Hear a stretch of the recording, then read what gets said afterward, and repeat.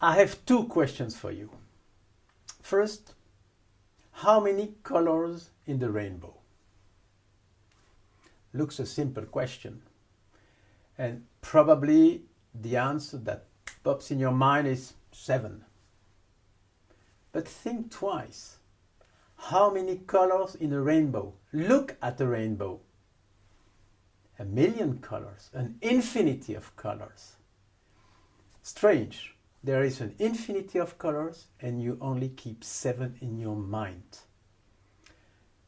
Second question, you know Greece, you know Athens, the hill, the Acropole, and on the top of the hill you have a temple called the Parthenon. Everybody knows the Parthenon, and you know, I'm sure. My question is, how many columns on the front wall under the triangle? How many columns?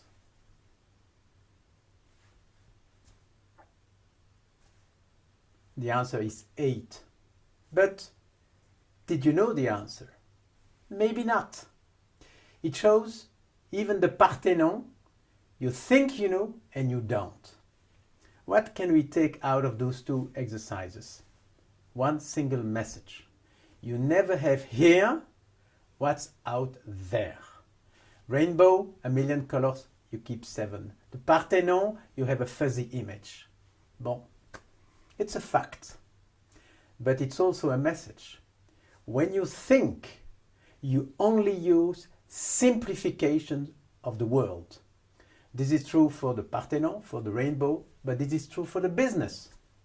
Maybe you have 1,000,000 clients, maybe you have 100,000 of products. When you think about your business, you also use simplifications. This is the key of my whole course. You can use the simplification, not too difficult, but the question, how do you simplify? How do you simplify your business in order to change the world? And this answer comes from great philosophers.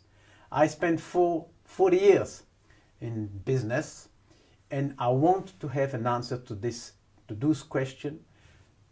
That's why I study philosophy, and that's what I want to share with you during this course.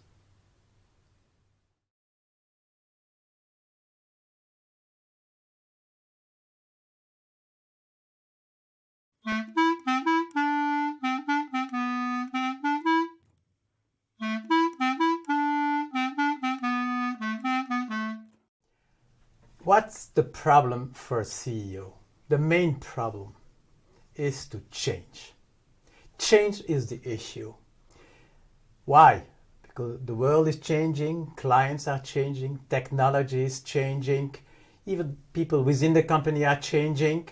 A CEO is in charge of change. And that's the beginning of the story. We have to understand the deep nature of change in order to be a good manager, a good CEO, a good strategist. And we have a lot to learn from great philosophers. Change is a topic very, very ancient.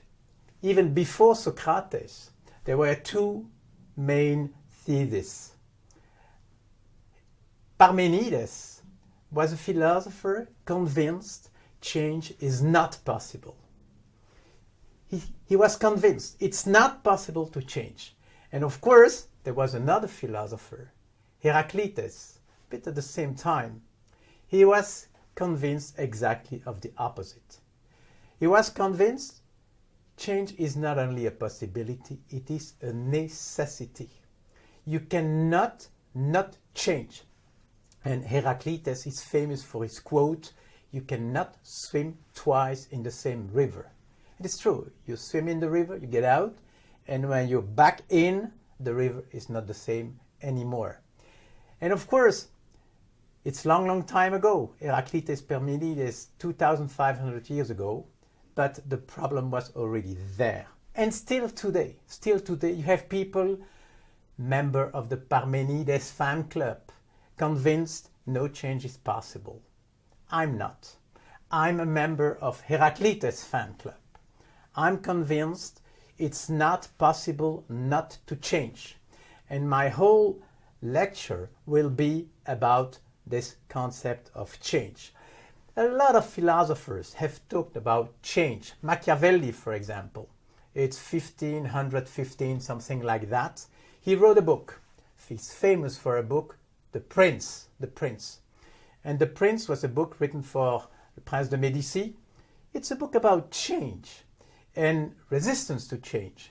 In this book you have a quote like, "Nothing is more difficult than to change the order of things." It's written 500 years ago, so the problem is not new.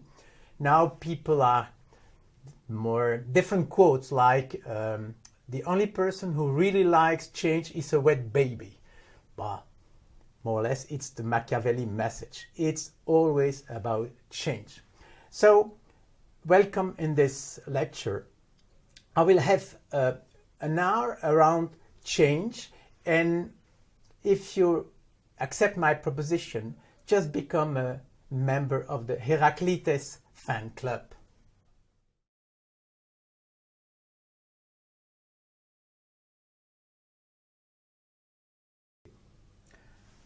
To change is a challenge, definitely. We need to be better on change. And probably the next step to be better is to separate, to completely make a difference between two types of change. You can change the world, the reality of the world, and maybe it's a dream for many people, and you have to obey the law of this particular change. The world is changing every single day a little bit. The world is not tomorrow like it is today. Your company is not today like it was yesterday. Every single day something happens. The reality is changing on a continuous way. And I will illustrate this by simple visual. You have time, change, and you see the change is continuous. It's a bit like a tree which is growing. If you compare the tree this week, next week, it's not the same. It's not the same, but there is some change. This is called reality, the reality. But there is another type of change, often forgotten. And my first book in English was called The Forgotten Half of Change. It's not the change about the reality, but the change about the perception. You can change your company. You can change the way you look at your company. And this is completely different. There are many differences, but one is very important to notice. Changing reality is continuous. Changing perception is discontinuous. When perception changes, it's a shock. And in the next lecture, I will explain exactly why. I don't need it now. But let's just remember, changing perception is a shock. It's a shock. Suddenly, you realize, hey, I made this, I can different. It's always a shock. Just to illustrate, let's take another visual, which is here. Look at this picture. Look at this picture. Probably, the first thing you see, probably, is a little cube in a corner. Probably. Now I ask you to keep your attention, to remain focused on this visual. And maybe after 5, 6, 7 seconds, suddenly you see something else. You see a large cube where a little cube was removed. And this is very interesting. Why? Because the image is the same. The image is exactly the same. It's the reality of this image. But your perception has changed. And it's a shock. You cannot move slowly from the little cube to the big one. No. It's either or. It's a shock. It illustrates changing perception. And of course, a manager, a CEO in charge of change has to cope with the two types of change. And the rules are completely different. Completely different. One is continuous, the other is discontinuous. But the challenge can be summarized in one visual. This one. And you see, you have the timeline, you have to manage reality. Every single day you made progress, but you also have to take into account perception. And not only your perception, the way you look at your company, also your client's perception, because they look at you and they obey the same rules. They also move from, this is a great company, and suddenly, no, this is not a great company. It's simplified, but that's the rule of perception. And the reason I called, and this lecture for me is about the forgotten half of change. The danger to forget perception. And I'll be back on that.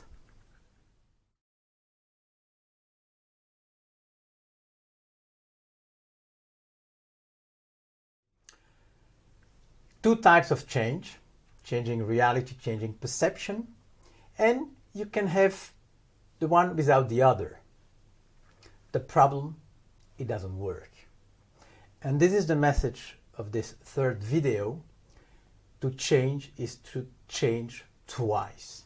If you want to be a successful manager, successful strategist, you need to change twice. And let's take some simple example. Imagine somebody always late. Bon. What is change for this person? To become somebody on time. And you can separate the two types of change. In reality, what does it mean? Maybe a better organization, I don't know, less meetings or a better GPS in the car. It's not enough. If he does only that, not enough. He or she needs to change her perception of punctuality. Suddenly realize, hey, it's good to be on time. It's efficient. It's nice. I have time for a coffee. Then and only then he will be on time. To change is to change twice. Let's take another example. People of my generation grew with newspapers. We have a newspaper and we read the newspaper. What's the mental model behind this? Very simple. Information is in the newspaper, goes into my mind. We enter internet, Google, the new world with this old model. And we don't realize maybe enough when we look at Google, for example, it goes both ways. Of course, I receive information, but we need to realize we also provide information to Google. It goes in both directions. And that is changing perception. To enter internet or in the cyberspace, it's not only about connecting and plugging and buying a new computer. It's also about thinking differently. Third example, we consultants are concerned a lot by merge and acquisition, a lot. Let's take the merge. If you take two companies, let's say two banks, you want to merge the two banks. Two types of change. You need to change the reality to build one single accounting system. You have to build one single computer system, etc., etc. This is changing the reality. Not enough. What about people's mind? Do they change the perception they have of their work? Sometimes it's the forgotten half of change. Sometimes I go in a new merged company and I hear sentences like, yes, but he or she is an XA or an XB. As long as people talk about XA or XB, C doesn't exist.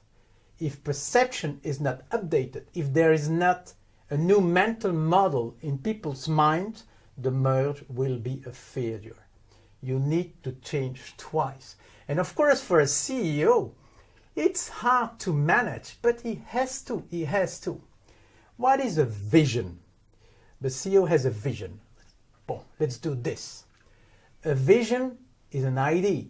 It's a simplification we're going to be the best service provider. It's a simplification, of course. And the problem is, he may not change his or her vision. Why?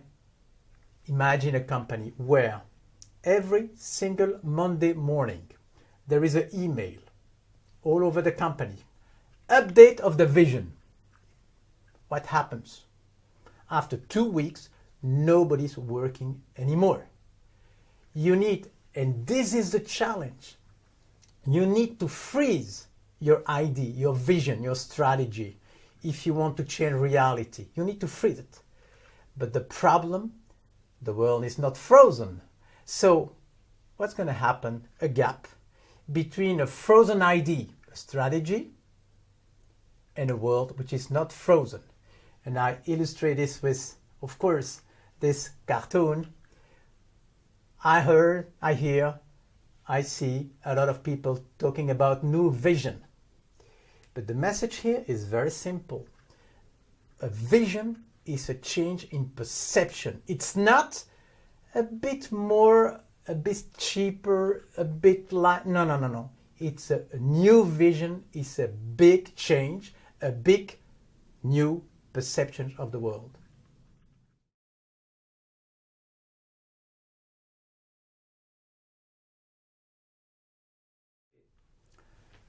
When you talk about change to a CEO, to anybody, immediately 2 words are coming in the discussion: creativity and innovation.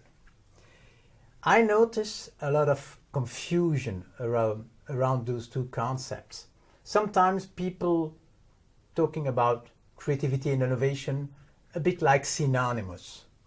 No, not at all. And that's what I learned with philosophy. It's the necessity of clear definition. We don't have numbers in philosophy, but we need the rigor. And the rigor is achieved with definition. So let's move a bit forward and let's give 2 definitions. Of course, connected to the video, just the video number 3. I give as a definition of innovation the capacity of a company to change reality, to change the market, to launch new product, that's my definition of innovation. And I give as a definition of creativity the skill of somebody who easily change his or her perception. Why don't we like this?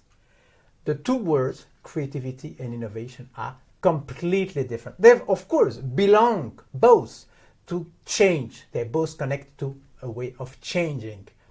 The rest is completely different. You can have innovation without creativity. And I respect, of course, sometimes you need to innovate to change the world. For example, you closed on Sunday and you decide, okay, we're going to open on Sunday. It's a hard work. You need to organize, but you don't need 4 hours brainstorming to suddenly have them. It's mostly about innovation. And you can have innovation without creativity. On the other hand, you can have creativity without innovation. And sometimes it's a bit sad. One of the examples I have in my mind is the mouse of the computer. The mouse of the computer was invented at Xerox. What a beautiful change in perception. Imagine people with a keyboard. Suddenly they have like a completely new perception of data entry with a mouse. Beautiful change in perception. And they have some patents at Xerox, but they never succeeded in innovation. And some people went in other companies, and you know the story. So you can have one without the other. You remember the video number 3? To change is to change twice. The message comes here now. You need to innovate and to be creative. You need both. You need to be good twice. And the rules are completely different. A good innovation process, you need a budget, you need a planning, you need a team, and you have problems. A good creative process is completely different. It's about thinking, it's about brainstorming, etc. So you have two types of change. They belong to the same change challenge, but they are completely different. I have a visual here to summarize what I said. You see how different they are. Creativity is a personal challenge. I am or I'm not. Innovation is a company's challenge. We are or we innovate or we don't. It's completely different. And maybe just to summarize, let's say this thing. To innovate is to make something new in the system. To be creative is to think about a new system. So you see the two differences. Innovation is about the making. Creativity is about thinking. Innovation respects the rule of the system. Creativity is about thinking to a new system.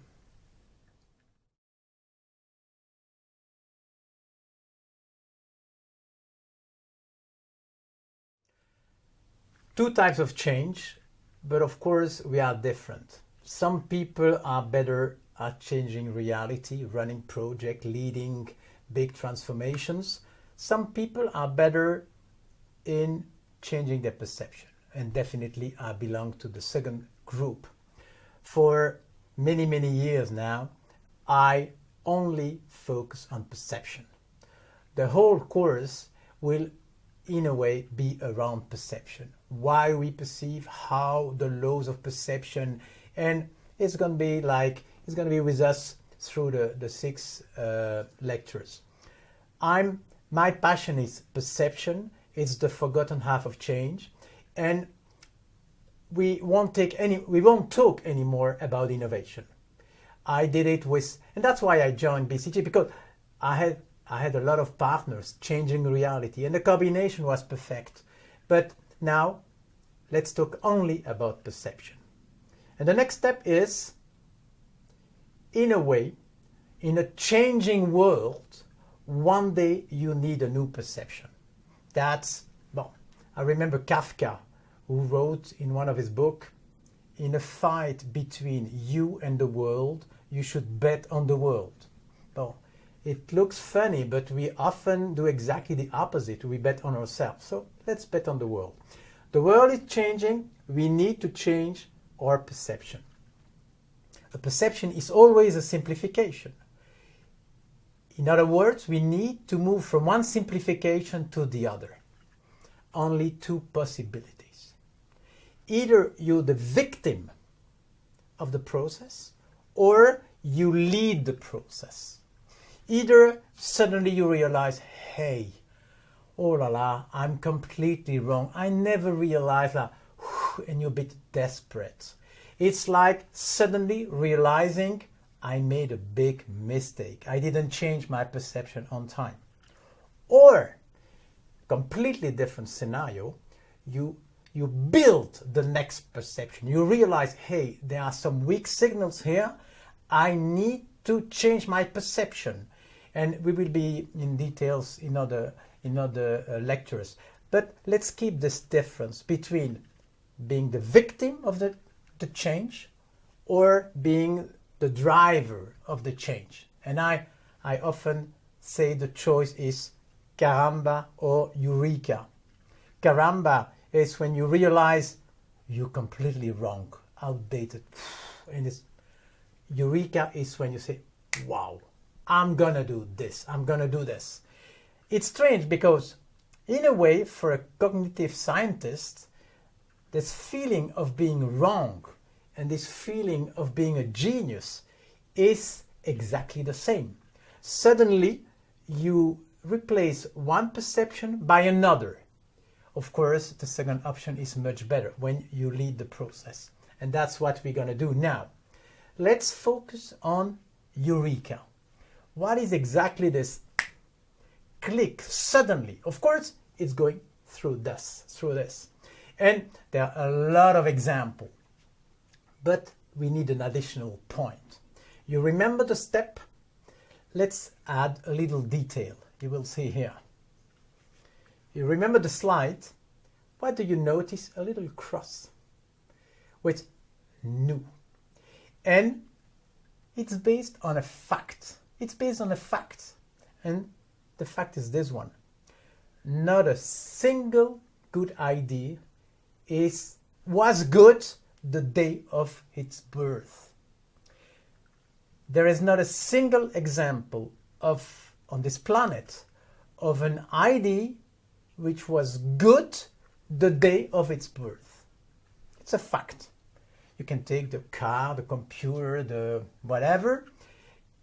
They are always two steps, and they are symbolized here. You have a first step that brings you from the existing old idea to the new concept.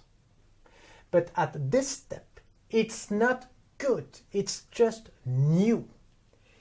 You need another step which brings you from the new concept to the good one. This is probably the main thing to remember about creativity. The brain is a two-stroke engine. One of a brain, apparently on the right side, I never opened the skull, but on the right side, is the brain that allows you to move from existing ideas to new concepts by breaking some old ideas. The other brain, apparently on the left side, allows you to move from this new to the good product that will make you a winner.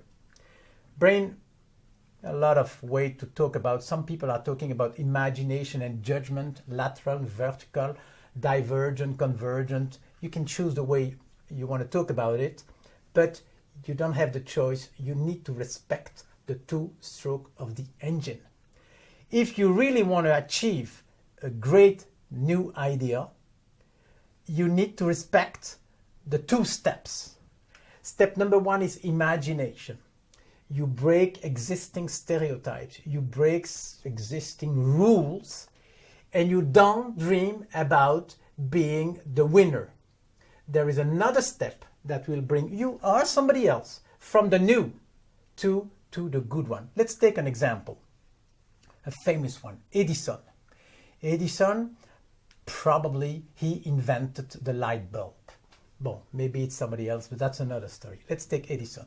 Invented the light bulb. And Bachelard, it's a philosopher, French philosopher, explained exactly how it happened. Before Edison, anybody who wanted to produce some light, in a way, produced some fire. Before Edison, you need to burn something in order to produce some light. Can be oil, can be wax, can be what you want. There are many, many ways to produce light.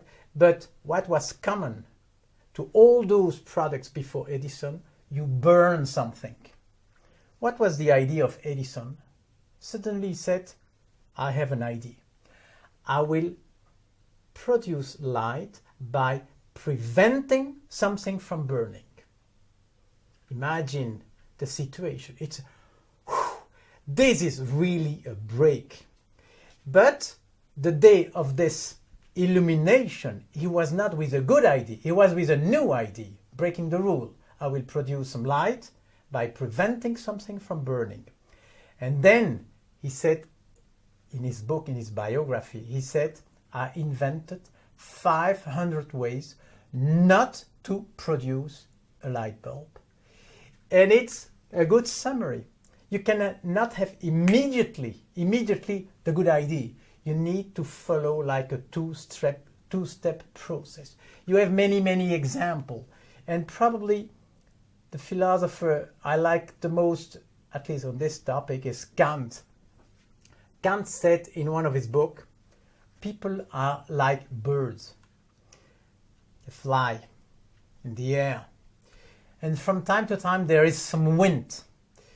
So, yeah, headwind. So the bird is a bit angry, say, oh, why is this wind? It would be better a world without air. And of course, without air, he couldn't fly. So in Kant, his metaphor is perfect. It shows that the air is at the same time the problem of the bird because of the resistance and also the condition of the flight. Without air, no flight. I like this metaphor for creativity. What is a bad idea?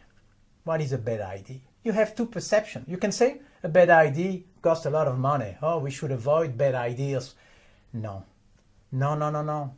If you respect the two stroke of the brain, the rules of creativity, you should perceive the bad idea, the quote bad idea, as exactly like the air, as the condition of the good idea. You have to take risk. If you don't fail, you don't succeed.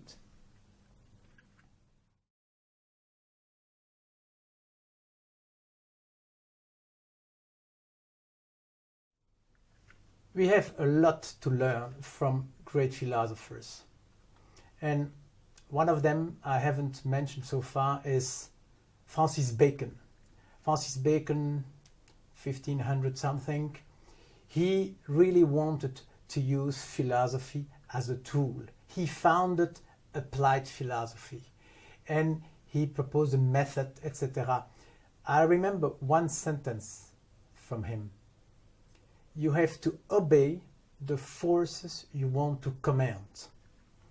I love this sentence because it's a paradox. Most of people oppose obey, command. If you obey somebody else's command, if you command somebody else. He said, no. And philosophy is often about going ahead of paradoxes. You have to obey the forces you want to command. Like if you're in a balloon, I don't know, somewhere above the ocean, if you want to make a ride with your balloon, you don't have the energy to make, like with a car. You have to obey the laws of the wind, and then you can command the wind and to make a ride. It's a metaphor, but I use it a lot. And what I'm going to do with you during the 6 lectures is to learn from great philosophers, and probably this sentence we already did. If you want to be better on change, you have to obey the laws of change. You have to change twice, etc. If you want to be better on thinking, you have to obey the laws of thinking. And that's what we are doing together now. We just saw one of the laws, probably the most important one, the two brains. We have 2 brains with different capacity. One is imagination and produces a lot, but doesn't know what is good, knows well what is new. The other brain, probably on the left side, I don't know, the other brain is judgment, doesn't know what is much or many, but knows what is good. And to summarize this laws, maybe we can say the best way to have a good idea is to have many ideas.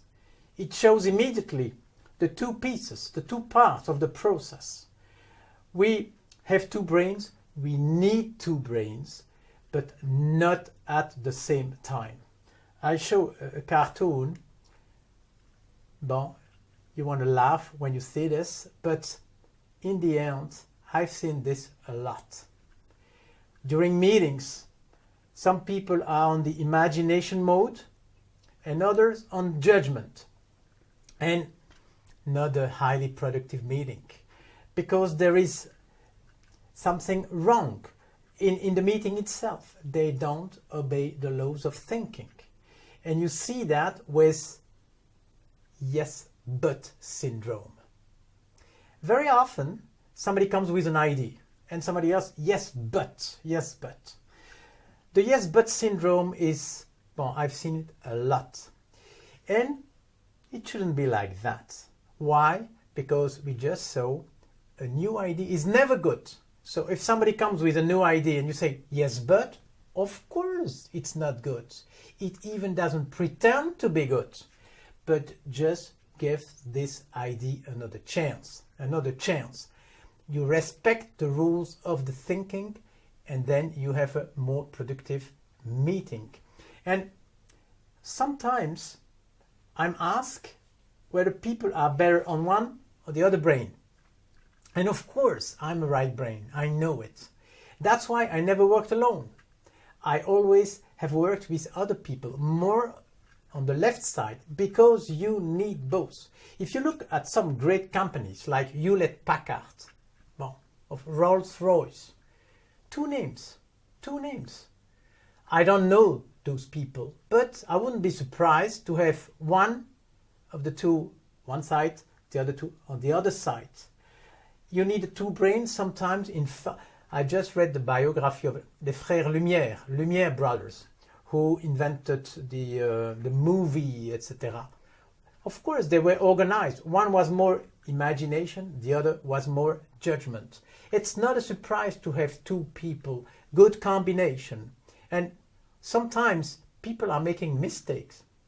Even Platon, the great Plato, made a mistake. He had a lot of ideas. He was proposed by his friend in Sicily to come and to check, to use, to apply his method. It was a disaster. Plato was jailed. Can you imagine that? He was jailed because he's not a man of reality. He's a man of perception. And you need to know who you are. Some people are wiser, like Einstein, for example. In 46, 48 probably, he was proposed to become as president of Israel, the new state of Israel. He said, no, you're wrong. I'm not somebody who has to decide. No, I'm somebody on the right side, etc. So it's not a surprise. You see the two brains everywhere. You have to respect. You need both, but not at the same time. Another good story is Pathfinder. 20 years ago, the NASA launched a spacecraft to planet Mars. And they invented a completely new way to land on the planet. The spacecraft was not equipped with rockets or parachute. It was surrounded by airbags. And when the spacecraft arrived on the planet, it bounced like this. It was a complete success. On one of the pictures, you can see a little piece of the balloon, of one balloon, hanging like this. It was a complete success. But I ask you to imagine the meeting at the NASA, where for the very first time in this business, somebody said, I have an idea. We should let spacecraft bounce on planets when they arrive. Imagine the meeting. Imagine the yes but. Everybody has tens, dozens of yes but. NASA succeeded in accepting this new idea as a new idea. And they moved to a yes and attitude. And finally, they completely succeeded in a complete new way to land on the planet with it was much cheaper. It was a complete success. So the yes, but should disappear and be replaced by yes, and every time it's possible. Of course, you need both, and you should never finish with a yes, and. At the end, you reach the good idea. So there are many, many things to be said about creativity. And I selected probably the main rule. The best way to have a good idea is to have many ideas. If you respect this, probably the chance of success is much higher.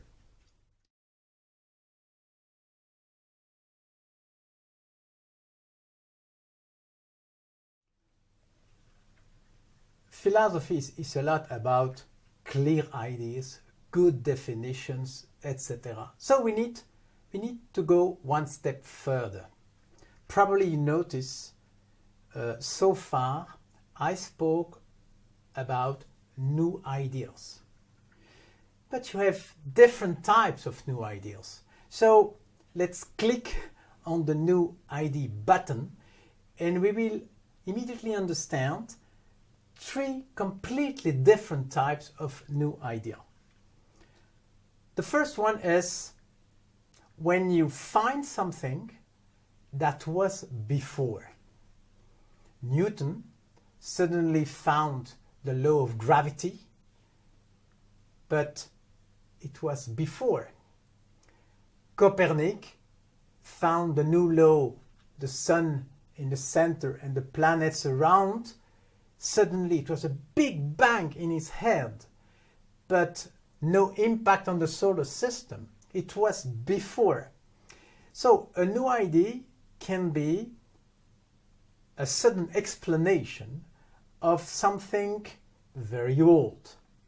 And this is mostly science. An expert, a scientist explained and suddenly have new ideas, as a byproduct, new explanation. In a different world, different area, Champollion. Champollion, and I think I have an example here, he understood how Egyptians were writing at that time. It was highly complicated because people were convinced the hieroglyphs were either videogram or ideogram, symbols or images. And people were prisoner of this or logic, either or. Champollion broke the or logic and said, why couldn't we have and? And he was right. Hieroglyphs are made of images and symbols, and that's how he understood the Egyptians' writing. But those are discoveries. To discover is when you find something new of a problem which is old. This is mostly about science. You have a completely different kind of findings when you find something that simply can be. Like, I'm from Belgium, Tintin, Tintin, the character. Hergé found it. It was a beautiful idea, but it was not a necessity. This is called creation. And probably there you find mostly artists. The Fifth Symphony of Beethoven, the Bolero de Ravel, or I think I have an example of the Eiffel Tower. The Eiffel Tower, probably suddenly this engineer had an idea. Wow, I'm going to do this. Beautiful, and I don't judge. But the Eiffel Tower was just a possibility. You can imagine the world without the Eiffel Tower. And this is creation. Business is not a little bit concerned by discovery and by creation. A little bit. But most of the business is about a third type of new ideas. To find something that is not, so it's not a discovery, but that must be, so it's not a creation. And this is called invention. And I have a picture here of the mouse. We saw during the fourth video, I think I spoke about the mouse. But the mouse is an invention. It's the third category of new ideas. Not a discovery, not a creation, an invention. And my experience in the business for many, many years shows that invention is the challenge of a business, of a company. How can we find something? How can we find something that is not, but that will come? And of course, in market economy, how can we find it before the competitor? That's the rule of the game. And so the new idea and probably the way I'm going to use it in the next lectures, I will focus on inventions only, because inventions are really the challenge of the business. But I have now a visual just to summarize what I said. I will not go into too many details, you can read, but you'll see a lot of differences. the way the intellectual property is protected. You have some other example. La Pyramide du Louvre is definitely a creation, and the iPod is definitely an invention. You can add many examples. But now we reach the end of this first lecture, and we have done a lot. You remember? Change is a must. 2 types of change. You need to change twice. Creativity, innovation are on one side and on the other. We forgot about innovation, focus on creativity. We realized the 2 steps, the 2 strokes of the brain. You need the 2 brains, not at the same time. Then now we have just click on the new ID button. You have see different. So we have done a lot. And invention is in the heart, at the heart of the whole course here. Invention, and now you understand what it is. Invention is mostly about reorganizing perception. Let's take another famous example, the steam machine. The steam machine. What is strange? Everything was there. Steam existed. Wheel existed. Wood existed. Steel existed. Everything was there. What happened in the inventor's mind? Suddenly, a reorganization of the perception. And this is, to me, an excellent definition of invention. We will be back on that in the next lectures. The next one will be, how do we think? How do we think? Of course, this lecture number 1 was mostly about change.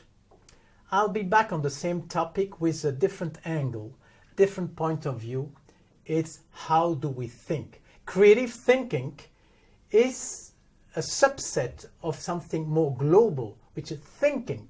And we need to follow Bacon, Francis Bacon, I just spoke 10 minutes ago. We have to obey the laws of thinking. And so we need a deep dive in the thinking process. And that's going to be lecture number 2.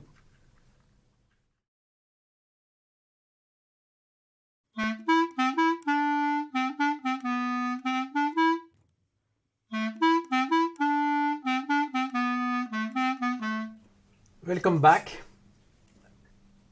One of the key messages we received from lecture 1 was this one. If you want to change the world, you have to act. If you want to change the perception you have about the world, you have to think. And this lecture is about thinking. We need a better understanding of what is to think. We need it. And maybe this lecture, we won't use too much the word creativity, a little bit.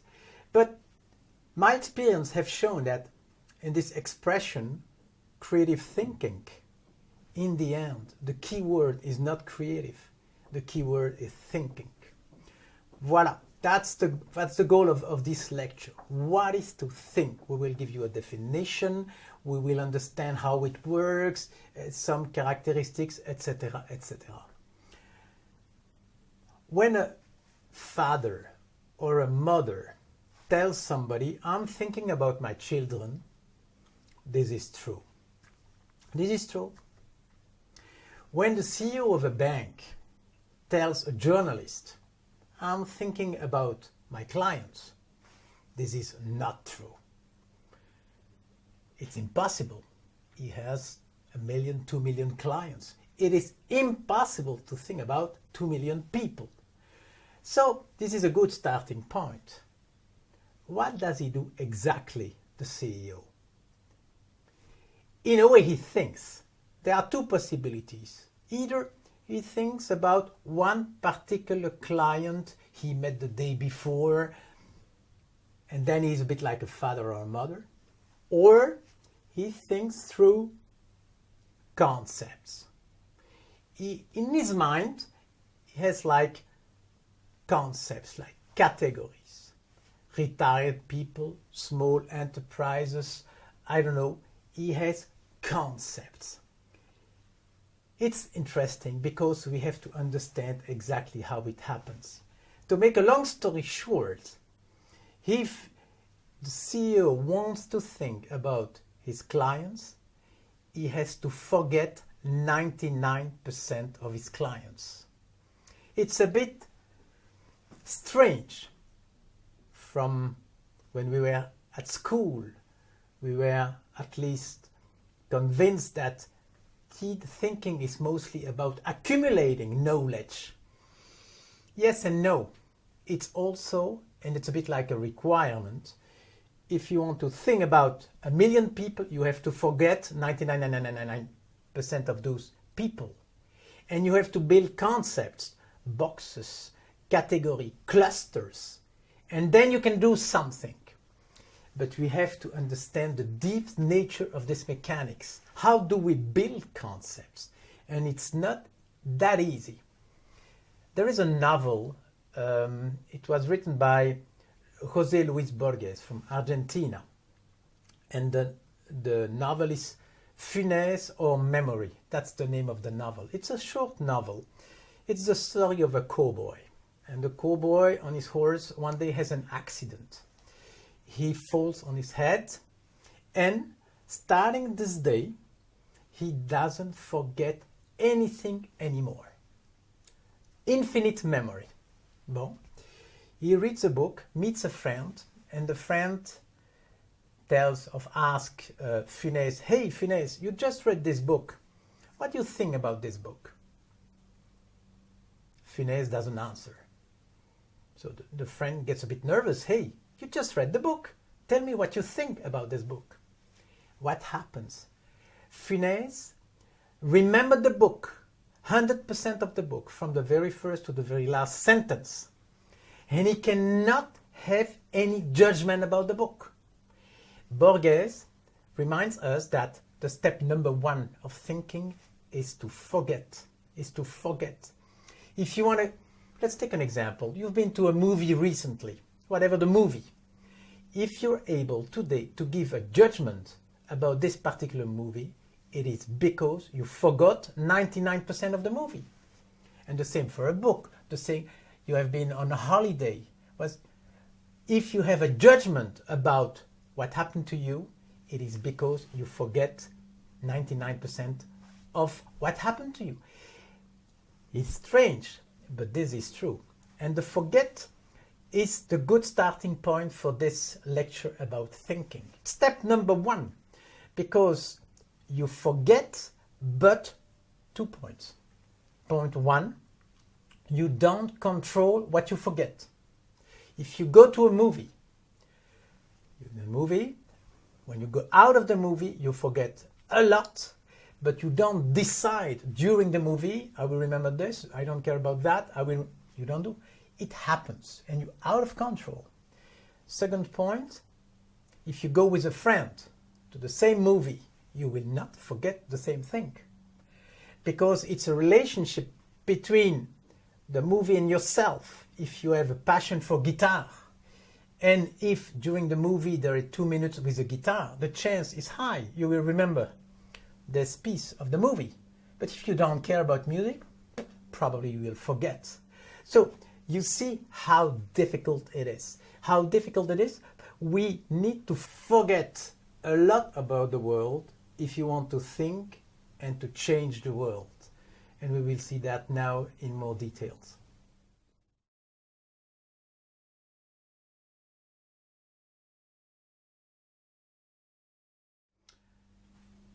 You know, I like metaphor. And to explain what is to think, I'm going to use a metaphor. And to me, to think is a bit like to play. It's like a game. So we will describe the playground, where it happens.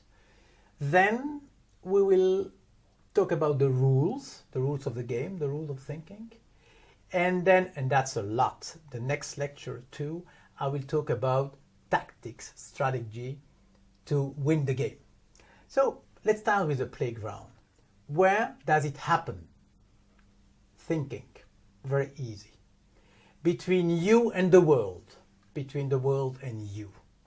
Thinking happens somewhere between the reality, the market, the products, the competitors, and your brain. That where it happens.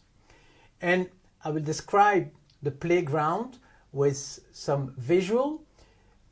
Yeah, let's start. So on the right side, you have the world. The world like it is with some characteristics. Probably, well, the world should be understood, including concepts like market, etc. The reality, what is, sometimes I call this in front of you. That's in front of you. And of course, the world has some elements like facts, data, information. How do you look at the world? This is important because sometimes you are directly connected to the world. Let's give an example. If you attend a soccer game, football match, there is nothing between you and the players. You look at the game.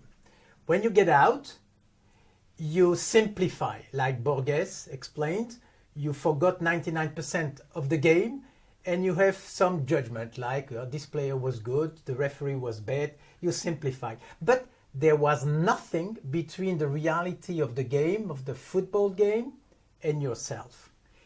In the business world, this is an exception.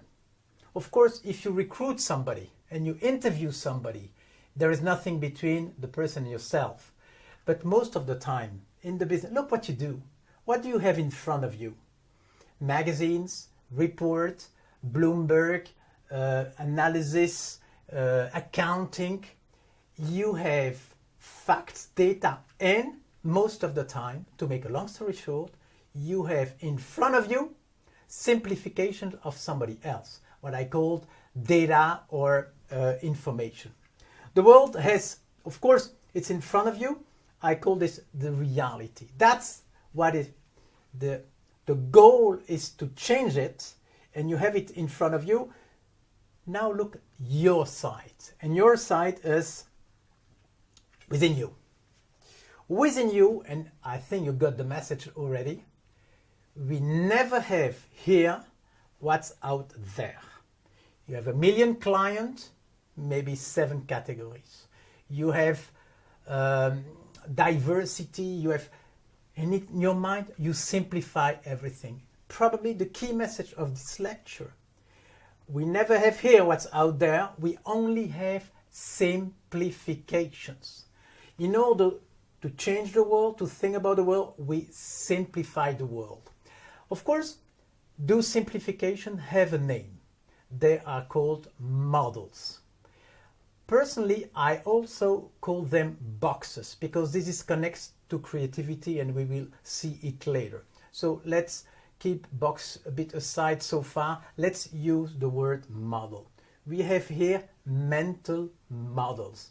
There is a Belgian painter, Magritte, who has a painting with a pipe. And there is a baseline, ceci n'est pas une pipe. This is not a pipe. It's a good message. No, it's not a pipe. It's the image of a pipe.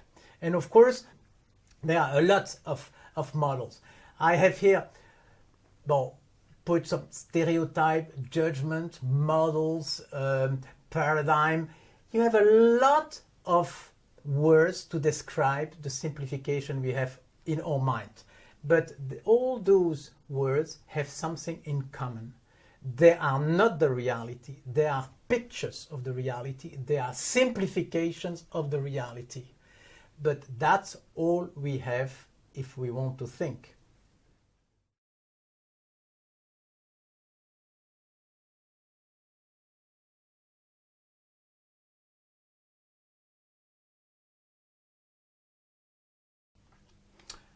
Now we have the playground. On one side the world, on the other side ourselves with our brain. With the main difference. On our side only simplifications. And it's important to remember. Sometimes I hear during conversation, this is simple. We should say it's simplified. What is really simple? Nothing. We need to simplify, definitely. And let's talk about simplified situation. And it would act as a reminder who simplified and how, etc., etc. We have the playground. We have the playground. The two sides are completely different. It's not like a soccer game. Completely different. On the world side, you have, and I'll show in my visual, you have a lot of characteristics. The world is unstable, it's uncertain, it's diverse, it's complex, etc., etc. And more than that, it's hidden. It's hidden. What do you see about the world? So little. What do you see about a competitor? Maybe some articles. So most of the world is hidden. That's a fact. And we build simplifications, we build models on what we have in front of us. And for each characteristics, we have another kind of model. For example, uncertainty. The world is uncertain. How do we think about an uncertain world?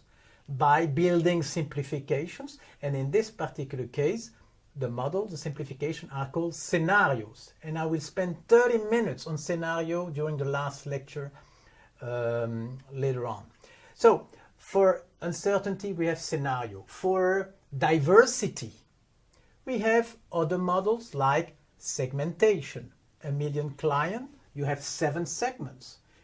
It works, it's efficient, but the segments are not exactly the 1 million clients. It's a must, otherwise you cannot. It's efficient, a market segmentation. You can talk accordingly, you can talk differently to each segment according to the characteristics, so it's efficient. But the segments are not the market. So each characteristic of the world forces us to different types of models. And we will see that more in detail. So in our site, we have models, many different types of models. I will organize a bit what we have within us. And this matrix I will fill in 10 minutes. Let's talk first about characteristics. We have a large variety of models. We have in our mind concepts, matrices, statements, and the characteristics are completely different. You remember the unstable on the right side? It's more stable in on our side. You cannot live with unstable concepts. What you think about Venezuela, what you think about Lance Armstrong, what you think about Microsoft, what you think about, those are simplification and stable. You cannot live with unstable concepts. So you see how different they are, the two sides of the game, of the playground. And now, how does it happen? In fact, you have two movements. When you think, either you move from yourself to the world, or you move from the world to yourself. There are two directions. When you move from yourself to the world, this is called deduction. And you will see it here. It's deduction. What is to deduce? To deduce is a piece of thinking where the starting point is an hypothesis, a concept, a statement, a judgment, a simplification, and you go down to the world. For example, you have your market segmentation. I always keep the same example. You have your 7 segments. You deduce better way to advertise because segment number 1 is completely different segment number 7. It's a deduction. And of course, you can imagine the other movement is more difficult, and it's called induction. What is induction? Induction is the other side of thinking, the other way to think. It's when you move from the world and you build hypotheses, concept, theory, paradigms, etc. And this is much more complicated, and we will see that in more detail.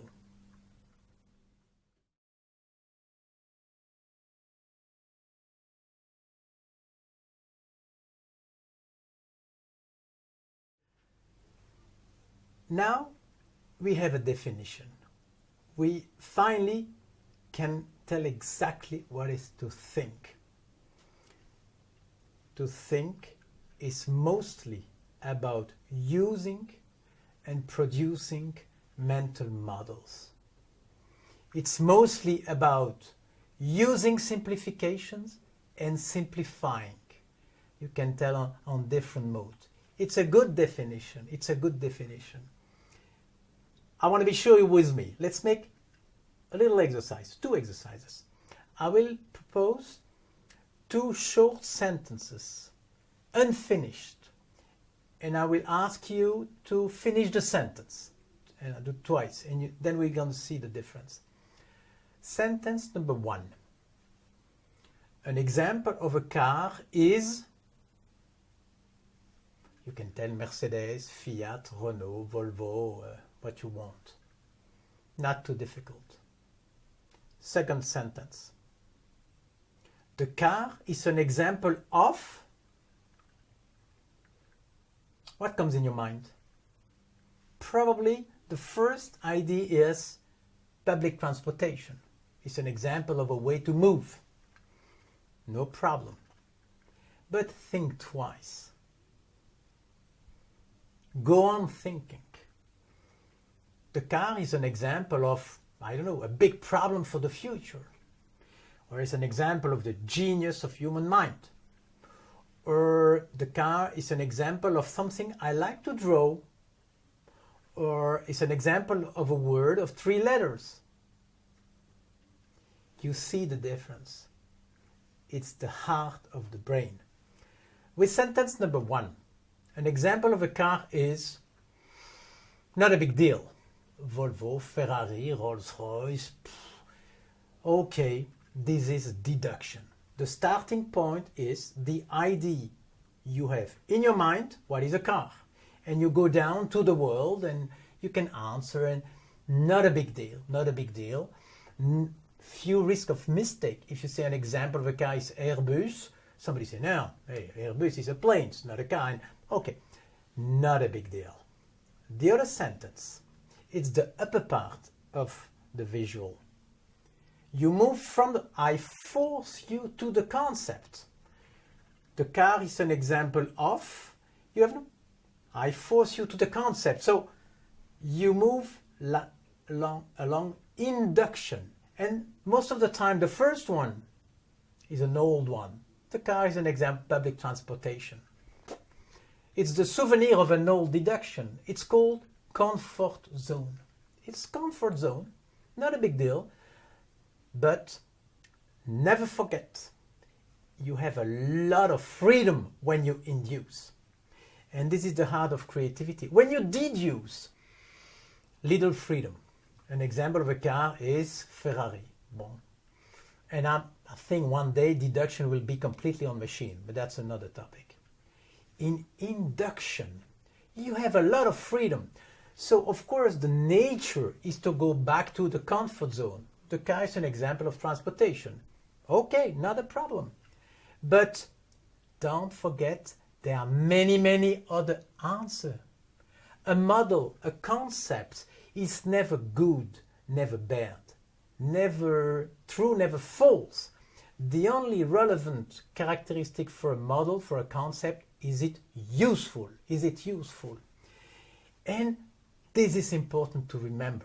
When you conceptualize, when you organize the world, what you see about the world, in different clusters, categories, you have a lot of freedom.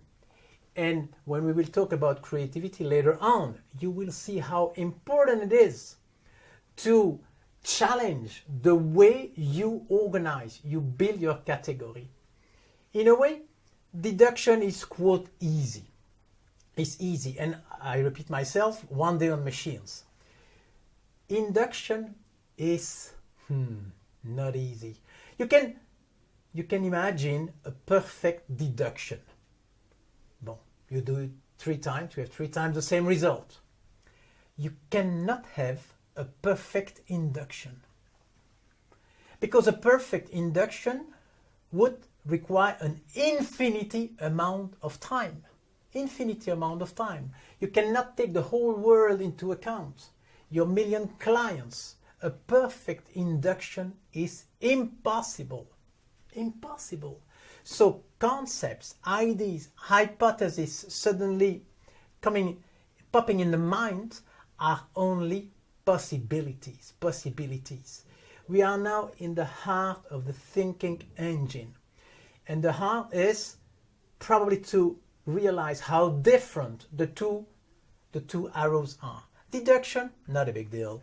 Induction, it's fantastic. It's where the human mind can really explode.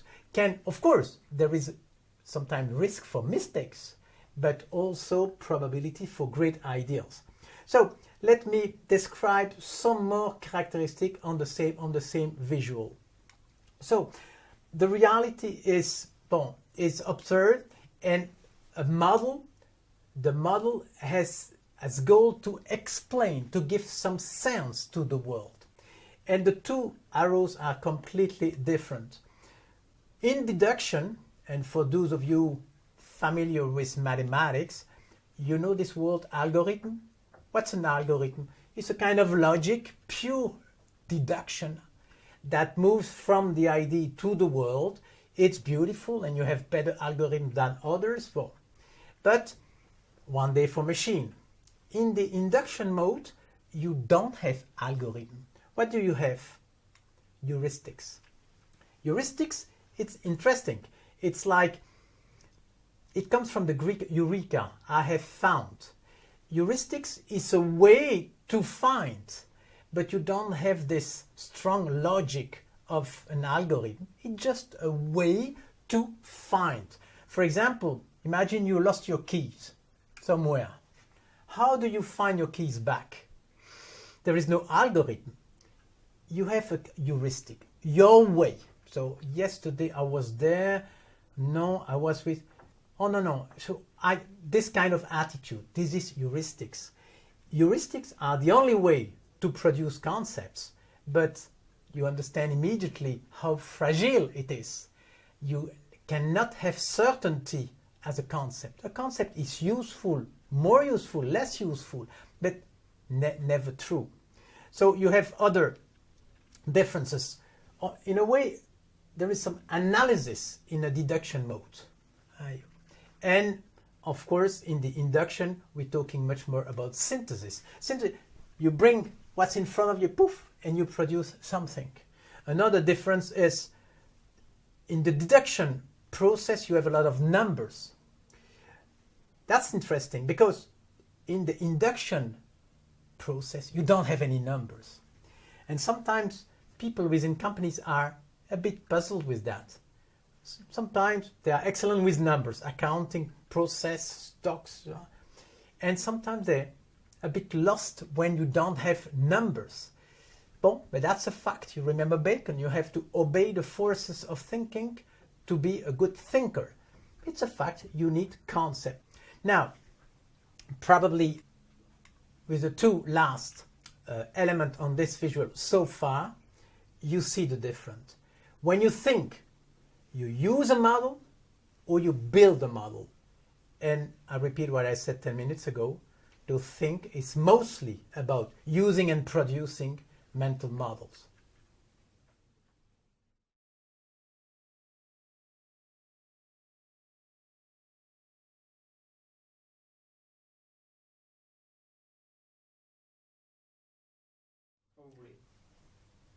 Deduction, induction. The two keywords of the whole course I have with you. A lot of differences. The more you understand the difference, the better you're going to think in the future. Let us summarize. The world of deduction is a world of logic. Logic is not easy. You can study logic on philosophy. It's tough, and probably we haven't reached the end of logic, but maybe one day we will. And logic, okay, is not the topic I cover, because my world is much more the world of induction. And of course, immediately say, maybe there is a symmetry. logic in deduction must be analogic in induction. Yes and no. Yes and no. You're right. Analogy is a way to induce. Probably the analogy is the easiest way to induce, but there are many, many other ways to induce. So let's talk about analogy, because it plays a huge role in thinking. Sometimes big success, sometimes big failure, and I'll give some example. An analogy brings you a new idea, never a certainty, because in our mind we only have hypotheses. So let's look at science, for example. Let's take some fairy tale. Lavoisier, the chemist. Lavoisier, the chemist, he has this incredible vision of chemistry. Probably the greatest chemist in the history. And how did it happen in his mind? Through an analogy. When I read his life, I learned he had another job. He was a chemist, everybody knows, but he was also accountant. And he worked for King Louis XVI. And that's why he was beheaded, not because he was a chemist. What to make the life of Lavoisier in a nutshell, what he did, he brought ideas from accounting into chemistry. You know, for an accounting, €1 is €1, and you have a balance sheet. This side is equal to the other side. Lavoisier did the same in chemistry. This is a beautiful example of the power of an analogy. Another example may be Galileo, a bit before. One little piece of his life.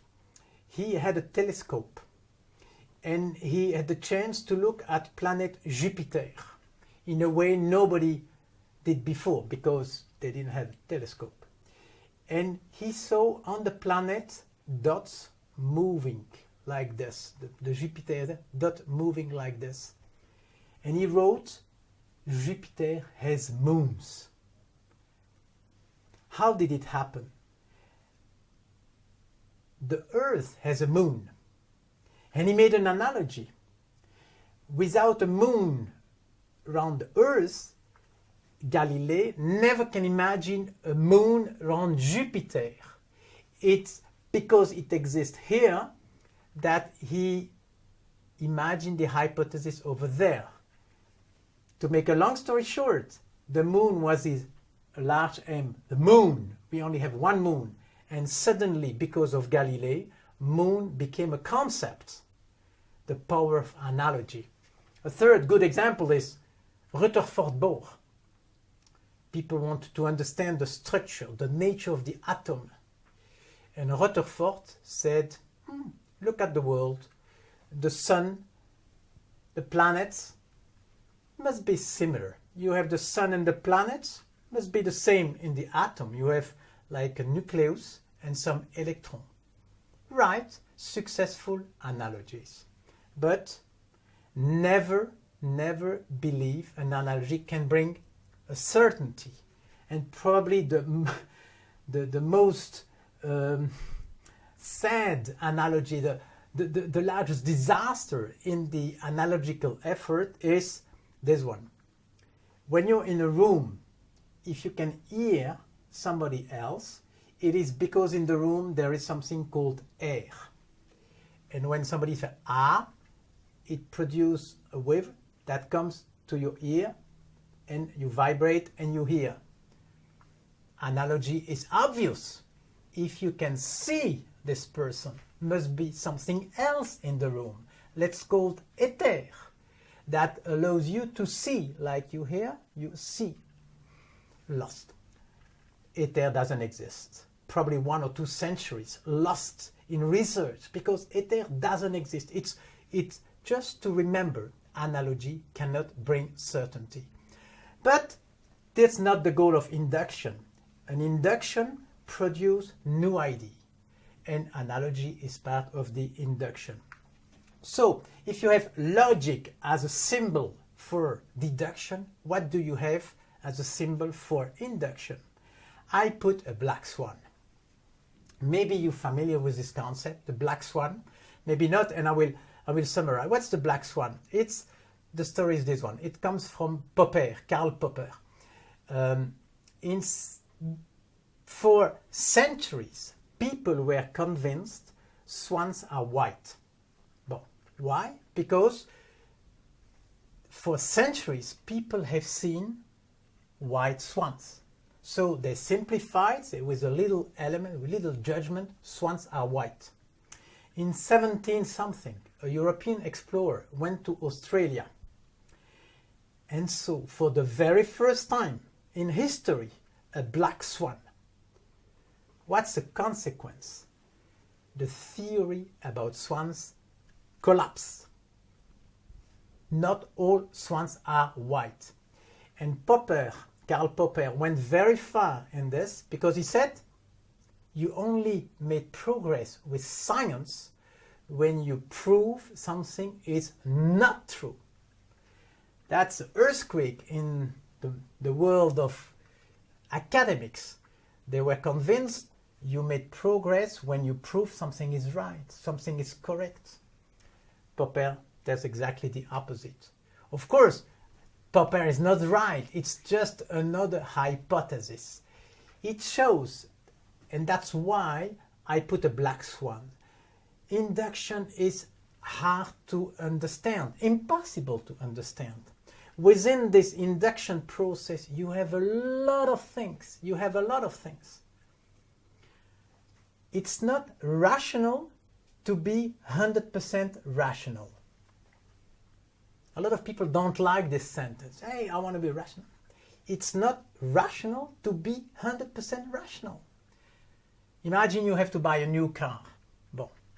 And you decide to make a purchase 100% rational. What do? You need all possible offer, all around the world, every single feedback available. You never buy your car. How do we do? In reality, we survey a little bit and boom, we buy a car. But this boom is not rational. It's a way to act. So it's not rational to be 100% rational. It means that when you recruit somebody, when you buy a car, just the same example, when we're going to invest in China, when you're going to merge, big decisions are never 100% rational. And it's like a warning signal. Beware your ideals. You need ideas, otherwise nothing happens. But you cannot achieve certainty with this induction process. Look inside the black swan, what I have here. Look inside. I put 9 words. And probably I could have put more. Because it's a strange world where you cannot organize. Analogy, I gave some examples, but for example, memory. What is remember? A souvenir is a construction. If I ask you, tell me, I don't know, the day of when you get 18 years old.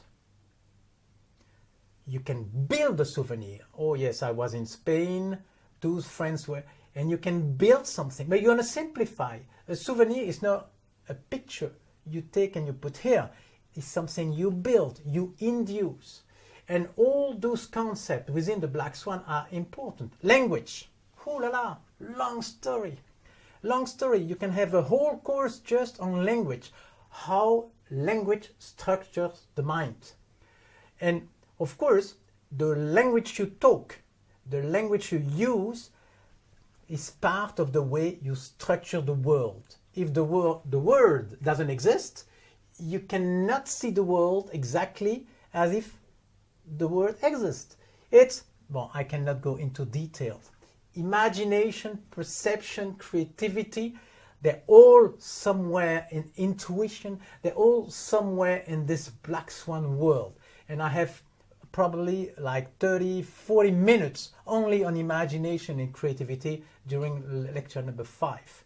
But it's enough for now. With this, I need to give more details on this particular visual. It's enough for now.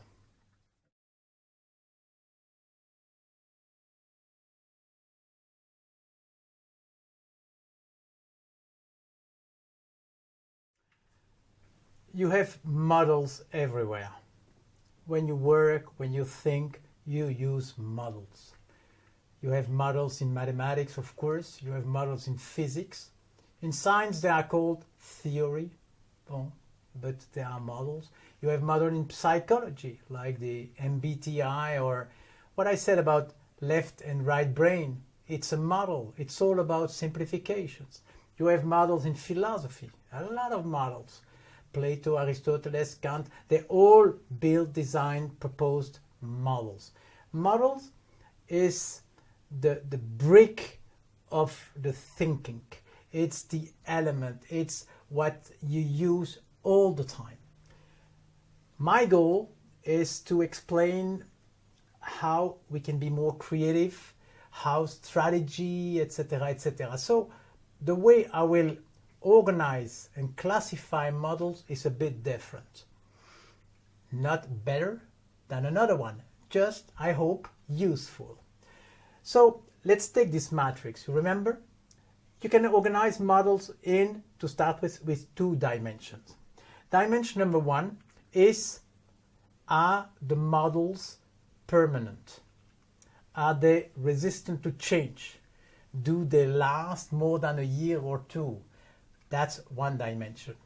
And the other one, also important to me, are they under control?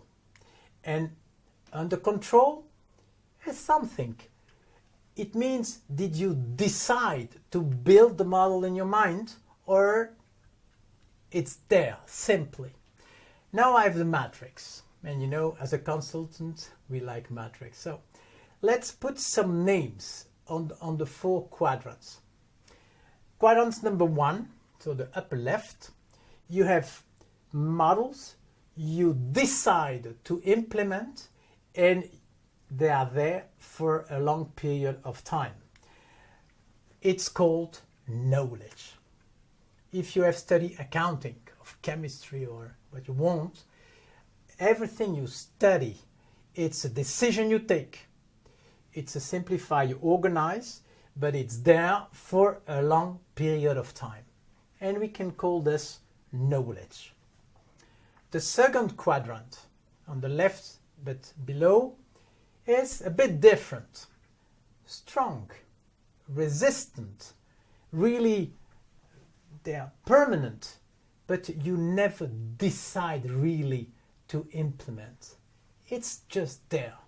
So it's the world of beliefs,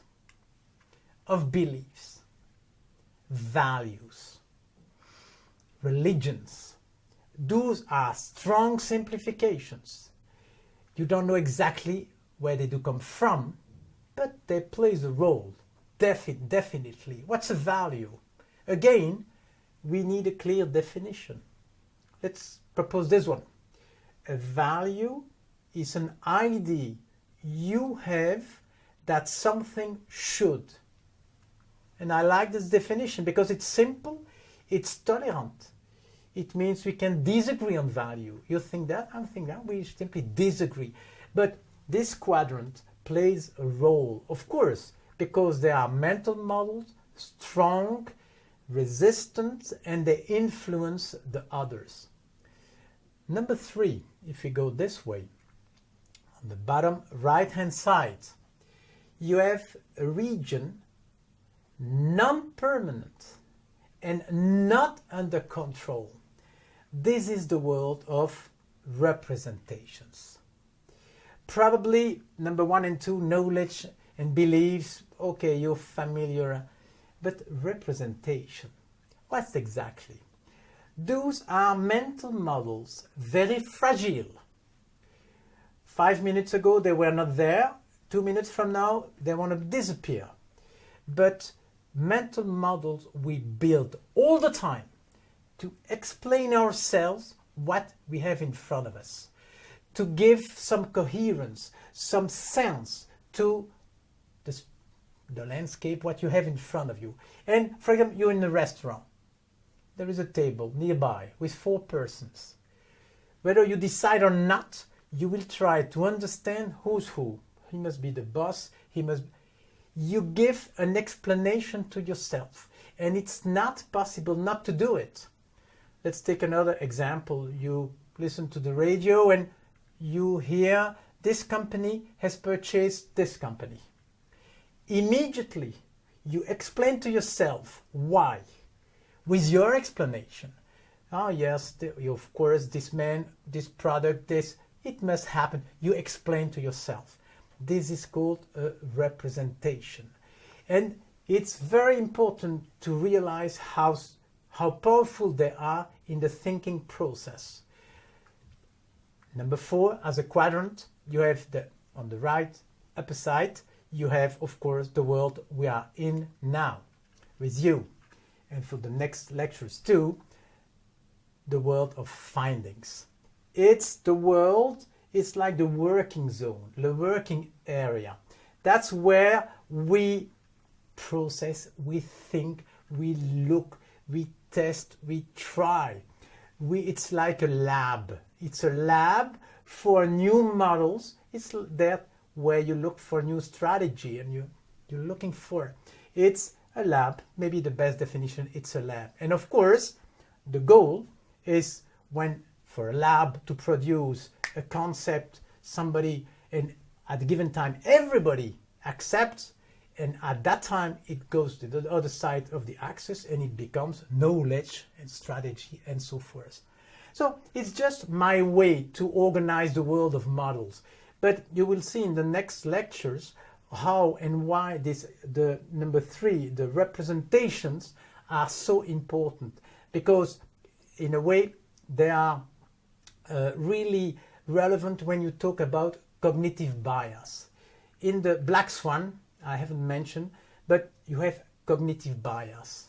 What's a cognitive bias? You have dozens of books on cognitive bias in the 2 last years about why are genius sometimes wrong. And the book of Kahneman, Fast Thinking and Slow Thinking, you have dozens of books. They're all about cognitive bias. What is a cognitive bias? It's like a piece of reasoning which we tend to believe it is strong and it's not. And cognitive bias are explained a lot by representation, but I will see that in more details in the lecture number 4. So it's enough for today. Let's summarize probably, and at the same time, let's connect this lecture number 2 to the lecture number 1. What is missing on this, on the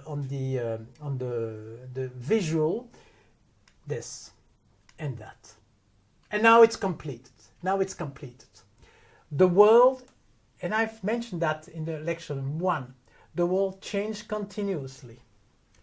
But on our side, we are, as a thinker, we go on a discontinuous mode. So the challenge for a CEO is this particular step.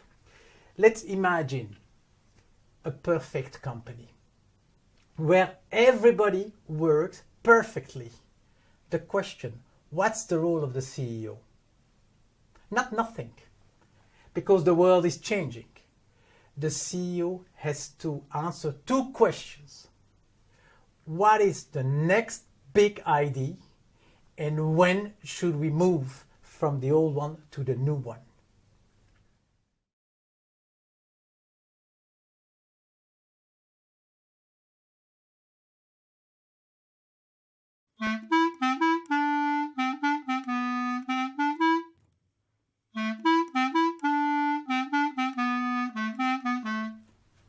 Welcome back. This 3rd lecture is a journey. I invite you for a journey in the world of ideas, in the world of philosophy.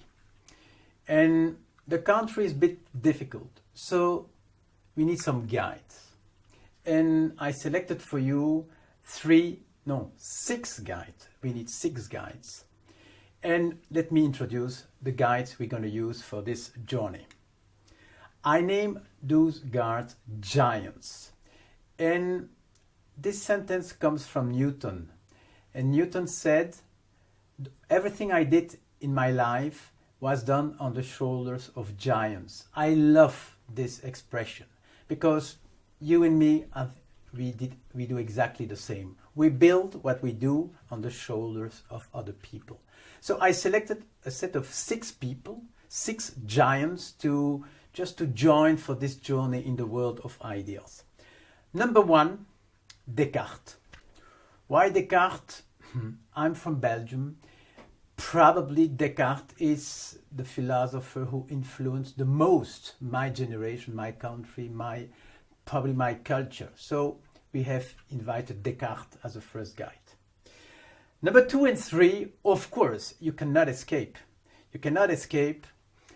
Probably you know this picture. It's named the School of Athens.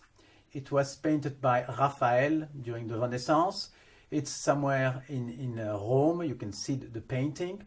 It's like a set of, I think, 30 philosophers. But in the middle of the picture, you have 2 key people. Maybe you know, maybe you don't. One is Plato, and the second one is Aristotle. Plato is like this, with his finger pointing to the sky, because he was convinced ideas do exist somewhere in the realm of ideas. Aristotle was his student and disagreed with Plato. And for Aristotle, he showed the ground. He said, no. Ideas are embedded in the world. So Plato, Aristotle, the 2 next guides, of course, you cannot escape them. I think Whitehead, the English philosopher, once said, the entire history of philosophy are just footnotes to Plato's work. This is probably a bit exaggerated, but somehow it's true. So we have definitely Plato and Aristotle as number 2 and number 3 guide. Number 4, I name it Newton. Newton, a bit strange because it's not a philosopher, but it's not a coincidence. I think we shouldn't be prisoner of philosophy. Newton is a scientist, a genius, of course, but we need him also as a guide. One of the goals of this lecture is to show that you don't have discipline completely separated. Everything is connected. So it's good to have a non-philosopher among the 6 guides. Number 5, Leibniz. Leibniz, why Leibniz? We will see that later. He is a scientist and a philosopher. So he has definitely, he may be on the guide as well. Number 6, probably you don't know him. Bertrand Russell. Bertrand Russell, why? Because I'm a fan of him. Just simple as that. I'm a fan of Bertrand Russell. Bertrand Russell, he died 50 years ago in the 70s. And to me, he's extraordinary for different reasons. One of the reasons is he was convinced philosophy should be a tool for a better world. For example, Russell started, I forgot the name, it was like a court to judge the crime in during the Vietnam War. So he was really embedded in the world. He's a fan. He was convinced philosophy should be applied to real situation, and I share definitely this conviction. And Russell is famous for many, many reasons. And he had a lot of humor, which is good too. A lot of humor. And he was provocative. He was really ambitious. And we will see later when I'm going to talk about logic what he really did. So just to finish this little piece, here a picture of Bertrand Russell. He died in the 70s, I just told you. He lived nearly 100 years. When he was born, Nietzsche was writing, and I think he had the chance to see the man on the moon. Can you imagine such a life?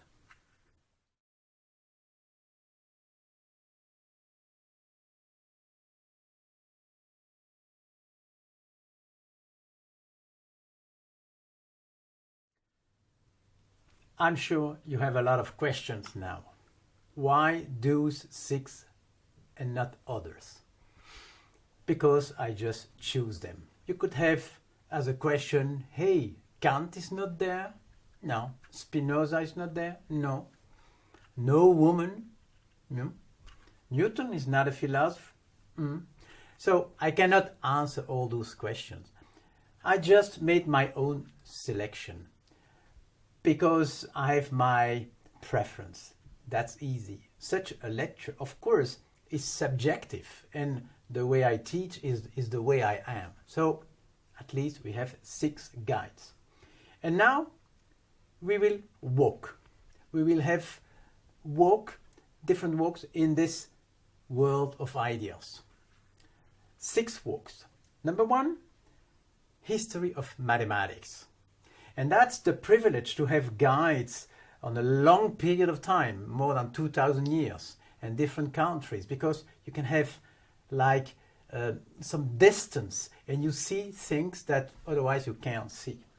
History of mathematics. All of us, we are using mathematics constantly. Sometimes it's good to remember different things.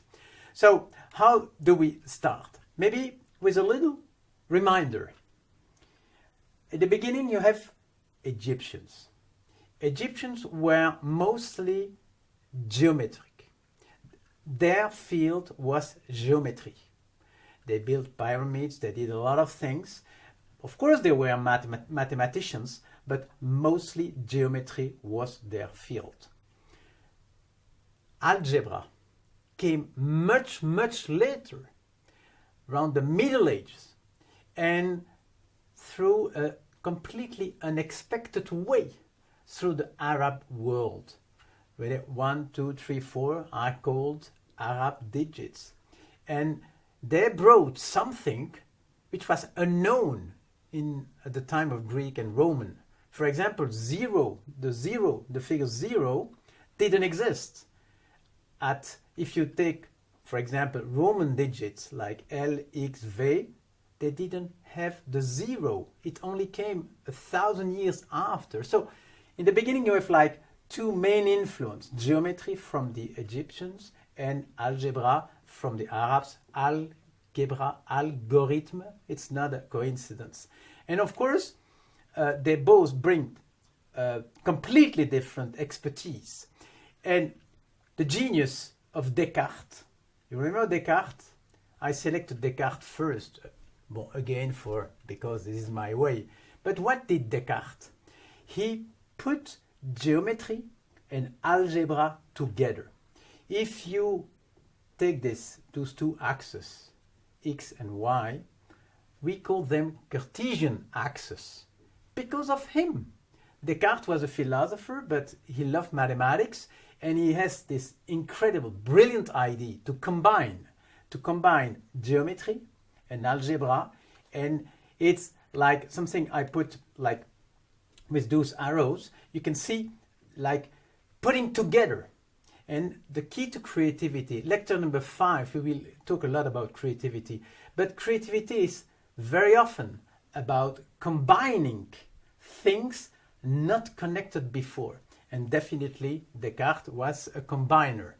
Now we have, of course, Descartes as he offered a tool to a lot of giants. 2 of them are included in my set of 6, Newton and Leibniz. They're both incredible genius, but they were, of course, using Descartes' tool, the X and the Y, and both claimed, Newton and Leibniz, both claimed to have invented the calculus, so the integral, derivatives, etc., etc. So this is just a sample of the way you can talk about mathematics when you take a lot of distance and you use my guides.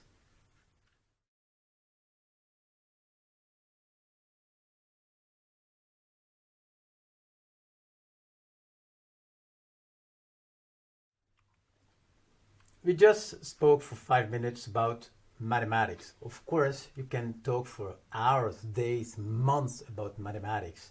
And maybe one thing I want to add about Leibniz. Leibniz was an incredible man. Probably the last person who wanted to know everything. Everything. Of course, it's not possible anymore today. But Leibniz was a physicist, a philosopher, he was a mathematician, a logist, etc., etc. By the way, he invented probably the first calculating machine. And I was always intrigued about mathematics without computers. And when I studied the work of Leibniz, I realized he invented this calculating machine. And it's a good way to maybe to remember that sometimes the constraint is a good way to be creative. And we will be back on that lecture number 5. Now, let's give up a bit mathematics. We're going to focus on another discipline, astronomy. Astronomy. A long history, more than 2,000 years, again. And what's the astronomy in the eyes of our 6 giants? Of course, the 6 giants or 6 guides are not enough. There are some main thinker, but connected to the astronomy. You can see them in blue. Of course, you have Kepler, Copernic, Galileo, etc., etc. The history of astronomy is fascinating. But for a philosopher, when you look with the eyes of a philosopher, you see strange connection. And the connection, the first one I want to talk about is between Kepler and Plato. Kepler, maybe you know. Probably you know. So Copernic said the sun is in the middle and planets are circling around, but Kepler made a little update. He said, no, those are not perfect circle, they are more ellipse. And Kepler is famous for his 3 laws, the laws of Kepler. When you read the life of Kepler, you see a strange connection with Plato. Plato was another good mathematician, and he was convinced and even proved you only have 5 perfect solids. What's a perfect solid? It's like a cube. If you take a cube, the 6 faces are exactly the same. Perfectly. Same for a pyramid. You have 4 triangles. It's the 4 faces of the pyramid are completely exactly the same. And Plato showed you only have 5 solids like that. Of course, the 3 others are more sophisticated, and I cannot describe them with my hands, but Plato proved you only have 5 perfect solids. Kepler read that and said, this is not a coincidence. If there are 5 perfect solids, this must be somehow connected to the organization of the world, of the solar system. And he was convinced, at that time he only knew 5 planets, the Mars, Venus, etc., only 5. So he tried to show that the organization of the world was connected to the solids of Plato, and the proportion were kept from one world into the other. Of course not true, but it shows how philosophy, science, and in the end everything is connected. Another good example is, of course, Newton. Again, the life of Newton is unbelievable. Genius like that, bon, it's hard to imagine. But to make a long story short, what did Newton? Probably like putting together the 2 physics of Aristotle. For Aristotle, of course, his physics was completely wrong, but interesting. The start was like the beginning of the thinking. And for Aristotle, you had 2 physics. One above the moon, which is perfect. Perfect movement, you can predict like eclipse and the move of the planets, perfect physics. And under the moon, another world, according to Aristotle, where life exists. So you're born, then you grow, and then you die, and this is true for human beings, this is true for fruit, this is true for animals, etc. So for Aristotle, 2 completely different physics. And what Newton did, he showed you only have 1. He put the 2 physics together. So history said he saw this apple falling on the ground, And the question was not for Newton, why is this apple falling down on the ground? The real question was, why this apple is falling and the moon doesn't fall? And he showed that the answer was the same reason. Is the law of Newton, of course. For the same law, and by the same law, and through the same law, you can explain that the apple's going to fall and the moon won't fall. So that's why I put those two physics together in one mind, and it's good to have Newton as a guide. Last but not least, the connection between Descartes and Newton. Of course, they were like two different centuries. So why did I put some connection between Descartes and Newton? Because it was a huge debate. At the time of Newton, there was a lot of people who completely refused to admit Newton's view of the world.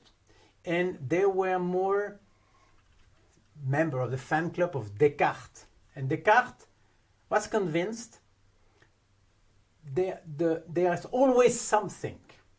The world is a bit like a huge machine. For Newton, to explain Newton's law, you don't need to have something between the moon and the earth. The gravity as a law and doesn't depend on what's in between. For Descartes, the world was like a big machine, like a big clock. His theory, Descartes, was called the whirlpool theory. He was convinced that you have whirlpool everywhere. And Newton completely disagreed with that. And it was a huge debate. And at the end of Newton, finally, people admit, okay, Newton is right.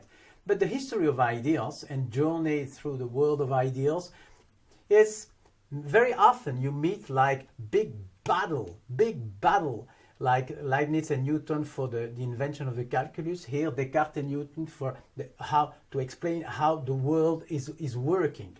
It's strange because, in a way, Newton was used the X and Y invented by Descartes. So he was, but on the other hand, he was a real, not an enemy, but really against Descartes. And few people know, but Newton, for example, has not, how should I call it? He was not convinced alchemy is possible, but he did a lot of research to put from copper to gold, etc., etc. So, and that's why such an approach to the world of ideas is useful. In the end, an idea always comes out a human being's mind.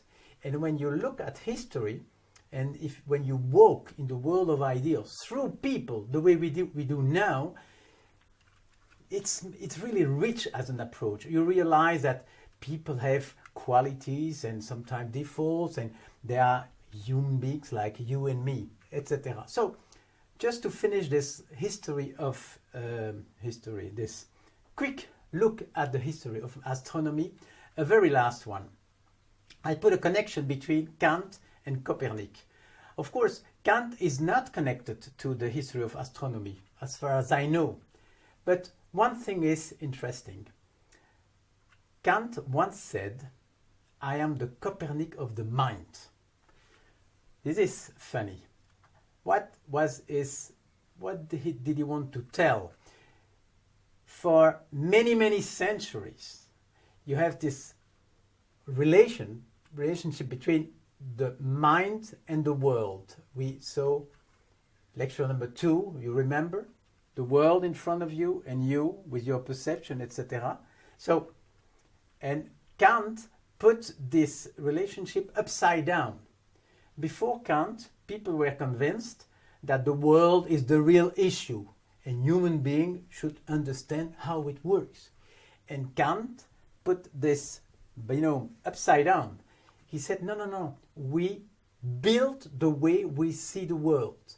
He put it upside down, and that's why he said himself, "I am the Copernic of the mind." So even if Kant was not connected and concerned by the astronomy, somehow you can connect astronomy and Immanuel Kant.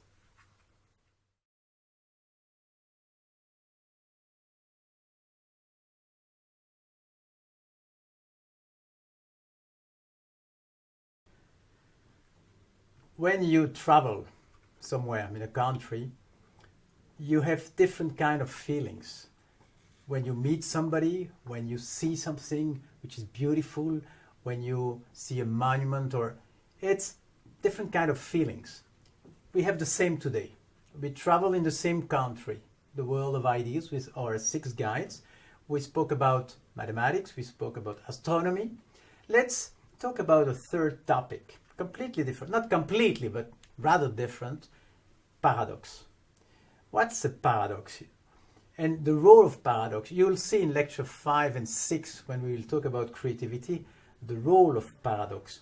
We need to understand better where paradoxes are located in the country of the ideas. So, like for the 2 others videos, we need some more people. And probably the 3 people I need today for this video are Zeno, Epimenide, and Einstein. I'll explain why. But before going into details, let's go back for a minute to Aristotle. And again we come back to the same giant. Aristotle was famous for his 2 physics, definitely, but he was also famous for, and we will see that soon, for another incredible invention, logic. Logic, a beautiful tool for the mind, again comes from Aristotle. And it's strange because the 2 dimensions of Aristotle, physics on one side and logic on the other side, will be not attacked but at least challenged by 2 different paradoxes. Zeno. Let's tell a story of Zeno. The story of Achilles and the tortoise. Maybe you heard about the story, but that's where it should be told. Achilles was a good runner, the fastest in the city. And the tortoise, was of course not a runner, but he wanted to organize a race between him, Achilles, and the tortoise. But to make the race more interesting, he gave the tortoise a head start. So let's use my hands. You have Achilles here and the tortoise here, and they run this way. So the race begins. Achilles is running, but he won't catch up the tortoise, because when he passed where the tortoise used to be, the tortoise is here. Even if she goes very slowly, she's no more where she used to be. So there is another gap. Same for the next step. Achilles runs. When he is here where the tortoise used to be, the tortoise is there. And what was the claim of Zeno? He said the Achilles will never catch up the tortoise because, and you have understood, if he moves this way, the tortoise is no more, etc., etc. It was a paradox. And at the time of Aristotle, nobody could explain. To explain this, you need like a big history of ideas.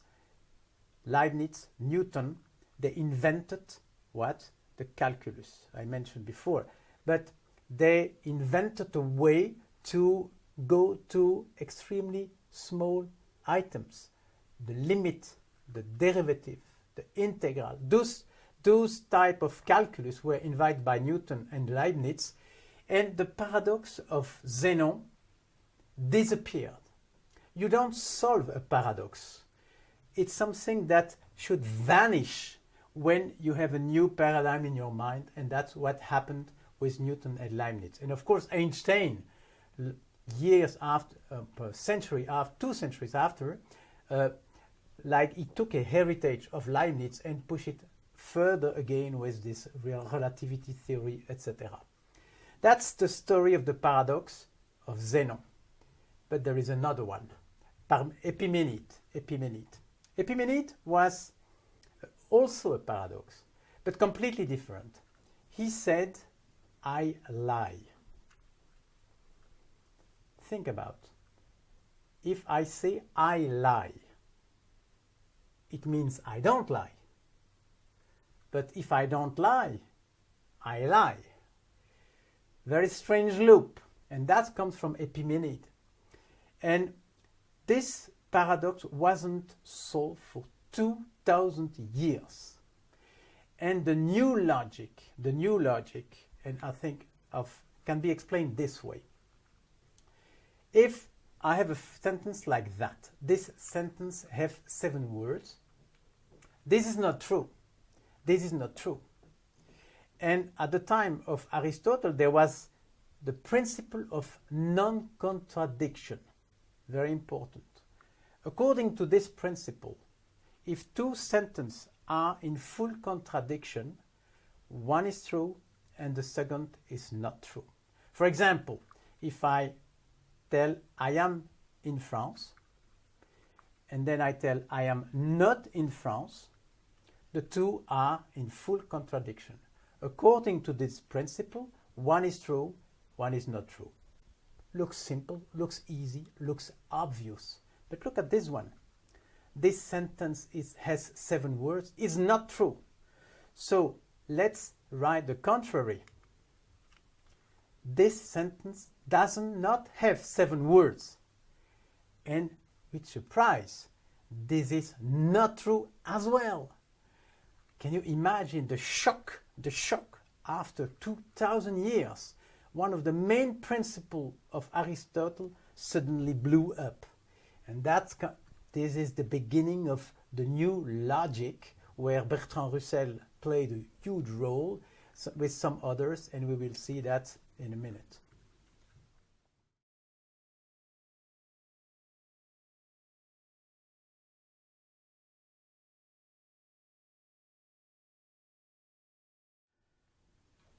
In the same park, in the same country, you can have many different tours, many different walks.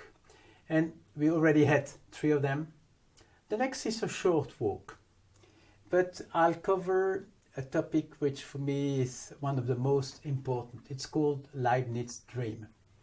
And we will use the same guide, of course. During this walk, we're going to meet some additional people. Maybe some names you never heard, and you've seen they come at the bottom of the slide. So it means it's a bit new. And indeed, the most important actors around this Leibniz dream are recent. And what's this dream? We already covered in the former videos the 2 main topics around reason. Mathematics, more on Plato. You remember, Plato wrote on the roof of his academy, "You don't come in if you don't like geometry," or something like that. Mathematics from Plato. And logic, more Aristoteles. So logic is, of course, connected somehow to reason, of course, and there are some connection with mathematics, but it's not mathematics. For example, in logic, you don't have numbers, you don't have figures. Logic is the science of valid arguments. When do you know that an argument is valid, is correct? That's the science of logic. Probably you're familiar with this. Socrates is a man, men are mortal, thus Socrates is mortal. That's a valid argument. It's called a syllogism. It's probably the simplest way of arguing of something, and it was invented by Aristotle again. And you have 2 disciplines: mathematics from Plato, logic from Aristotle. What was the dream of Leibniz? To combine. Of course, there are similarities. For example, rigor, you have proofs in both mathematics and logic. You have theorems. So there are some connection. And Leibniz was convinced you can build one discipline out of the 2. Its dream was called Leibniz dream. And it's an important dream to talk about. Why? Because now we know for certain it will never realize. And a lot of people, of course, as are followers of Leibniz, try to show and to prove and to to find a way to succeed in this dream. But one person, Kurt Gödel, you see at the bottom, Kurt Gödel, in 1930 something, he proved Leibniz's dream is impossible. You will never have a system that will cover both mathematics and logic. It's a bit like an earthquake, of course, after so many years. Now we know there is a kind of limit to the human mind.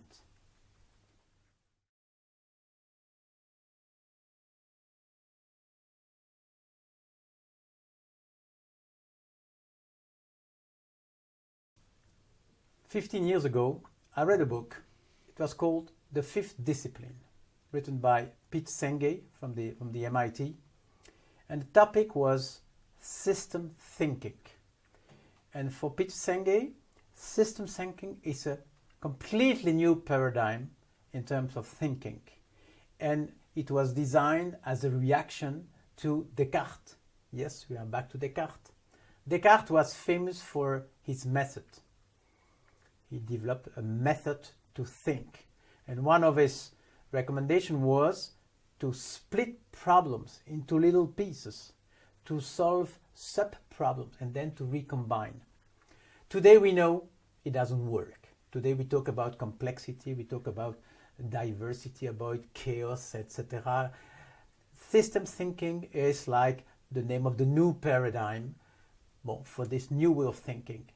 But it didn't appear like that. It was built slowly since Descartes with a lot of people, and this little story I want to tell now. Of course, lots of people were involved. Lots of people were involved. I just put some names here like Kant and Hume and Locke and Boole. You have many, many more, but we are limited by the size of the slide and by the timing. So lots of people were involved, but at the beginning you find Descartes. Descartes, again. One of the key findings of Descartes was to split res cogitans on one hand and res extensa on the other hand. In other words, according to Descartes, the person who thinks, the thinking side is completely separated from the body. Today, a lot of people don't agree anymore with Descartes, but that's another issue. The res extensa, res cogitans thing was the main finding of Descartes. And of course, on the res extensa, the physics, lots of things have been found. Just name electricity and you will see why soon. On the other hand, this thinking, the mind, the reason, so it was an inspiration for people like Kant and first Hume and Kant is said to have taken Hume on one hand and Descartes on the other hand to invent his system, etc. So those are philosophers. But the idea is to show that because of Descartes, because of what he did, thinking made progress. And one of the things that happened was, again, a new combination. I already said in another video, creativity is a lot about combining, and creativity too. It's about combining.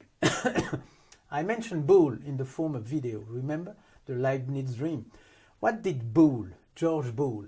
He tried to combine logic on one hand and mathematics on the other hand. He was part of Leibniz dream and he invented the binary system, 0 and 1. When you see electricity, what happened? A new tool was designed, the relay. And at a second level, a new combination appeared, Shannon. Maybe you don't know the name, but it's not necessary to know the name, but Shannon invented the theory of information theory. He combined Boole's approach, who himself combined electricity and algebra on one hand, and he combined that with some electric devices like the relay and invent the information theory. And slowly we are now just after the Second World War in 48, 52, 55, last century.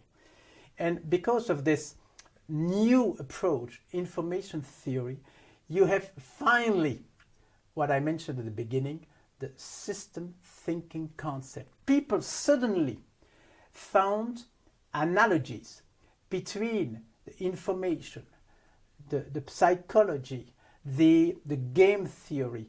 They realize none of those fields can be covered by Descartes' approach. You cannot split. Game theory is a good example. You know, probably the prisoner's dilemma. It's the famous exercise in the game theory. It's like the introduction to complexity.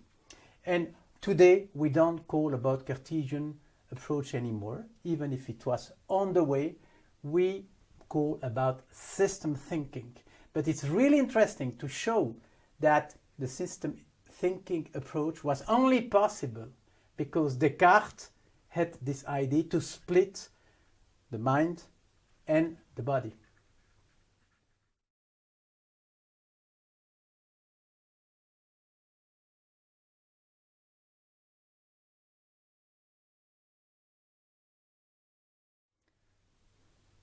This is our last walk, the same country.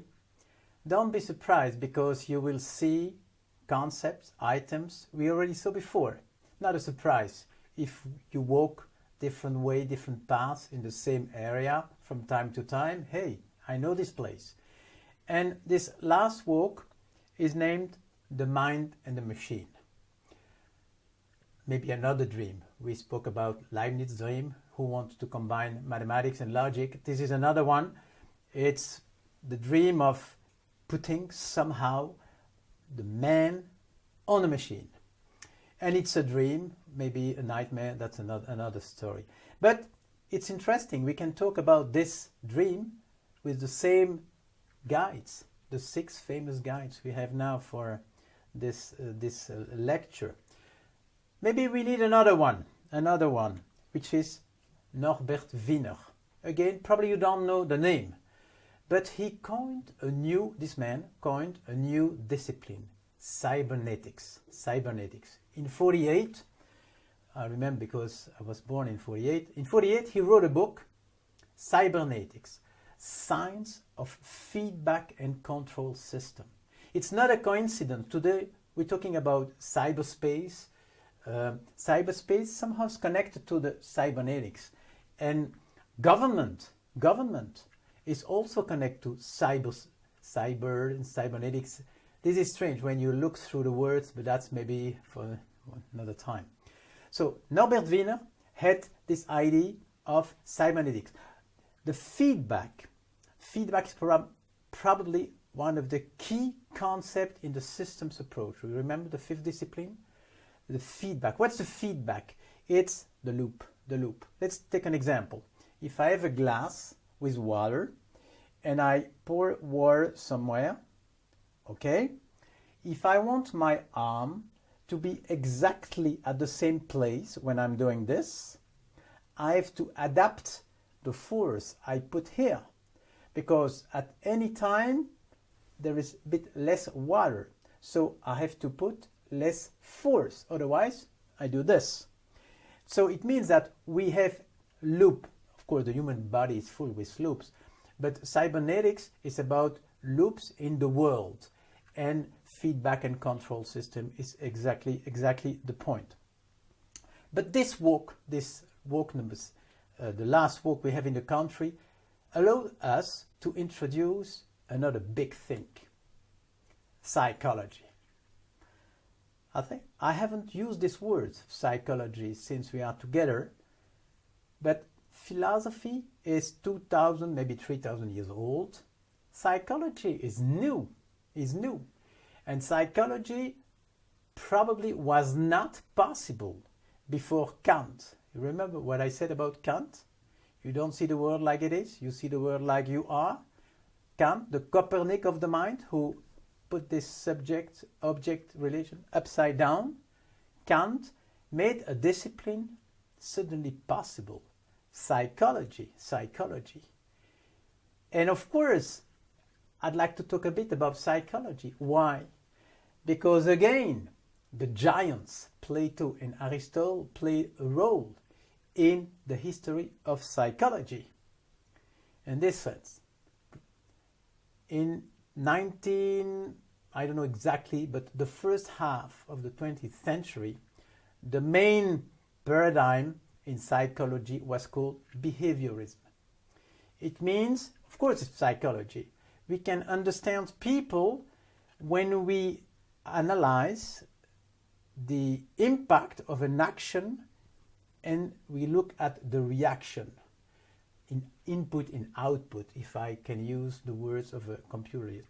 But input-output, if you understand behaviorism claim, we can understand psychology just by looking at reaction after a certain cause, a certain action. In the 50s, probably influenced by the new science of computer, etc., there was within the psychology another discipline, cognitive science. And cognitive science disagree with behaviorism. No. If you're a cognitivist, you're convinced you cannot understand enough of psychology if you don't go inside the mind. You have to look inside to cognitive objects. What is an idea, etc. And probably you realize I'm a bit more on this side. And it's interesting to realize that in the end, both are connected to two giants. Behaviorism somehow is connected to Aristotle, and cognitive science definitely much more connected to Plato. One of the goals of this lecture was to show that in the end everything is connected. You can go and at the cross you always have giants, people, human beings with the strengths and weakness, etc. And of course, the dream, the mind and the machine dream, in a way is split in two dreams. And I will show you immediately what I'm talking about. You have one dream, let's call it robot. And robot, you remember Wiener, the control of the arm. Wiener wanted to simulate the feedback. And if you combine Wiener with this behaviorism approach, you can have something you can call artificial man. On the other hand, if you are more on the Plato side and you're convinced that behaviorism is not enough, you can combine with the computer science of the computer itself, and you can have like another dream, the artificial intelligence. But to be honest, I don't think, maybe the artificial man, you can have devices that on the body side you can do incredible things. But personally, I don't think artificial intelligence is possible. Why? Probably I told you during the lecture number 2, thinking is about deducing. Yes, probably it's okay with a computer. One day you can deduce 100% of the problems. But thinking is also about inducing. And I'm still convinced induction is for us. And we will be back on that when we will talk about creativity.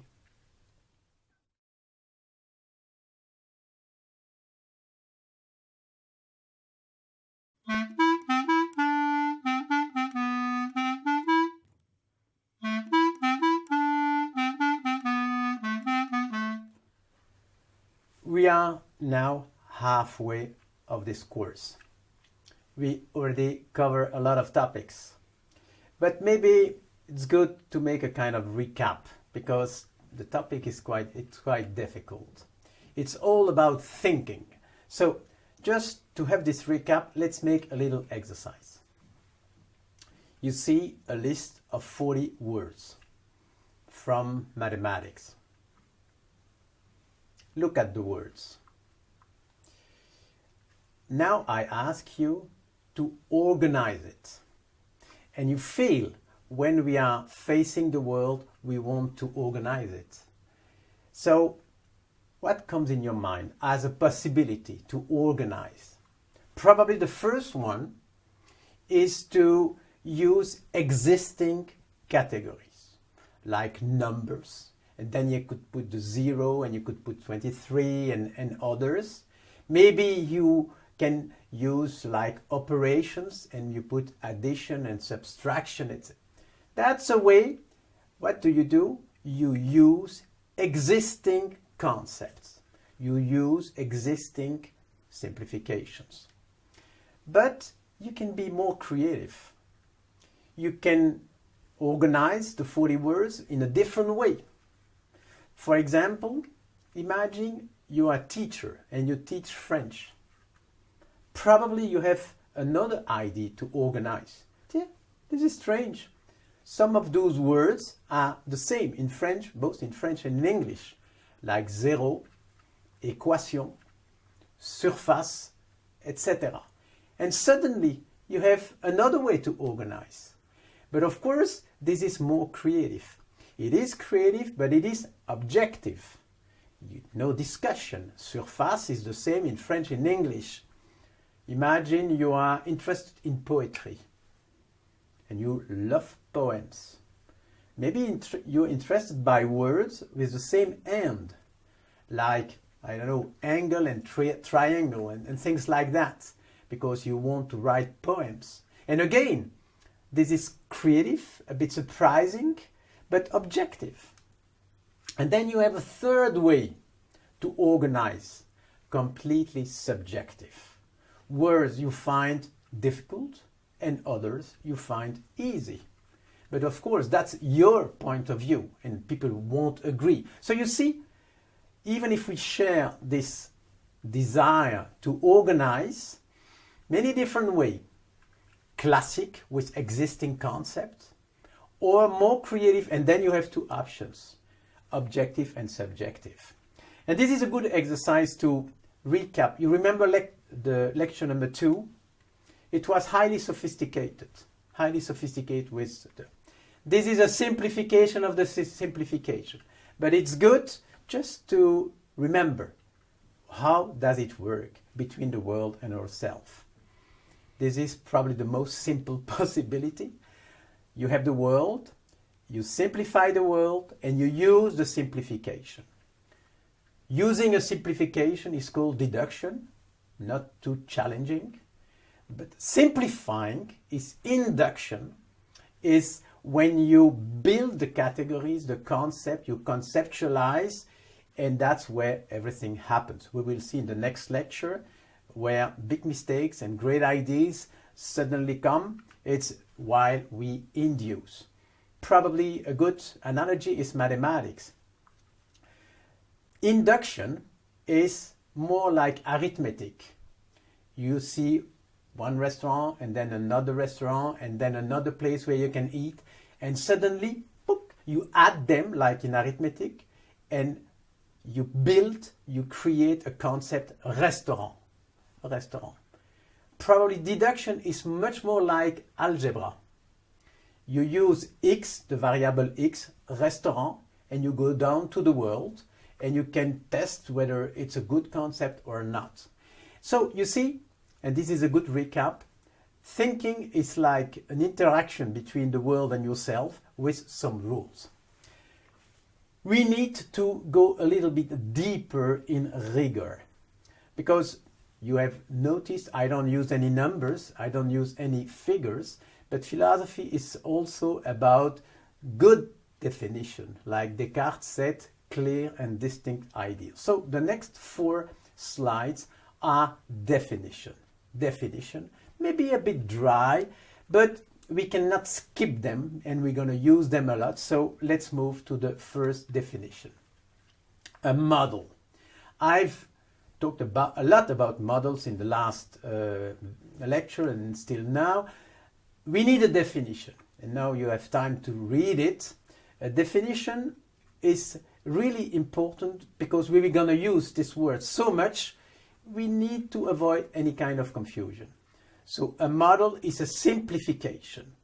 You've seen I call a model a box, and that comes from the thinking new box concept. We will see it in the next lecture, but from the very start you know that creativity is my passion, and the whole story, the whole course is organized in such a way, we will finish with creativity and innovation. That's why I use box as a synonym for model. So we need also good definition of the two arrows. So let's talk about deduction. You won't be surprised to read what you read, because that's what I said many times. Deduction is the easy stroke of the thinking. You move from the simplification and you go down the world, you go to the market, etc. To me, one day on computers, I told you. The other definition is more important because that's where everything can happen. When we induce something not really rational happens. You don't control completely an induction. You just see a little piece of the world and suddenly you craft a concept. It's a process which is not 100% under control. That's where you can make mistakes, but that's where you can have great ideas. And just to finish this recap, let's go to the definition of thinking. I already gave another one, lecture 2. I said thinking is mostly about using simplification and crafting simplification. Here, it's another way, it's a way to paraphrase, but thinking is so important that probably 2 definitions are relevant.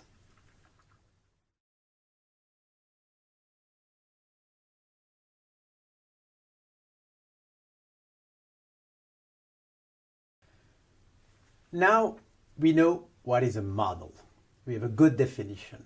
And it's really important because you constantly use models. A business model is a model. You use models in mathematics, you use in economy, you use model all the time. So it's really important to agree on what is a model. You have model in science.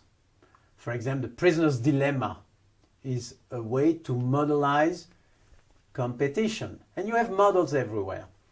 I'd like to go a little bit more in detail in 3 models out of philosophy, because this course is about philosophy and business. So what can we learn from philosophers? Philosophy is also about models.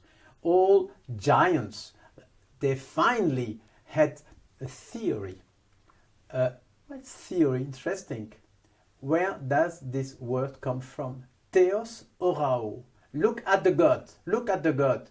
It means that at the beginning of thinking, a long time ago, you had to look at the gods to understand, to make a theory about anything. Great philosophers have theory, great scientists have theory, and they all produce models. So let's take 3 examples. The first one is very old model. It comes from 500 years before Christ. Philosophy began with Thales. Thales used to live in Milet, today in Turkey, but at that time in Greece. And he was sitting in front of a tree. And suddenly he had a question. He said to himself, finally, is this tree the same as the tree I saw last year at this place? And you would say, of course it's the same. But think twice. Not exactly. Same location, yes, same, yeah. But there are some differences. Maybe the tree is a bit damaged there. Maybe there are more leaves on this side. It's the same for your company. If I ask you, is your company today like it was a year ago? The answer is no. Is no. This man is gone and we have bought a new, etc. You see the difference very easily. But what is the same in your company? What's the essence of your company? What is the same today as it was last year? And Thales raised the question. hey, what's the same? And his answer was water. Water is the essence of change. The same water comes from the heaven, goes into the grass, it's eaten by the cow, and then it produces milk, etc., etc. Water is the constant. And it's a great philosophical question. Change is not easy to perceive, all differences. But what finally doesn't change? Why and in which way is Paris today like it was a year ago? And this question, of course, has crossed thousands of years of thinking. And one of the answers, a very old one, is this one. And this was proposed by Empédocle, another philosopher. And he had like a model. And you see the two axes in the middle. You have hot and cold, and then you have dry and humid. He produced a little matrix. He was in a way a consultant. He also produced matrix. And you can see in the 4 squares the 4 elements: water, earth, fire, and air, organized in a matrix. And for him, it was a way to understand the world. I will not describe all those. You can see it's a highly sophisticated model, but it's a model. That was the way Empédocle said to his friends and colleagues, I have understood how the world is working. This is the essence. This is what doesn't change. But of course, and I said it before, I will repeat myself now, a model is never good and never bad. The only relevant question about a model is this model useful?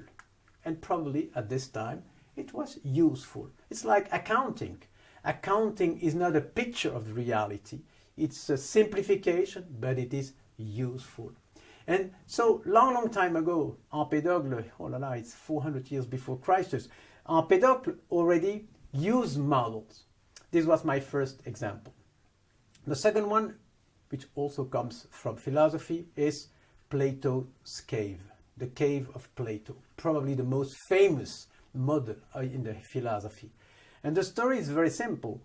Plato wanted to explain how we think.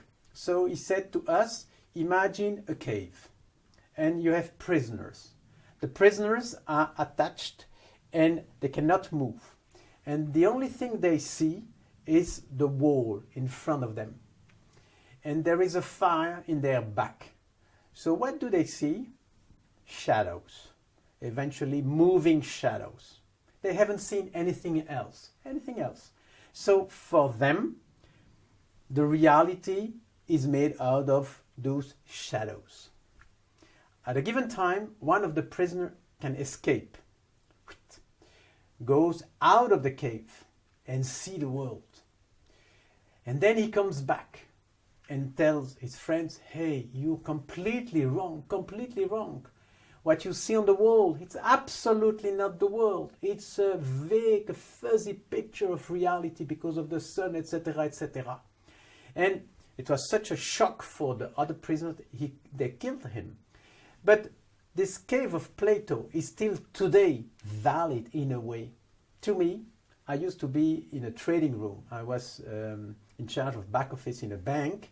And when I saw all those screens, and the traders in front of them, I said to myself, in the end, we are still today in the cave of Plato. The only difference is you don't have shadows on the wall, you just have information on the screen. Because in the end, the validity, the reliability of those figures, of those numbers, is not greater, I believe, than what's the details of the shadows on the wall. That was my second model. And a third, you have a lot, but I just select 3. Again from philosophy. Now we move to Schopenhauer. Schopenhauer, not that old, that's 150 years ago. And I'll tell you the story, how it happened to me. I was invited by the CEO of a car manufacturer, luxury car. And it was really interesting because during the lunch he told me, Luc, I have a problem. Tell me. And he said, some clients leave my brand and they don't complain. I don't understand why they leave, because they don't have any critic. They don't say, this is interesting. And suddenly I thought about Arthur Schopenhauer. And Schopenhauer has a very simple model which could be useful to answer such a problem. This model is very simple. 2 words, have and desire. Have and desire. And according to Schopenhauer, suffering is not when you don't have what you desire. Suffering is when you don't desire what you have. And that is interesting because it's upside down. We are convinced, okay, I don't have this, I'm so sad, oh la la, I'm angry, I don't have what I desire. Schopenhauer said very clearly, no, the real suffering, the real pain is when you don't desire anymore what you have. And he called this boredom. And I told the CEO, probably your clients get bored of your cars. And this is not an easy situation. If you complain, you can fix the problem. You say, okay, I have a little noise in my wheel. So you can fix the problem because they don't have what they desire. But a client who gets bored, he doesn't desire anymore his car. That's a problem. And that's how we start working with him. And according to Schopenhauer, there is a way to get out of those 2 situations. And it is simple. In a way, you have to organize your life in such a way you desire what you have.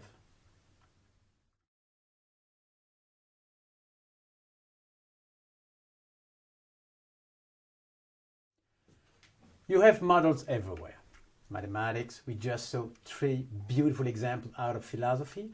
You also have models in psychology. This is not my field. I have no experience, no background, so I cannot teach psychology, but I can give 2 or 3 examples. Maybe you heard, for example, the MBTI, this matrix in 16 square Myers-Briggs. You can simplify profiles, etc.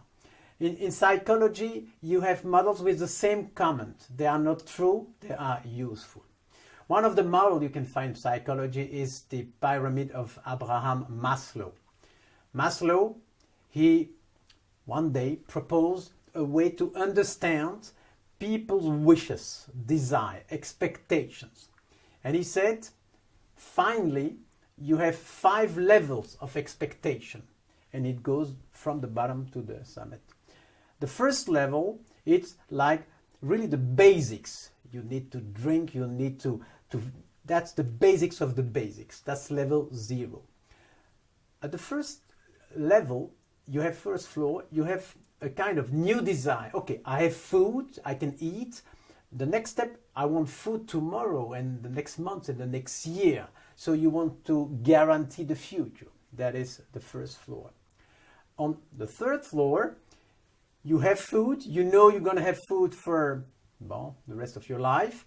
You have a new kind of expectation. You want to belong. You want to participate. You want to, and that's level number 3. At the fourth level, when you belong to a community, there is a new kind of expectation. Okay, I want to be recognized as rewarded as somebody in the community, but with something additional thing. And then finally you have the 5th level of Maslow. When you have had a lot of the life, you dream of a self-realization, like full accomplishment of yourself. This is number 5. Of course, this is not true. And some people don't have enough food and buy a new car just to belong to the community of the owner of the car. So a model is never true. We know it. But you can use a model like that in many, many different situations. Let's take creativity. Imagine you want to encourage people to propose new ideas. You can use the pyramid. Look at this. You can see 5 different ways to encourage people to propose new ideas. At the bottom level, you say, okay, you give an idea, I give you money. Number 1, you give an idea, you have a kind of guarantee you'll stay within this company. Number 3, okay, give an idea and you'll be a member of the creative people team in the company. On the 4th level, give your idea. Maybe you'll be recognized at the end of the year. Maybe there is a big party. You have 5 minutes with the president. Oh. And at the last level, the top of the pyramid, give your idea. Maybe one day you will see this idea become reality. So you see, thanks to this pyramid, you can see, you can organize different way to encourage people to, in this particular example, to deliver their ideas. It's a model, and a model is useful when and used by many people. Another example, the brain. I have a book with probably hundreds models of the brain. You can have different view on the brain. Probably one of the most famous is right brain, left brain. Right brain, left brain, it is 40 years old. It was proposed in 1977 by Dr. Sperry. He won the Nobel Prize. He proved with the 2 hemispheres are completely different. And we have like a simplification in our mind. Left brain is logic. The right brain is kind of magic. Okay. What's funny with models? You can combine models. Look at the next one. It was proposed by Herrmann. And Herrmann combined the left brain, right brain organization. You can see on the picture. He combined with another way to modelize the brain. You can split rationality, reasoning on one hand, and emotions on the other hand. And when you combine, again with a matrix, you have 4 quadrants. And it was proposed by Herrmann as a model of the brain. You see the 4 quadrants. The left side is the left side. So reason, logic. But if you're really an intellectual, it's not exactly the same as somebody who is more emotion oriented. And just to be sure we understand the model, let's take hobbies, for example. When you use the model, you can see the world of hobbies in 4 categories. For example, chess play, somebody who loves chess, is on the left side, on the upper quadrant, definitely. Somebody who collects stamps, he's on the left side, but probably on the lower quadrant. Because you don't need that kind of reasoning. No, it's a bit different. It's more connected to emotion. You're so pleased to have the missing stamp. The stamp collection is a hobby on the left bottom side. Then on the right side, more creative. At the bottom right hand side, you have hobbies like dance. If you like music, you sing. Music is definitely in the lower right hand quadrant. What about the last one? Philosophy. Philosophy is definitely on the right side. Philosophy is not about being true, not being certain. It's a kind of right brain activity, definitely, but it's also highly connected to the intellectual. So philosophy is definitely a hobby you can find on the upper right hand quadrant. So when you have this pyramid, not this pyramid, in this particular this matrix, you can use it for a lot of purposes, definitely. Let me show you this one. There was, again, somebody who wanted to understand how is the brainstorming working. And the name was Wallace. And he said a good brainstorm or a good creativity process happens in 4 steps. You need to prepare. That's the first step. You put some information. And then you need a kind of pressure, incubation. As the third step, you have, wow, the idea that comes. It's illumination. And to complete the brainstorm, you need a kind of verification. And it's funny to combine those two models, and you see on the matrix the way they're organized. The 4 steps of Wallis, you can see how they're organized in this matrix. So psychology is not my field, and I will stop here with psychological examples, but as you have seen, there are models everywhere.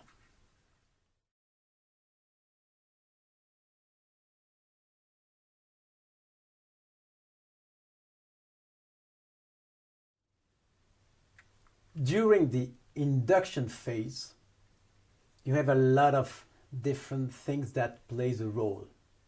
Memory, the language, cognitive bias, we'll be back on that next time. Now I want to focus on one word, perception.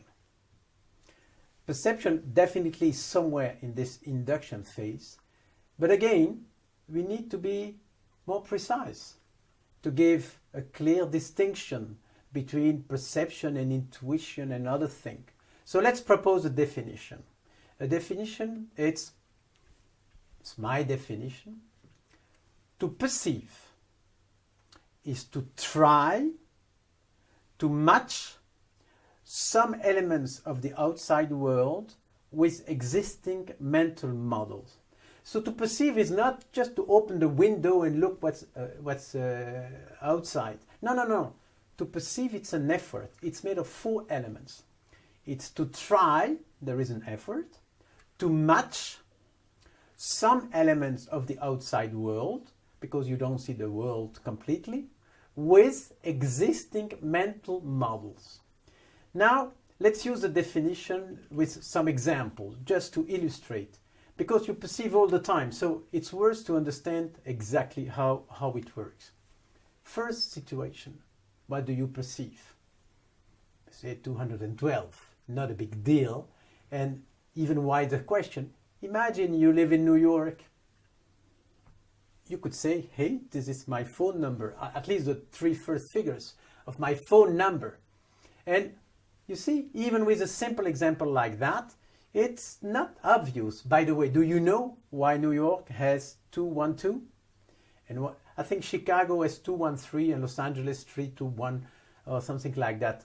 Why? Because 80 years ago, there was a design in the United States to organize the phone system. But at that time, you had to dial tuk tuk tuk tuk tuk tuk tuk tuk with wheel like that. So if you have a 2, it tuk tuk, it goes very fast. If you get a 9, tuk tuk tuk tuk tuk tuk, it takes a lot of time. So large cities like Chicago, Los Angeles, and New York agreed to take the small numbers. Well, that's another story. Next exercise. What do you perceive? Probably you see a broken line. Now look. I will change a little bit in the reality of this picture, a little bit. I just will add 2 dots, nothing. And suddenly you can change your perception completely. You can read a word. Can you read a word? Minimum. Minimum is written. You imagine the power of perception. With nothing in reality, 2 dots, you move from a broken line to a word. It shows that there is like an interaction with a lot of energy included between the world and yourself. Next. Can you read that? To me, and for my friends, this is so obvious. Sgt. Pepper's Lonely Hearts Club Band. It's a record produced by the Beatles, 68 or 69. And for us, we don't need the other letters. We see it immediately. But maybe if you are in the 20s and the 30s, maybe you cannot read it. Just to show that it's an interaction. The way you are is a condition. It influences the way you see. Next. Can you read that? Not easy. Not easy. Now I'll give you an information. This is the name of a city. A city I just mentioned 3 minutes ago. at least the main island, Manhattan. And now we say, yes, this is Manhattan. And probably you can see Manhattan because in your mind, you have a mental model about Manhattan, like skyscrapers, the skyline organized like that. And you can have many, many examples. The next is a bit more difficult. It's a word, both in French and in English. I'll give you the answer. It's science. But now, even when you know it is science, I'm not sure you can read it. If you want to read it, maybe you can take your screen and put it a bit with an angle, or maybe remove your glasses, I don't know, or close your eyes, not completely, and suddenly you see science. Why it's so difficult? Because since we are little boy or girl, we used to focus on blacks. And here, in this particular case, you need to focus on white. So this is not easy to perceive. It's just an example, but that's the way it works. When you have in front of you a competitor or your client, what do you perceive? You have to obey the same law, the law of perception. Look at the next one. Just to illustrate an additional point. If I show you this, you say, this is a line. So far, you cannot add anything. But now, look what we're going to do. I will add more information. I will add more information and I will ask you, what do you see? So, next step. At this stage, you have this feeling you want to organize it. It's a bit strange to you. What's this? And we're all the same. You want to organize. What is it doing? And you come with hypotheses. And so far, you can have a lot of hypotheses. You can, okay, he draws a stairs, or maybe he draws the map of a city, or the plan of a house. Many different hypotheses. And so far, you cannot be sure of anything. Let's move forward. Now, imagine you thought I was drawing a labyrinth, a maze. Yeah, yes, he's doing a labyrinth, definitely. But in this particular situation now, you can have like suddenly a new idea, a new hypothesis. Letter H. Engraved with some light on the side. Hey, you see letter H? Yes, this is a possibility, not certainty. Look now. Two options. Either you were convinced I was drawing a labyrinth, a maze, and you're happy. Yes, I got it. But imagine your hypothesis was letter H. You're really angry on me because you don't understand. If I go backwards a minute, if you're really convinced this is letter H, you will hate the next step. And this shows the way we build models. At each step, we build hypotheses and we test the hypothesis. And of course, we want to confirm we are right. And this is a metaphor. This is a metaphor. It explains, it shows that a new information, symbolized by the last line, will be accepted or rejected, a bit in function of what it is, but much more in function of the hypothesis. You think it's letter H, you hate this line. You think about labyrinth, you will love this line. And that explains a lot. I'm sometimes surprised by mistakes people make. And even genius make mistake. We will see that in the 5th lecture. Why do we make mistake? Most of the time, people are convinced, I didn't know. I didn't have the information. I don't think so. Most of the mistakes are made, not because an information is missing, but because of the way this information is processed. Said not important, really important. A bit in function of the information, but much more in function of the present hypothesis people have in their mind.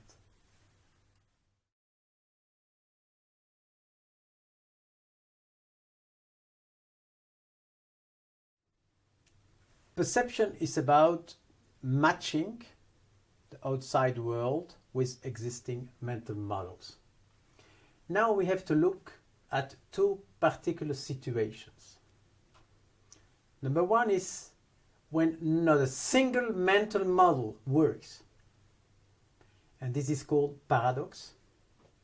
And the next one, the situation where more than one mental model could be used to understand the outside world, and this is called ambiguity.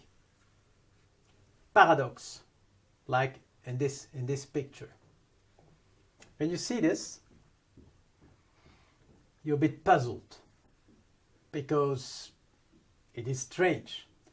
You cannot understand the situation, and that's why images like that I use a lot in my work.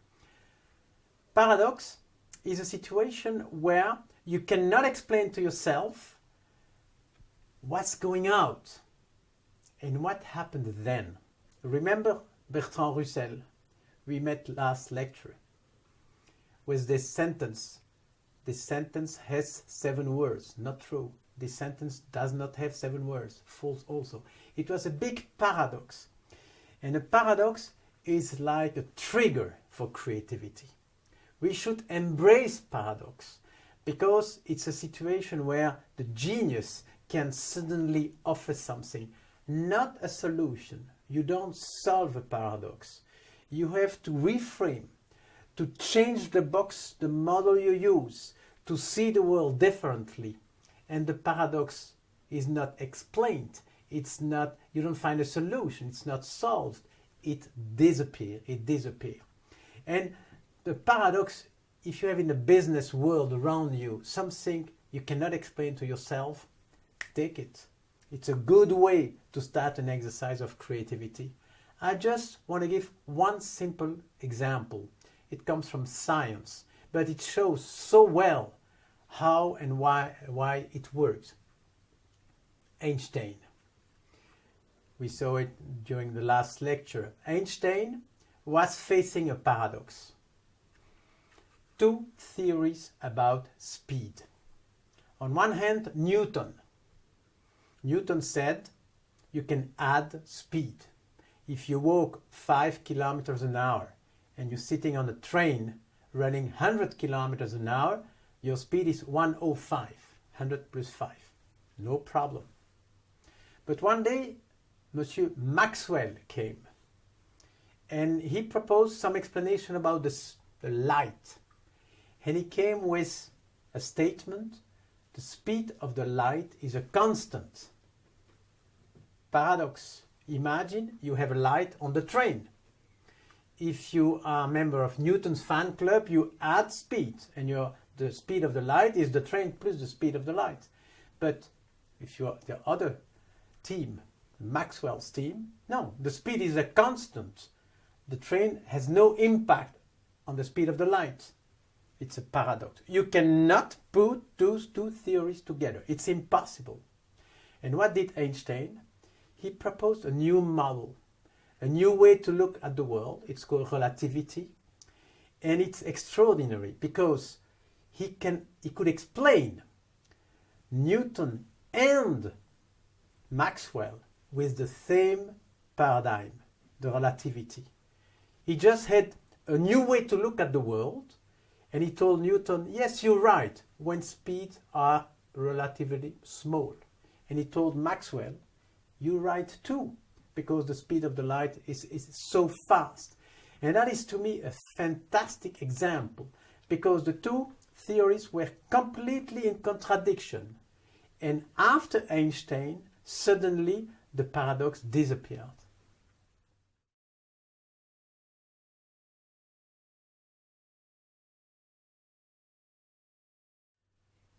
There is a second situation which deserves some attention. It's when, facing the same situation in front of you, you can use different mental models. The paradox, you don't have any. In this situation, ambiguity, you have a choice, and sometimes you're not at ease with that. It's like a strange feeling. How? Ambiguity. Of course, this is a famous image. It was proposed by Wittgenstein. And in this picture, you can see a duck, you can see a rabbit. You have many, many images like that. But they illustrate a situation which is, in the end, quite often met. Ambiguity is not the exception. Ambiguity is sometimes, I'm convinced, nearly the rule. Everything on the world you can see on different angles. So it's not an exception. And you'll see how it leads slowly to creativity. Ambiguity is, let me give another example. You see this? I'll ask you to perceive. What do you see? Probably you will say this is a window. And probably you see this window with an angle in perspective. Fine. Now look exactly what happened in your mind. The first step is in intuition, like, okay, looks like a window. The second step, you go into your mental models, your database, because since you were a child, you have seen thousands of windows. And so you have a database here with lots of windows. And strange enough, not a single one in your database match with this picture. Not a single one. So, two options. Probably, if you answer this window is in perspective, it's a way to match the image with your mind without changing your mind. But there is another way to look at the window. Hey, maybe this is the shape of the window. But therefore, you need to update your database. You see the choice. You see the choice. Either you change the way you look at the world and you say, okay, this is a new kind of window, or you refuse to do it and then you have to move the reality in order to allow this matching process. And the way we are, all of us, we are convinced we have all information, and sometimes it changes the way we look at the world. If you have this next exercise, if I ask you, what do you see? Probably, and if you're under pressure, definitely you will see, okay, on the right side you have two cubes, and on the left side you have two prisms. Think twice. You know why? Because on the right side, under the cube, you can have a prism. And on the left side, under the prism, you can have a cube. And now you're a bit angry on me and say, hey, now, yes, it is a possibility. This image can be understood on different modes. One is easy. And about the brain, many things are said. Probably the most important characteristic of the brain, it is lazy. If there is an easy way to understand, you can count on your brain. And two cubes, two prisms, next slide. Now, you have to resist a little bit. Say, maybe I can see differently. There, yes, a prism is possible on the right side, under the cube, etc., etc. Imagine this is your world. Look at your competitor. What do you see about your competitor? You are exactly in the same situation, a little bit. And what will happen is exactly like with this exercise. Your brain will see what your eyes don't see. Your brain will build what is not accessible for your eyes. And since the brain is lazy, of course, the brain will go for an easy solution. Creativity begins when you resist the easy solution. This image is not ambiguous. No, an image is never ambiguous. An image is what it is. If we have this feeling of ambiguity, it is because here in our mind, we realize there are different ways to understand. Ambiguity is not in the world. Ambiguity is in our mind. And I will spend 30 minutes next lecture to show how ambiguity is not something to avoid. It's something you should embrace because it's the royal way to creativity. Let's take some other example. Very easy. What do you read? The cat. Now look at the letter HA. They are the same. It's not a problem for you because there are many laws of perception, and of course you cannot isolate. One item is taken in a set of other items, and it's a problem for nobody. But of course the letter is the same. Look at this one. If I ask you under pressure, what do you see? 12, 13, 14. Nobody's going to tell 12B 14. Now look at the next one. Here, what will be people answer? A, B, C, D. Not D, A, B, C. Nobody will tell A, 12B of A, 13C. Now, A, B, C, so obvious. Now, if I do this, look. In the middle, it's exactly the same. So it shows that, in a way, this character is ambiguous. I can see a B, I can see 13. But look, the way you function is the way you function constantly. Let's go for an easy option, an easy solution. The easiest way. Creativity is when you try a way maybe more difficult, but with a lot of hope. I can have another example, completely different. It was taken a long time ago in a book. It was used in Africa, so it's a very old book, 80 years old, and I've found it. It's a picture of a family. If I ask you, where is this family? You have at least two answers.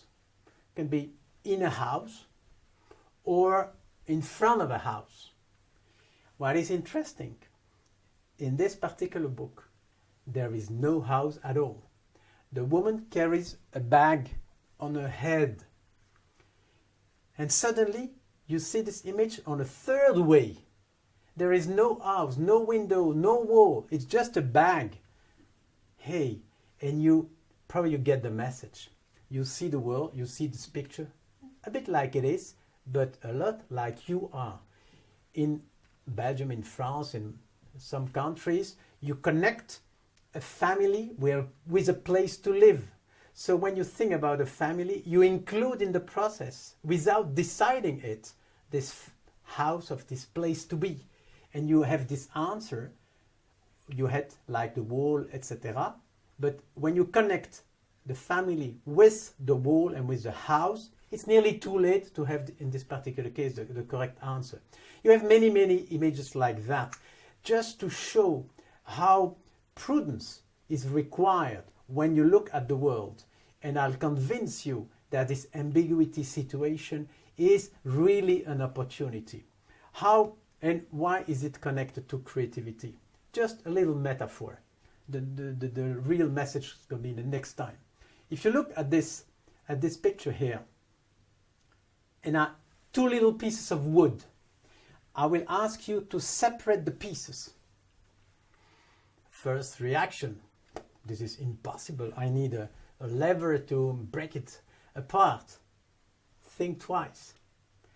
Not think twice in the end. Look at it twice. Look at it in another way. And I'll show you another way to look at it. And now I go backwards.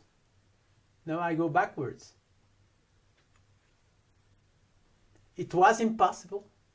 It's not impossible anymore. Because, what happened with the explanation, you broke an assumption. And of course, when we see a line in a wall or in a furniture, we assume there is a 90 degrees angle. In this particular case, it was not. So, creativity begins when you challenge assumptions. It's done for today. We understood now, and we understand exactly how perception works. And the danger we face when we think. We will next time understand the deep nature of creativity. But just to leave you today, 2 final exercises. Look at this one. Can you read it? Probably you see like be creative, but you forgot my message. Resist easy solution. Look. Of course, this is not a joke, but with a smile. And the other one, that's a good way to leave you today. Isn't it extraordinary? I hope you enjoy this first lecture on applied philosophy for business. It's completely scrambled and you read it. So can you realize the power of your brain? We're going to use it next time.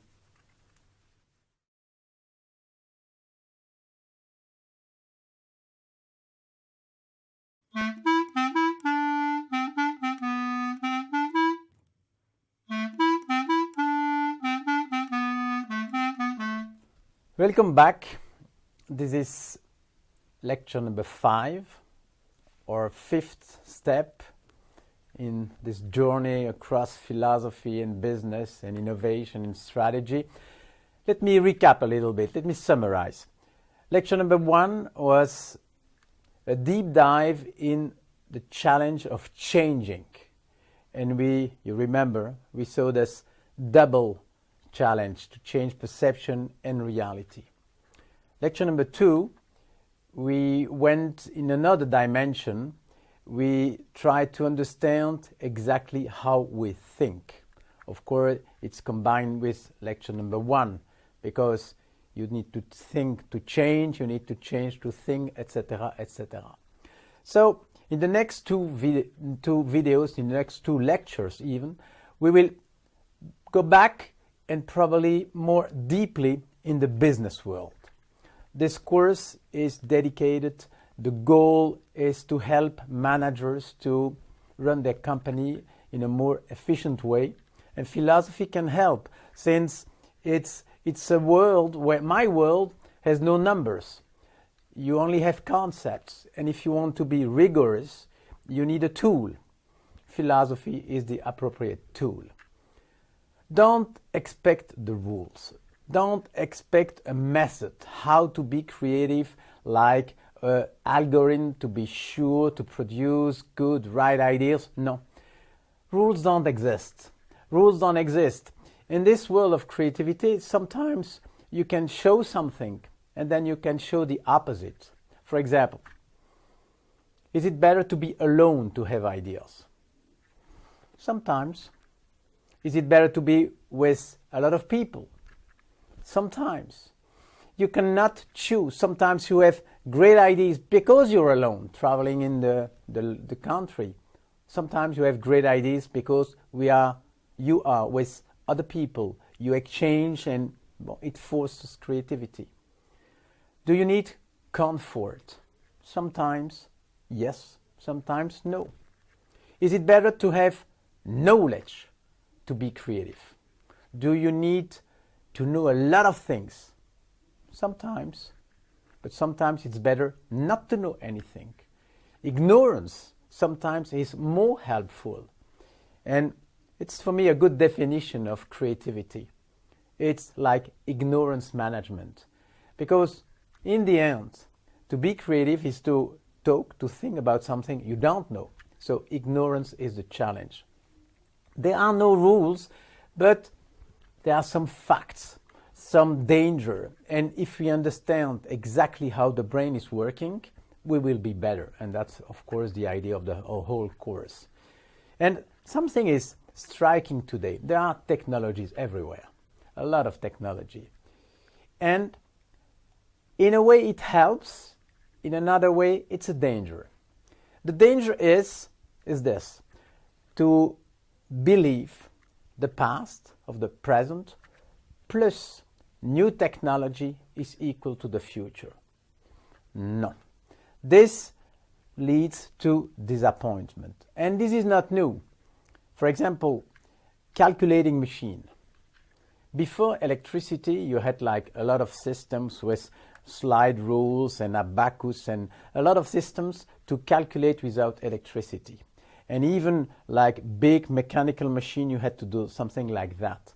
When electricity came, the first use of electricity was to put an engine here. So the man has not to do that anymore. And it's a poor use of electricity, of course.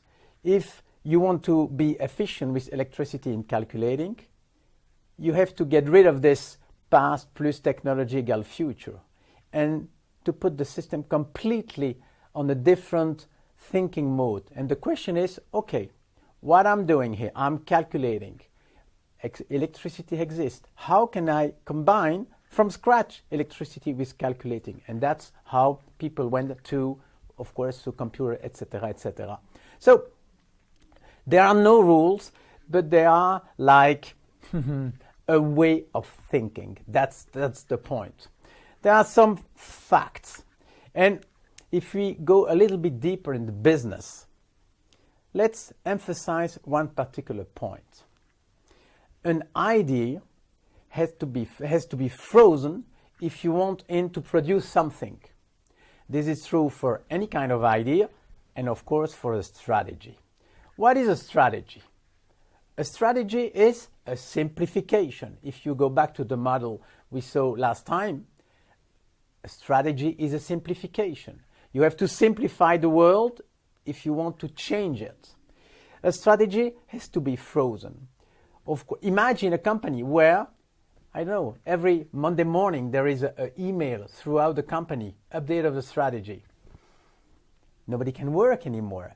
You need really a frozen set of rules in order to grow and to develop the company. Fine. The strategy is frozen, but the world is not.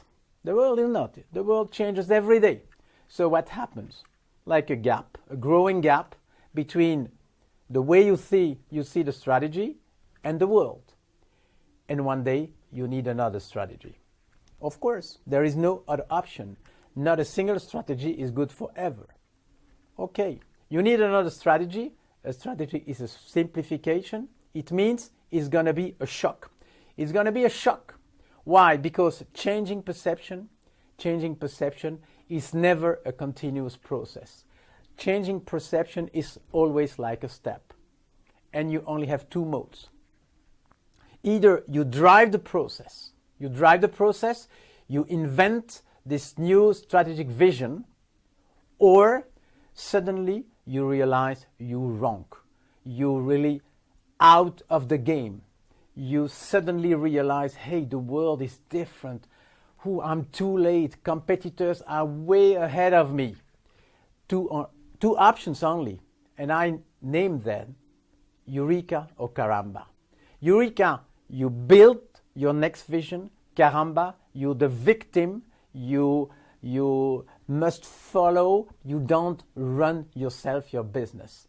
And that's probably the way we will talk the next two lectures.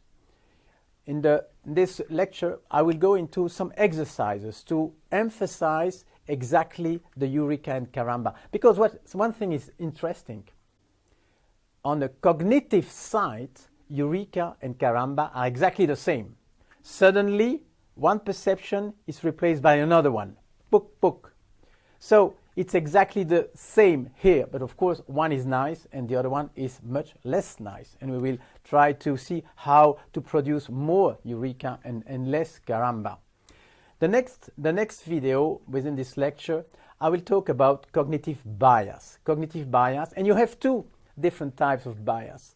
Sometimes you are wrong, even if you are within a deduction process.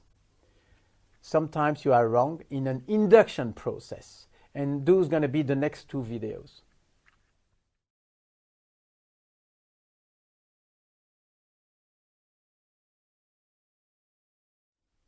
Sometimes we make mistakes. Sometimes we're wrong. And this happens even when we are in the mode of deduction.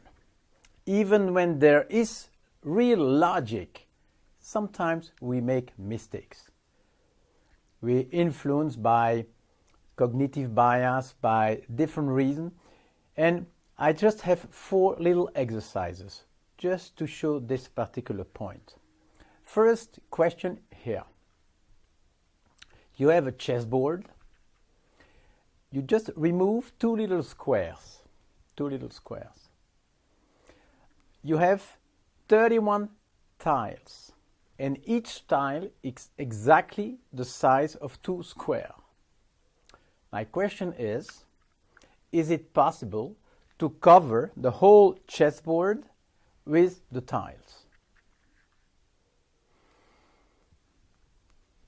You think yes, because on one hand 62 and the other hand 62. There's no problem. You're wrong.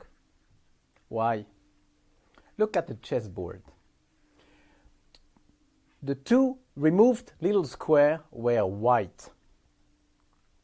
If you take a tile and you put it on the chessboard, wherever you want, it covers necessarily a little white and a little black. So you cannot succeed because on the chessboard you have 32 blacks and 30 whites. Not possible to do what I've asked. It's pure logic, and maybe you were wrong. Next exercise. Here's a product. I want you to give me the answer. How much is 2 times 3 times 4 times? Okay? You just remember what you have in your mind. Imagine I have another question. How much is 8 times 7 times 6? Now compare your 2 answers. Most probably, the first answer was a lower number. Because 2 times 3 times 4, 24, you go to, I don't know, 1500. With the other one, 8 times 7 times, maybe you are in the 5000, I don't know. It shows that even if there is one right answer, the way you frame the question probably will lead you in one or in another direction. It's another good example that when you are in a hurry and you think even logic can produce mistakes. Let's move to the next one. It's a bit more longer. So the situation is this one. Jack looks at Helen and Helen looks at Charlie. Jack is married and Charlie is not. The question, is there a married person looking at an unmarried person? 3 options. Yes, no, impossible to decide. Maybe you think you cannot answer because there is an information missing, the status of Helen. You're wrong. The answer is yes. Why? Because there are only 2 possibilities. Either Helen is married or not. And in both cases, you will have a married person looking at an unmarried person. So the answer was yes. Another example. Third exercise. It's a famous one. It was introduced by Kahneman and Tversky, who got the Nobel Prize in economy a long time ago. Look at this. My daughter is studying philosophy and works for Greenpeace. Do you think in the future the probability is higher to have her in a bank or to have her in a bank and in a feminist association? Maybe you go for the second one. And of course, you're wrong. Because if you study probability a little bit, you know that a combined probability is always lower than the one of the 2. Logic sometimes is difficult.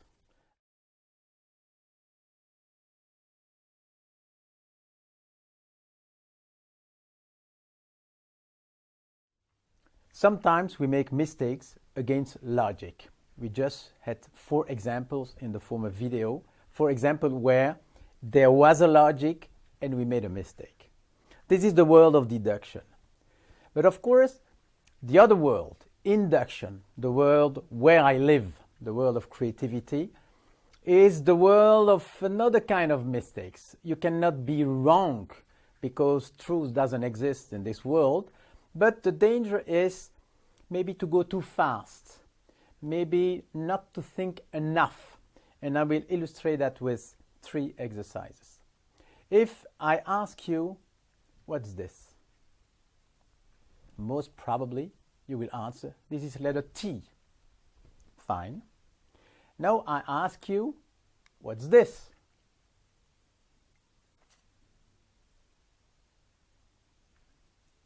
What came in your mind? Most probably 2 T's. But now imagine I didn't show the first one, the T, alone, and immediately show this one, the double one. Probably you could have other answers. This is a table with a hole, or this is like a balance sheet with liabilities and assets, etc., etc. So you see, you influenced in the second question by the answer of the first question. This is an example of cognitive bias, and it happens everywhere. One of the most incredible examples I've seen is this one. You have a group of people. Half of the people are asked, when is Genghis Khan born? Okay? The other group has the same question, but before they receive another question. Which are the 3 first digits of your phone number? Guess what happens? The second group puts the birth of Genghis Khan more often before year 2000, 981 or something like that, just as if this souvenir of the 3 digits of the phone number left something like, we need an answer in 3 digits. Isn't that incredible? It is, but it happens everywhere. It's a good example of a cognitive bias. You have hundreds of them, and many, many books describes exactly the danger of this type of thinking. Let's go to another example, was this one. Look at the following set of companies. Goldman Sachs, Deutsche Bank, American Express, and Pfizer. And I ask you, which one doesn't belong to the group? Most probably you will think, oh, Pfizer, because the first 3 has a name with 2 names, like Goldman Sachs. Or maybe you think, hey, they're all in the financial world. Pfizer is pharmaceutical, so you drop Pfizer. Now, let's move to the next one. Consider this set, American Express, Pfizer, Goldman Sachs, and Deutsche Bank. And the question is the same. Which one is a bit odd? Which one doesn't belong to the group? Maybe you think it's Deutsche Bank. Why? Because you move with the 3 first step, American Express, Pfizer. Oh, I'm in the United States. Pfizer. Okay, I'm sure. Deutsche Bank is Europe. So you drop Deutsche Bank. So you have the same set, and probably you will drop 2 different companies because you frame the problem differently. You remember in lecture number 3, I think, when we build this H, according to the present mental model, you're going to judge the next one. And this is a beautiful example too. A last example to show, so it's not a mistake because you're not right, you're not wrong. You can remove, I don't care. But I just want to show that you don't control 100% what happens in your mind. And that's the world of induction, of course. Let's have a last example in the same category of problems as this one. Suppose there is a rule somewhere that produces set of 3 numbers. And I give you an information, 2, 4, 6 is produced by the rule. And I want you to find the rule, but the only way for you to find it, you have to propose sets of numbers, of 3 numbers, and I will tell you yes or no, it fits or it doesn't fit the rule. Are you ready? Maybe the first set you want to propose is something like 10, 12, 14. And I'll say yes, it fits the rule. Maybe you come with 20, 22, 24, and I'll say yes again. It fits the rule.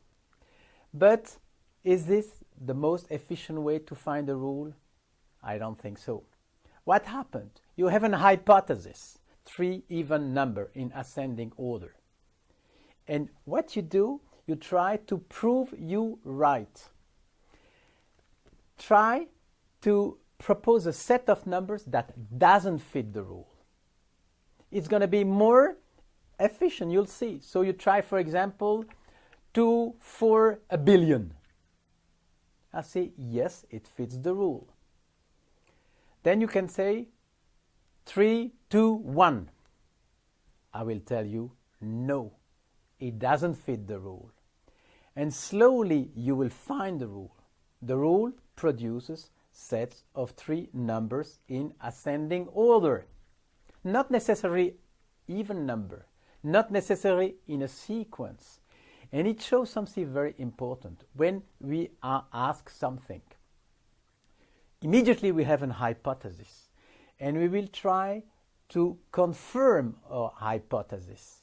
It's much more efficient to go against, to prove this is not true.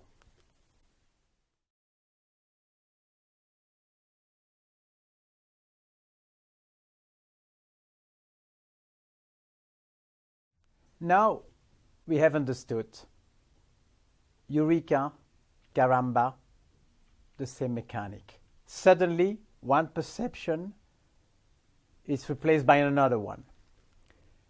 Let's go a little bit more now in the Eureka dimension. And again, I will use some exercise. Just to show you that sometimes creativity is maybe more in the eyes than in the brain. Let's have a first exercise.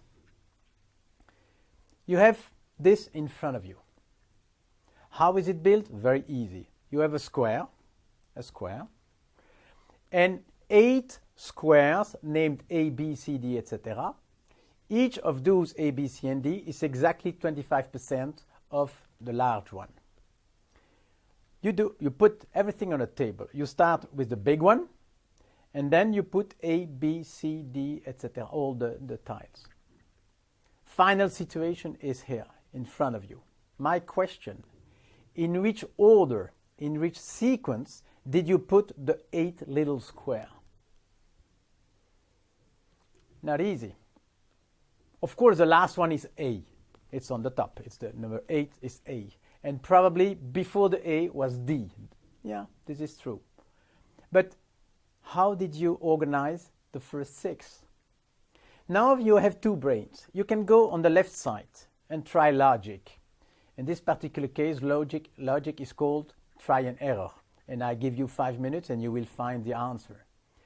But in this exercise, it's a way to show the power of the right brain. Hey, give your right brain a chance. Try to look a pattern, to find like a shape, and suddenly you realize there is a spiral. And indeed, the sequence is C, E, B, F. It's just like a spiral. And this shows that in many, many situations, the 2 brains can solve the problem. Left brain is fantastic, but sometimes the right brain is helpful too. Let's take another exercise. This one. You have numbers. And I ask you to select some of them in order to make 100. You have to add the numbers, you have to select it, and you have to make 100.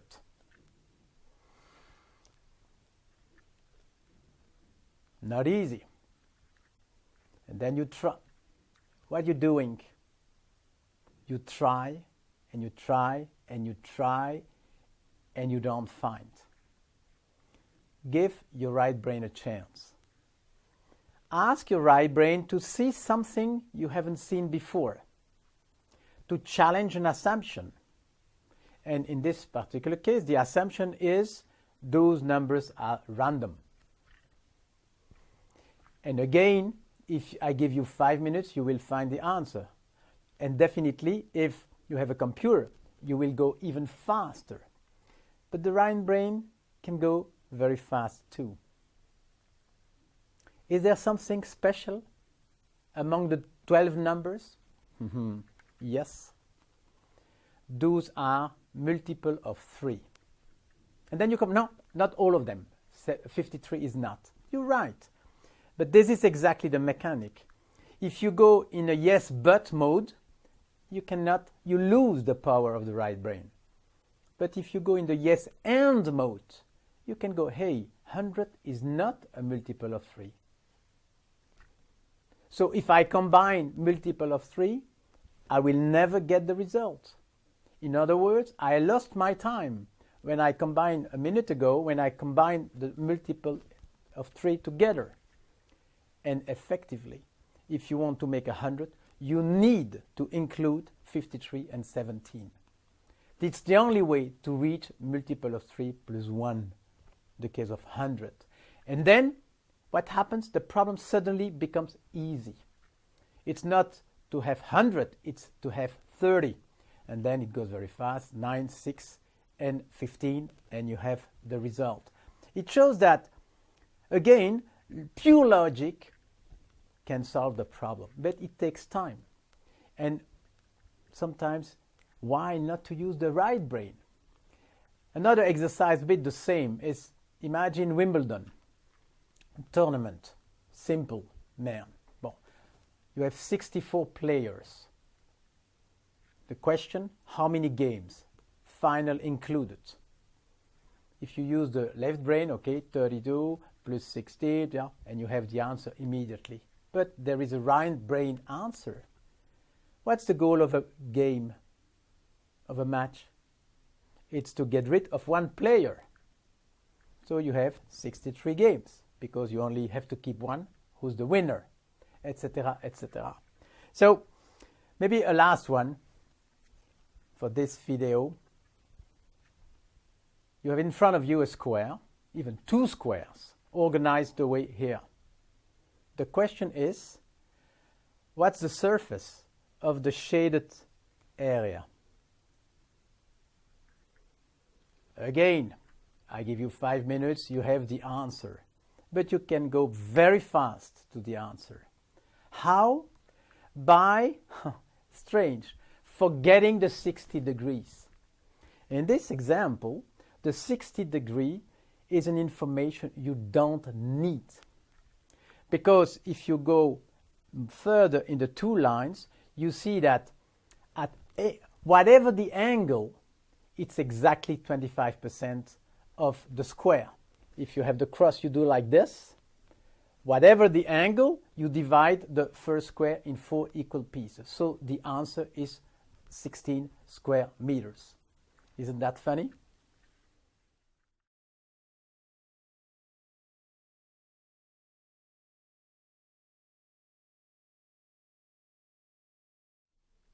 Let's have 3 more exercises with always the same message. Beware your senses. Like this one.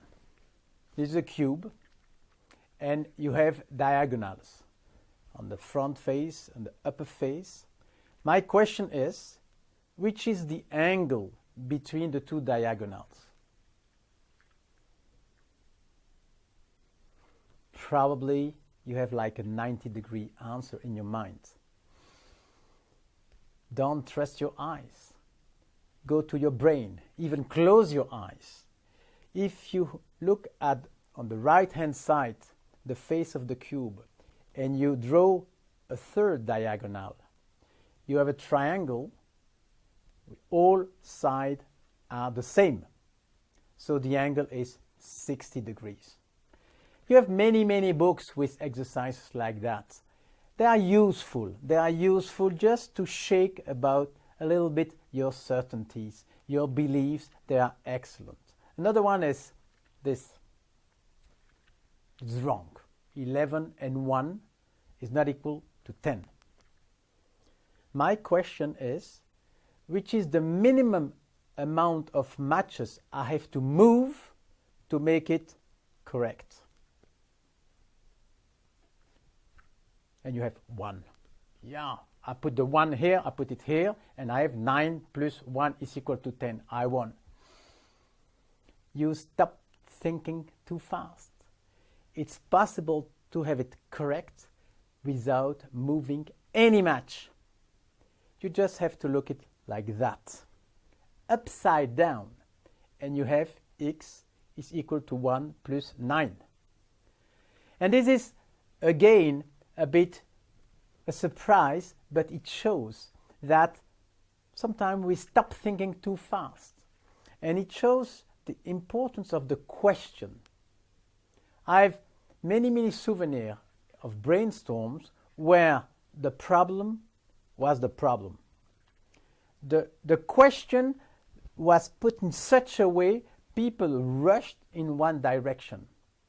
And to succeed in a brainstorm, sometimes it's useful to ask participants to reformulate the question.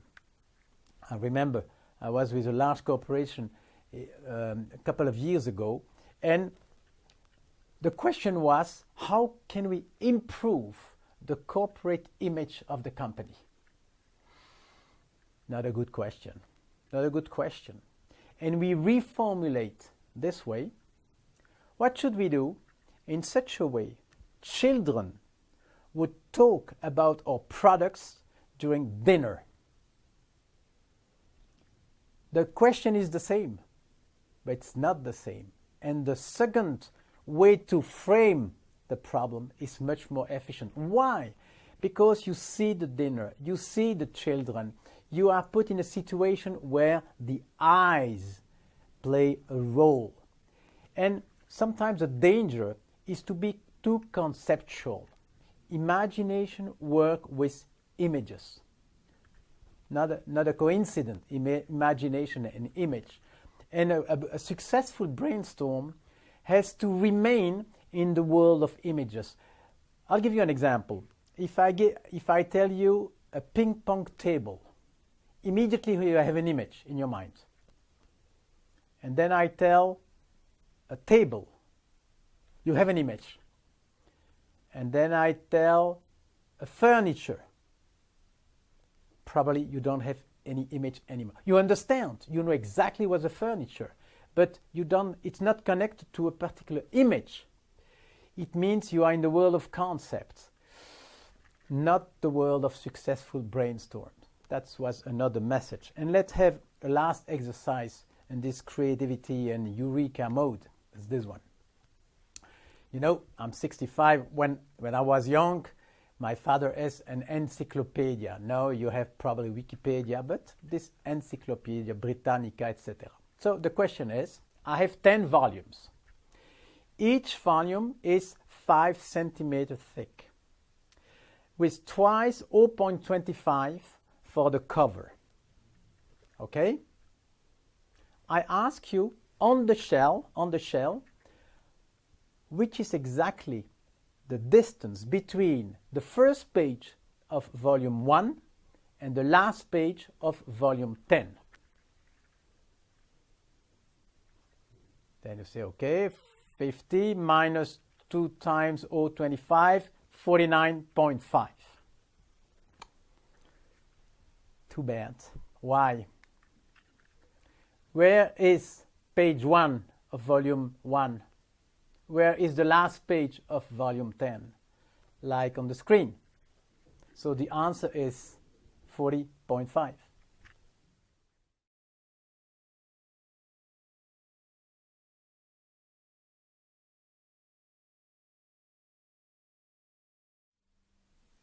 In this last video of lecture 5, I'd like to talk of the incredible relationship between constraint and creativity. Again, do you need constraint to be creative? Sometimes yes, sometimes no. Let's take an example. Maurice Ravel, the composer, wrote a piece of music for piano for the left hand. Why? Because the brother of Wittgenstein, the philosopher, his brother, lost one of his arms during the war, and he was a pianist. And Ravel wrote Le Concerto for the left hand. It's a constraint, but it's a beautiful piece of music. Sometimes constraint is incredible. Django Reinhardt, famous guitarist, lost 2 fingers in a fire. He developed a way to play guitar with only 3 fingers. What a constraint. And he's an incredible player. And so you can have the feeling, okay, you need constraint to be creative. No, sometimes it's good, sometimes it's not good. Let's take painting. Painting during centuries, painters took for granted a constraint. We have to draw, to copy, to imitate the nature. We have to portray people. We have to describe exactly how's the landscape. 150 years ago, somebody invented photography. And what happened suddenly? The painter was freed from this constraint. Hey, you have photo, you can picture the world. And suddenly, painting became extremely creative because the constraint disappeared. Again, there is no answer. Sometimes yes, sometimes no. Don't expect the rules. Unleash yourself. That's the way to be creative. And to end this lecture, I want to pay a tribute to somebody. We mentioned during lecture 3 Galileo Galilei. You remember when we have all those people? I'm going to tell some stories about him because he had a lot of constraints. No computer, no watches, nothing, no scientific instruments. How did he do? And that is something extremely learning about the way creativity can work with constraint. I have 3 things to tell about Galileo. First thing, you remember during lecture 1, we compare logic and analogic. Logic within the deduction and analogic as a help, as a tool to induce. He had one of his discovery was the moon around Jupiter. And imagine for him, for the very first time with a telescope, he looked at Jupiter and he saw some dots moving just in front of Jupiter. He wrote in his textbook, he wrote, Jupiter has moons. How was this possible? Because our moon did exist. He could make an analogy between our moon and the moons. Analogy sometimes moves you from capital letter, the moon, to small letters, moons. And analogy is a way Galileo used a lot to put forward his discoveries. The 2 other ideas I want to develop are those one. At the time of Galileo, the paradigm in physics was Aristotle. 1800 years old paradigm. When Galileo was living during the Renaissance, the reference was Aristotle. And he went against Aristotle. He said, probably he is wrong. And on 2 points, he made a hit against Aristotle. The first hypothesis of Aristotle was, and I will use a tool, Aristotle said heavy bodies are falling faster than light bodies. If I let them, this is going to fall faster than this one. Galileo thought this is not true. He was convinced. But how can I prove that? No instrument. I cannot measure time. I cannot picture. I have no computer. I have nothing. How can I prove Aristotle is wrong? He had an incredible idea. He did this. He organized this way. On one hand, he had like a brick. On the other hand, 2 half bricks. And if I do this, I ask you which side is going to fall faster. Same size, same volume, same weight, same amount of biscuits in this case. You'll say, the speed is going to be the same. Exactly. And that's how he proved Aristotle was wrong. If mentally you imagine on one hand a brick and in the other hand 2 half bricks, there is not a single reason why this side would fall slower than this one. Aristotle was wrong. And it's amazing to see how the mind can help when tools are not available. And that was the case at the time of Galileo. And another thing, of course, is even more incredible. And I go back to him. He was convinced, Aristotle was convinced, the speed of the fall is a constant. He was convinced of this one. For Aristotle, a falling body, covers the same space in the same amount of time. First, second, second, third, etc., etc. And again, Galileo thought this is not true. He had this feeling, this intuition, there is an acceleration. He said, I'm sure the first second is this, the second is that, etc., etc. But how to prove it? No instruments. He had 2 bright ideas. The first one, he said, if I build a slope like this, I will keep proportions. So I can slow the movement down with using a slope. And then he said, okay, fine. But even on a slope, it goes very fast. What can I do? And here, the big thing. He said, definitely, I cannot solve the problem with my eyes. Too fast. I will solve the problem with my ears. Look what he did. He used bells. And on the slope, and you can see the slope somewhere in the museum in Florence, on the slope, he put bells at the same distance in the first try. He let the ball roll, and he hear, bum, bum, bum, bum, bum, bum. He said, hey, there is an acceleration. There is definitely he was so happy. But then he said, okay, there is an acceleration, but I want to know which acceleration. And then he started to play with the bells. And he set the bells along the slope in such a way the rhythm remains constant. Tum, tum, tum, tum. And when he achieved this goal, he realized the distance between the bells were 1, 2, 4, 8, etc. Amazing. That's the way he proved there was an acceleration, and he even tell people it's always the square of the former one.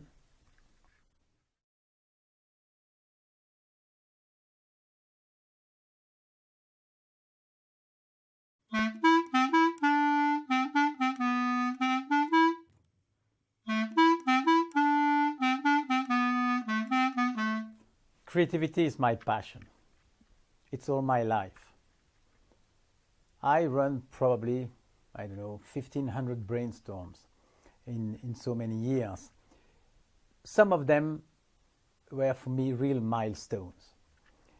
And I have a souvenir, something happened 15 years ago. There was a good session, people were pleased.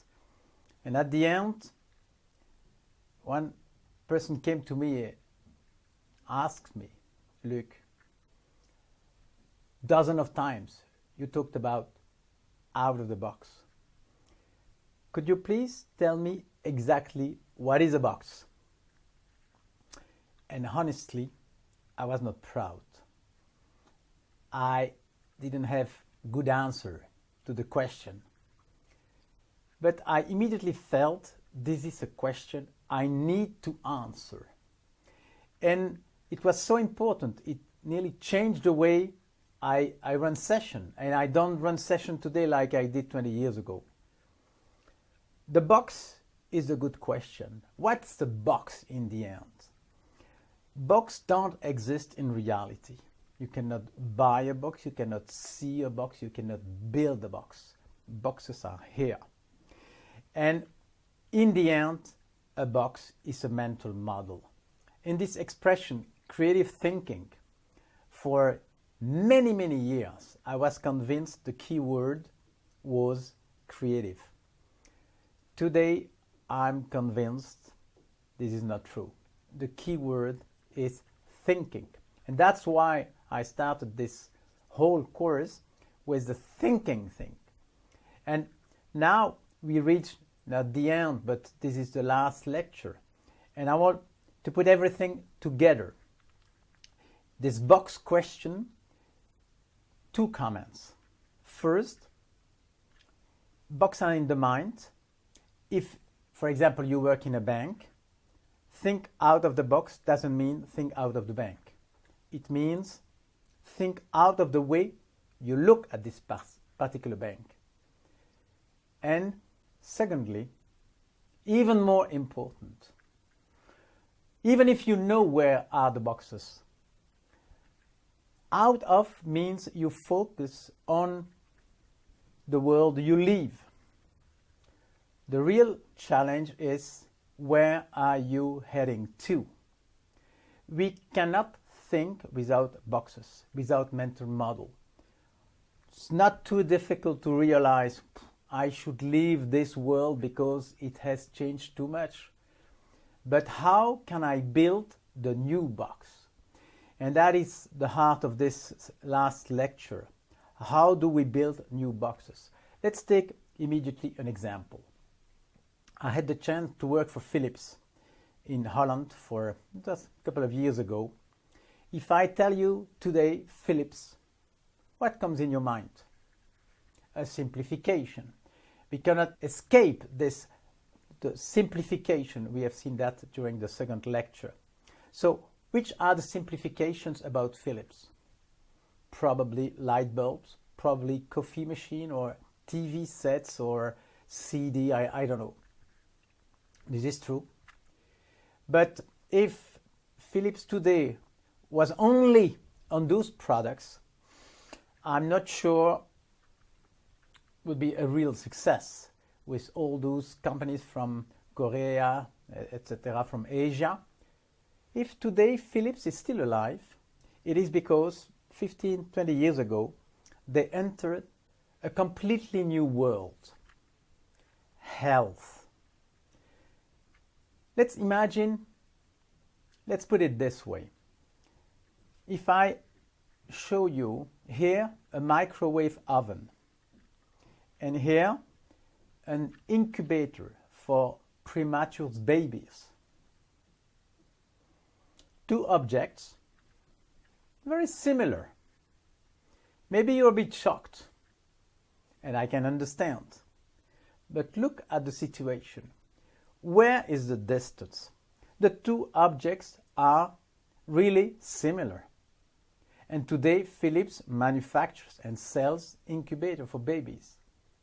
If you have this bit shock just to compare those 2 objects, it is because in your mind the 2 objects belong to simplification far from each other. The microwave oven belongs to kitchen at night, I don't know. The incubator belongs to another category, not that nice, with problems, far away in the mind. But objectively, the objects are really similar. And how did it happen? It happened this way. That's maybe an additional element I can tell about the way we simplify. Those are nearly synonymous. And of course, you know the main takeaway we got from the second lecture. Now, if you go to Philips, you take the same pattern, the same model, but focused on Philips.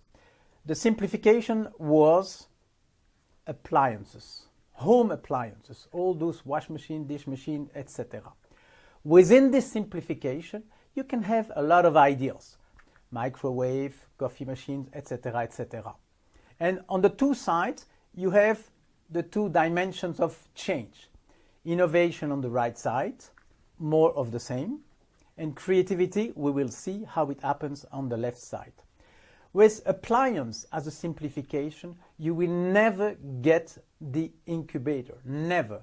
What is required to get the incubator? You need to suddenly look at your business differently, book, like this, and suddenly realize, hey, I can be a major actor in health. And I think today health is about 30% of the business at Philips. Hey, I can be a major actor.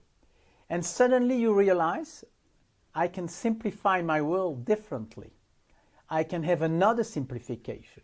And then you go back to deduction. And that's what's happening today. Philips has a lot of products connect to health somehow. This is, to me, the mechanics of creativity. It's like an engine. You cannot move from appliance to incubator. The straight line, not possible. You have to do this, tum, tum, tum. And I'll show in the next video some other examples of the same mechanism. What is interesting, after the decision taken by the board of directors, we're going to enter health, at Philips they organized lots of brainstorms, and lots of ideas came out. What was really surprising, most of those ideas did exist before, like the incubator, but they were disregarded. Why? Because the new box was missing. So this is the key takeaway for this lecture. Out of the box, fine. The real challenge, find the new box.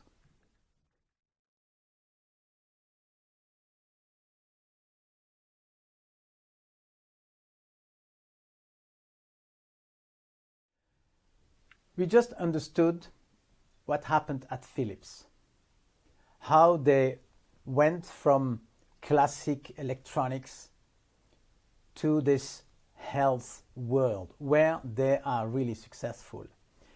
And it's important to realize health is not a product. It's not something Philips can sell. It's not something you can buy. It is a new box, a mental model, a successful mental model disseminated throughout Philips, where everybody can see the business differently. Health is not a product, it's a new box. And it's so important, I'll give you 3 more examples of the same zigzag process, and you will recognize the same pattern. Let's take BIC, a French company, 62 years old, something like that, with products like this. The first ID, the first box at BIC was writing. And I could cheap writing.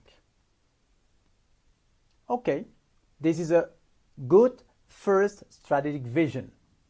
Within this vision, you can do a lot. You can be innovative, you can put 2 colors, 3 colors, and maybe sophisticated one or big one to write on walls. You can do a lot of things. But you cannot suddenly imagine manufacturing razors. It's out of the box. And how do you reach this razor concept? By the same mechanic. What happened is this. At BIC, after 3, 5, 7 years, I don't know, somebody said, in the end, our business is not about writing. It's about disposable. It's about cheap plastic objects you can buy by the cashier at the supermarket. And of course, it's the same object. I can see this as a writing instrument. I can see the same object as a disposable one. In a way, in the reality, nothing changed. The object is exactly the same. But in the mind, what happens? You shift from one box, writing, to a new one, disposable. And when you suddenly realize, hey, my business is about disposable, what happens? This. And it happened. Lighters, perfumes, even phones, they can do a lot of things.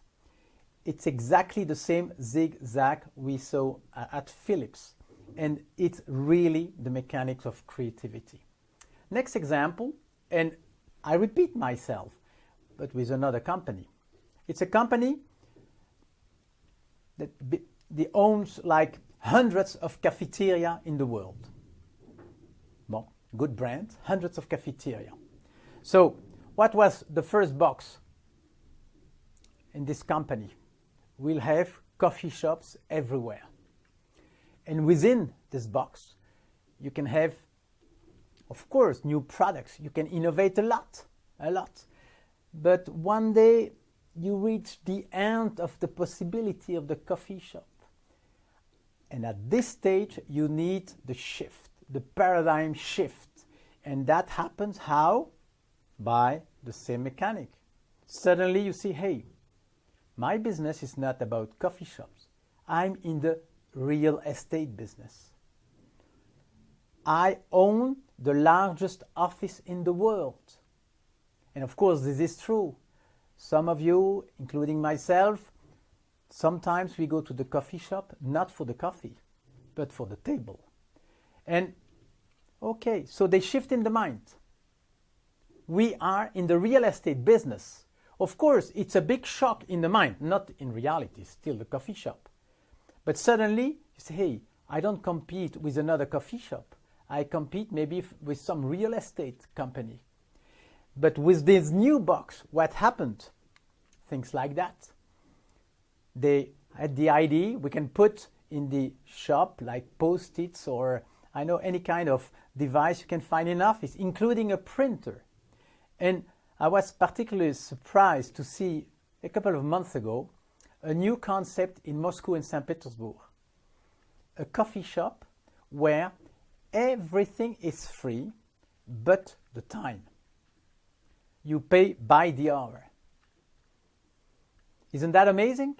And of course, I don't know what's going to happen with this concept, but you pay like, I don't know, for the first hour and then additional hours. You can have coffee as much as you want.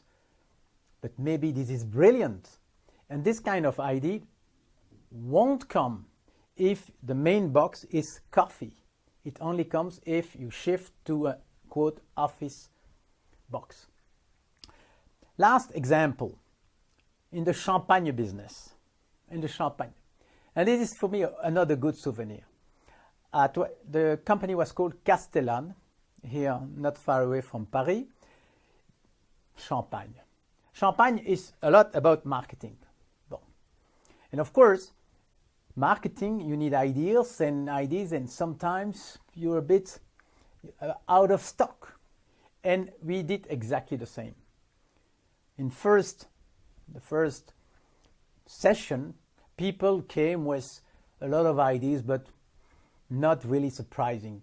And nobody was really pleased with the ideas. And then I had a good idea.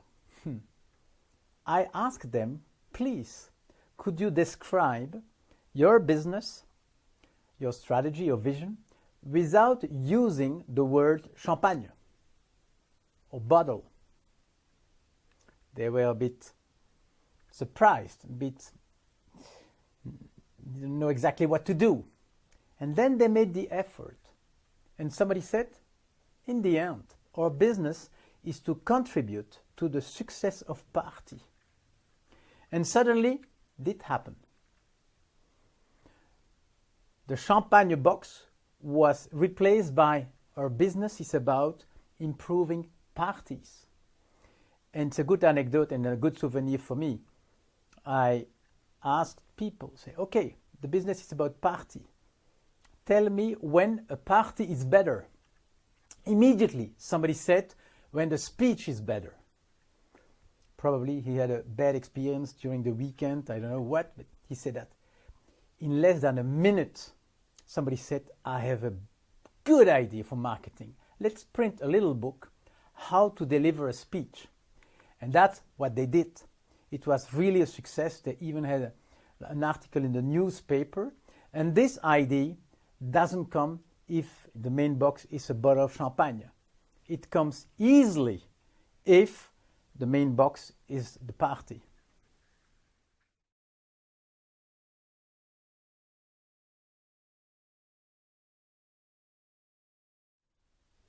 Imagine a perfect company. A company where everybody works perfectly. Question: what's the role of the CEO? Maybe you think nothing. He can play golf. No, not true. It would be true in a world with no change. Okay. But in the world like it's today, changing every day more than ever, the CEO has two questions on his agenda. When is the next big thing, and what is the next big thing? The shift in perception you have seen many times since the beginning of this course, this step here is on his agenda. You have to freeze the strategy to make change happen and to make money. But one day you have to shift. That is the role of the CEO. And great managers realize it's on their agenda two questions: what and when. Of course, the rules are the same. You are a new employee or 40 years old employee with a lot of experience, the rules are the same. You always have the world and simplifications of the world. But now we reach slowly the end of the course. We will make an additional zoom. We will focus on two concepts: competition, uncertainty. And of course, if you think about competition, you have a lot of questions like, first, who is my competitor? Main hotels today don't compete with other hotels. They compete with Booking.com, etc., etc. So even the classic competitive landscape change. So somebody who's responsible, who wants to think about competition and uncertainty, has to follow the rules. So he has to do this, to induce simplifications. But in those two particular cases, the simplification has a name. About and against and facing competition, you need a strategic vision. Facing uncertainty, and I will explain how, you need to build scenarios. Both scenarios and envision are simplification. We know it now, we have understood. But those are the boxes you need to be good at running the company. And to use the right brain a little bit, to me, a manager has a desk. And in front of him, he has a picture, an image, hopefully that. This is the vision. This is the vision. This is what he wants to achieve as a goal. And of course, it's simplification. It's not in detail, doesn't include any numbers, only words, just. And so again, the same attitude as a philosopher. Philosophy in business, it's strange. It's like between the spreadsheet and the bullshit, if I can use this joke. It's a little piece of land where you don't have numbers and you don't want to lose your time. You want rigor, and to achieve rigor, of course, you're going to use definition. And here's my definition. A strategic vision is an image. Ambitious. It's not more of the same. More of the same is innovation. It's fine, but it's not a big new thing. It's an image, it's in the mind. Ambitious. Of a future state who really make a difference. It's a big shift in people's minds. Of course, it has to be shared to become just like a paradigm, to become like the new thinking world of the whole company. This is a strategy. You have many, many examples. You can go on internet. Any company, you click, you see vision, and you have this kind of sentences. But some are better than others. So, again, as a philosopher, if you want to verify something, since you don't have numbers, you have to use criteria. And the criteria are here. A vision has to meet lots of criteria to be a good one. It has to be built on values. And of course, it has to be shared. It has to be visible, credible, feasible. It has to be communicated appropriately to the outside world, because the vision is built from inside, but it's perceived from outside. So it's a kind of dialogue that should happen. And this is a beautiful exercise with some of your colleagues.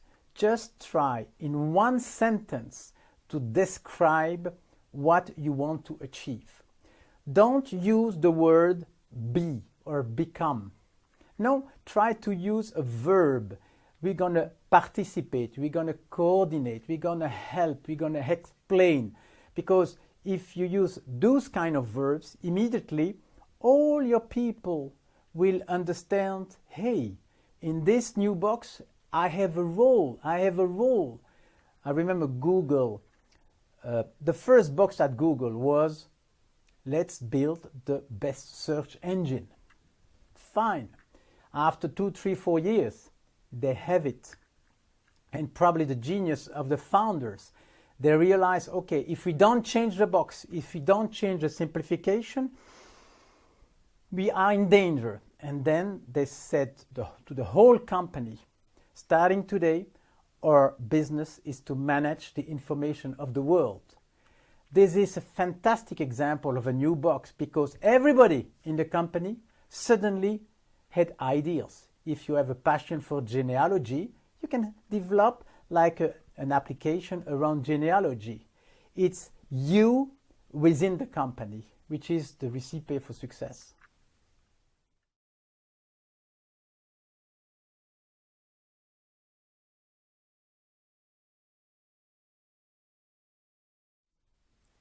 Not a single vision, strategic vision, is good forever. And you remember the table? Of course, this table is not isolated. It's on the world, in the world. And on the same picture, I've added on both sides megatrends. What's a megatrend? Megatrend is something that happens. Whether you exist or not, no impact. It just happens. So let's give a definition. It's a big change. Maybe it's slow, a bit predictable. That's going to happen. And one day or another, it's going to impact your business. That's a good definition of the megatrend. And so I go backwards. It's good to remember that even with the best vision in front of you, you may not forget to look outside. In a changing world, what's happening? Because, of course, one day or another, you have to adapt. Megatrends include, for example, climate change, the price of energy, aging population, and all those things have an impact somehow to your life. And probably the main message around these megatrends is to remember what we have said, probably lecture 1 or 2, when we spoke about models. A megatrend is a simplification. But we now know simplification are on the left side in our mind. Yes, but in this case, the simplification is in front of you. The megatrends is someone else's simplification. You're going to look at, not to deduce your strategy. What an easy life where you can deduce strategy from megatrends. No. The strategy is induced the other way around, from the world to you. And you see the freedom. You remember what we said about the freedom to induce. There are many ways to induce. And again, that's where the main important things happen. Let's take an example. Apple computer, 20 years ago, only in computers. At that time, a megatrend. Around Napster. What was the megatrend? More and more people download music without paying for it. It was organized by Napster and similar websites. Megatrends, something that happens. Imagine you're in charge of Apple. It's not too difficult to tell, not my problem. I'm in the computer business. Free music downloaded, maybe it's true, but no impact. Don't forget induction. What happened at Apple? Exactly the opposite. Somebody said, hey, this will not end soon. It's a big movement, download of music. And they decide to induce a new box at Apple. We should enter music, the world of music. And that's how the iPod was born. And it's a good example because I remember a long time ago, I'm a fan of the Beatles. And the company of the Beatles was called Apple. And when Apple computers started, 35 years ago, I remember there was like an argument. Should, or at least a question, can another company use the Apple label used by the Beatles? And the judgment was yes, because music is so far away from computer. What happens today? Apple sells the Beatles on his product. So be prudent. You cannot make forecasts. And maybe a last example for this video of a megatrend. Another one is products are more and more reliable. A megatrend. And let's take this megatrend like a century ago. And let's talk about Michelin. It's a good example too. And the Michelin guide, the guide of Michelin. How did it begin? It was in 1900, so 120 years ago. Somebody at Michelin looked for an idea to help customers. But at that time, there were only tires manufacturers. So somebody has the idea, okay, let's build like a list of garage, of places where somebody can fix the car of the tire if there is a problem. And this was the first idea at Michelin for the guide. But slowly, with the megatrend, products are more and more reliable. And maybe another megatrend, they have more and more free time.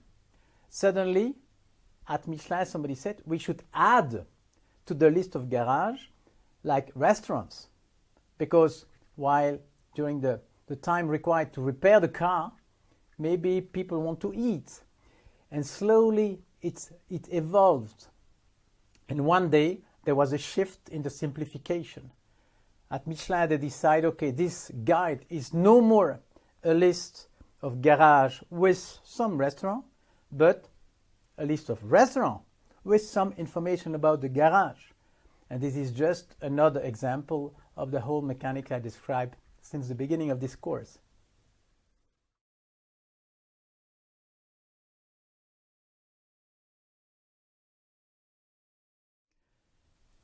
Now you're sitting at your table, you have the vision, and you know you're aware of big changes in the world, megatrends. Fine. How can you manage uncertainty? Because there is a lot of uncertainty about the megatrends. Some are likely to happen, some of them you don't know. And you need to know how to cope with uncertainty. Let's first distinguish two kinds of uncertainty. Uncertainty type 1, for example, who's going to win Wimbledon next year? You don't know, I don't know, uncertainty, definitely. But we know exactly what we don't know. We know exactly we don't know the name of the winner of the tournament next year. This is not a big issue. Why? Because we can make like forecast, if, or, etc. The real problem is uncertainty type 2. When you even don't know, you don't know. Remember what happened with this volcano in Iceland with a name impossible to remember, when all planes on, at least on this side of the planet, were forced to land. They couldn't fly for 3 weeks. It was an event with a huge impact, but nobody ever imagined this could happen. And for event like that, you cannot make any forecast by definition. And the danger is not to do anything. What's the good, the appropriate attitude? For uncertainty type 1, you try forecast. Type 2, you prepare yourself. You prepare yourself. You try to organize your company on a robust mode. Since you cannot make any forecast, try to be ready, at least better prepared than other people. And this is the scenario. I have forgotten this image, which is a good one, because the event unlikely to happen with huge impact are called now very often black swan, since this book has made this concept famous. And I asked my cartoonist to be more black than the black swan, so that's why it happened here. Now, let's go back to the table. You see the vision in front of you, the world outside the room, and we have now 4 additional boxes. They are called scenarios. What is a scenario? Now you know what's next, the definition, of course. A scenario is a story about a possible future. It's a box. It consists, there is a beginning, there is an end, and it's a story that could happen. Scenario planning is not new. Shell is doing that now for at least 50 years. They produce sets of scenario every 7 years, something like that. One scenario makes no sense. A company is not Hollywood. We don't have to produce films of movies. You need a couple of scenarios to stretch the mind. And I go backwards in this. You need, of course, you focus to the main vision. You don't change your vision. That's what you want to achieve. But thanks to the scenarios, you are like remind at any time, but if, what could happen? And there are many ways to do scenarios, but you need them to disseminate throughout the company the language of uncertainty. They are a bit extreme situation. For example, in the world of perfume, there is, I've been told, a problem with persistence. Sometimes the perfume is excellent, but after 12 hours, doesn't smell good anymore. So they need perfume resistant. And in order to achieve this resistance, in those companies, they have like climate room, with extreme climates, 100% humidity, 0% humidity, I don't know. And they test the perfume in extreme situations. And that's how they manufacture better perfumes. It's like if you take an Airbus, if you fly with 1,500 people, it will never happen. But you could learn a lot about the solidity of the airplane. Scenarios are extreme situations. And a lot of companies are using them now to test the robustness of the company. I had an example recently. A company had to hire, I don't know exactly, a position in Switzerland. And he told me we had a short list of three people. And we couldn't choose. And somebody suddenly said, okay, let's make scenarios. Let's imagine extreme situation. They will never happen, but they will help us to select the more robust candidate in the short list. And that's what happened. We have developed at BCG a lot of scenarios on different domains. And I'll give you an example about green. Green, everybody agrees. Green is important. Green, we should become green, etc. But at this stage, it's a bit weak as an analysis. So we built scenarios. On different way, different mode to go to green. And I will show you the end product. And of course, again, I use cartoonists. So my definition is here. One scenario, green, was called the Big Clash, illustrated by this drawing of a world where everything looks okay and another world where everything looks not okay. It's called the Big Clash.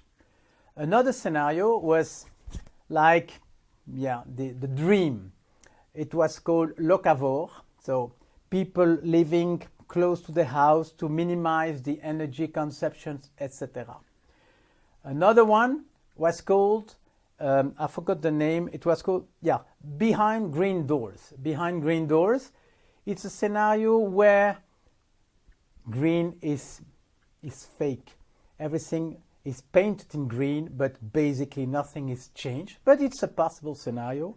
And the last one was called Green Brother, because sometimes you can imagine in the name of green, you have like a huge system watching everybody everywhere, don't do this, don't do that, and that's called Green Brother.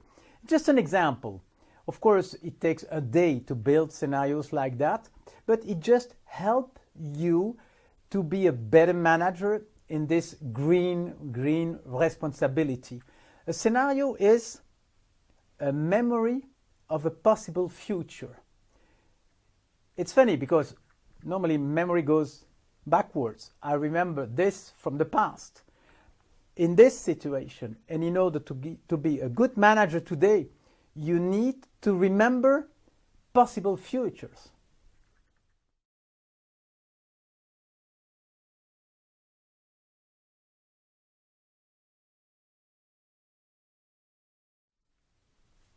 I remember 12, 14 years ago, I was in a training with consultants, and after the course, one of them came to me and told me, Luc, this is really what I want to do.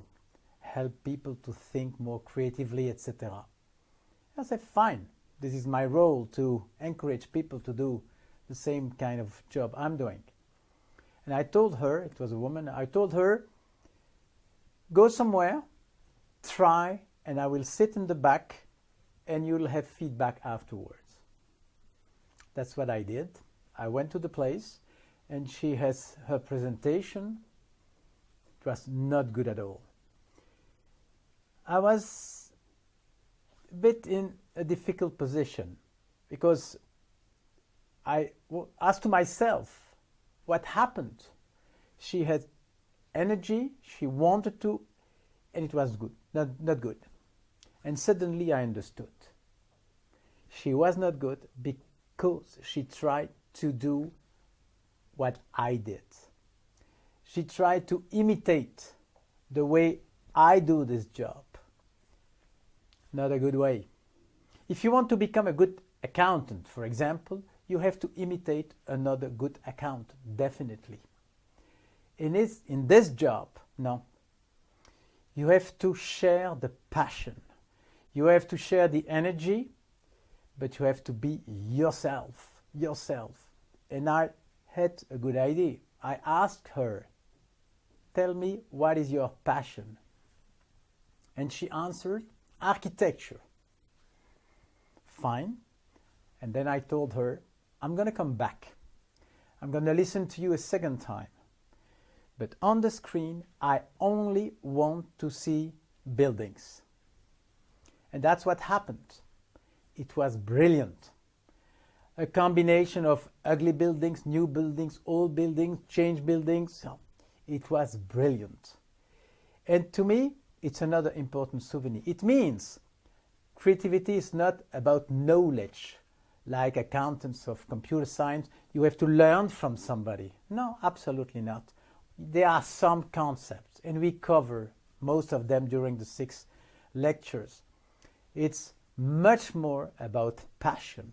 So, if you want to do something like that, select the passion here you have inside of you and build everything. If you have a passion for music, go to music. You have a passion for painting, go to painting.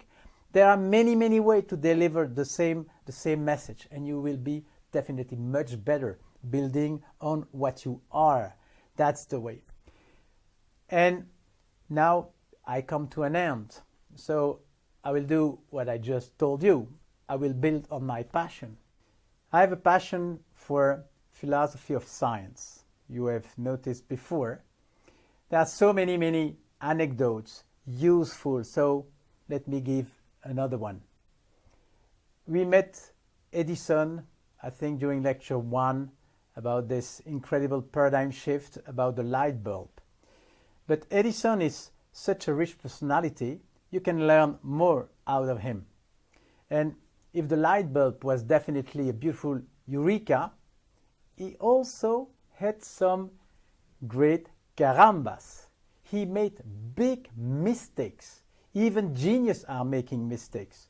And one of the most incredible mistakes he made, he fought against the alternative current.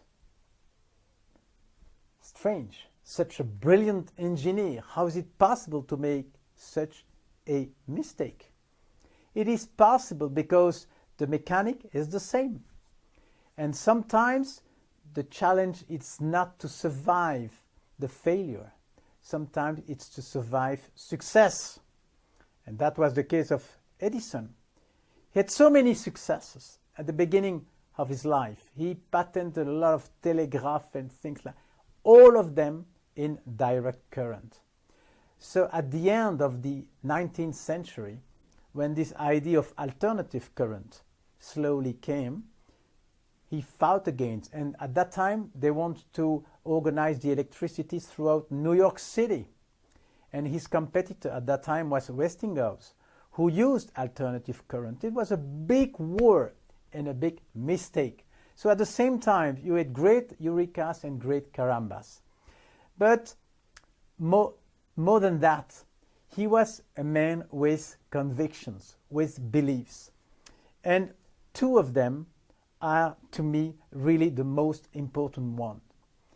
If you want to be good on this topic, creativity, etc., you need 1, never stop thinking.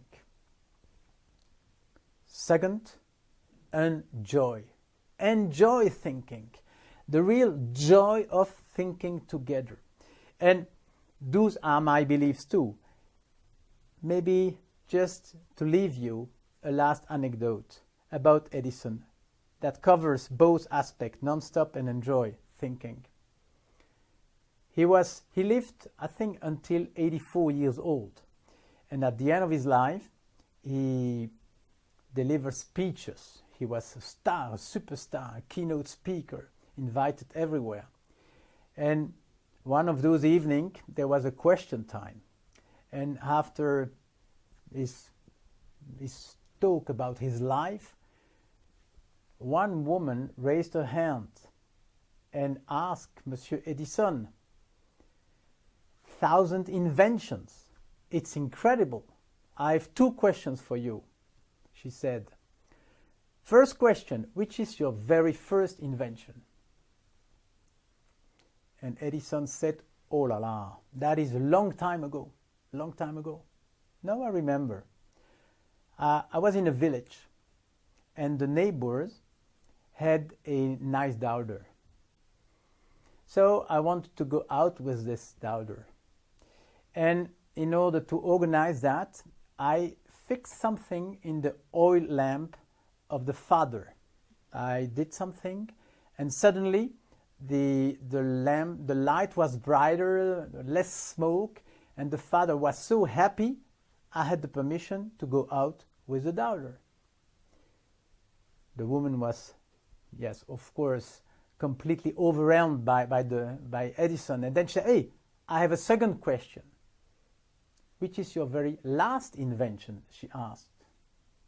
And Edison then looked at the woman and he answered, my very last invention, the story I just told you. We have reached our final destination. No, this is definitely not a final destination. I have to leave you, of course, and I thank you very much for having made this journey with me throughout those lectures. But I really hope this is not a final destination at all. I wish this is a starting point for you. My job is not about what you should think. It's about how we think. And in the end, I don't have food to offer. My passion is to make people hungry. I wish you bon appétit.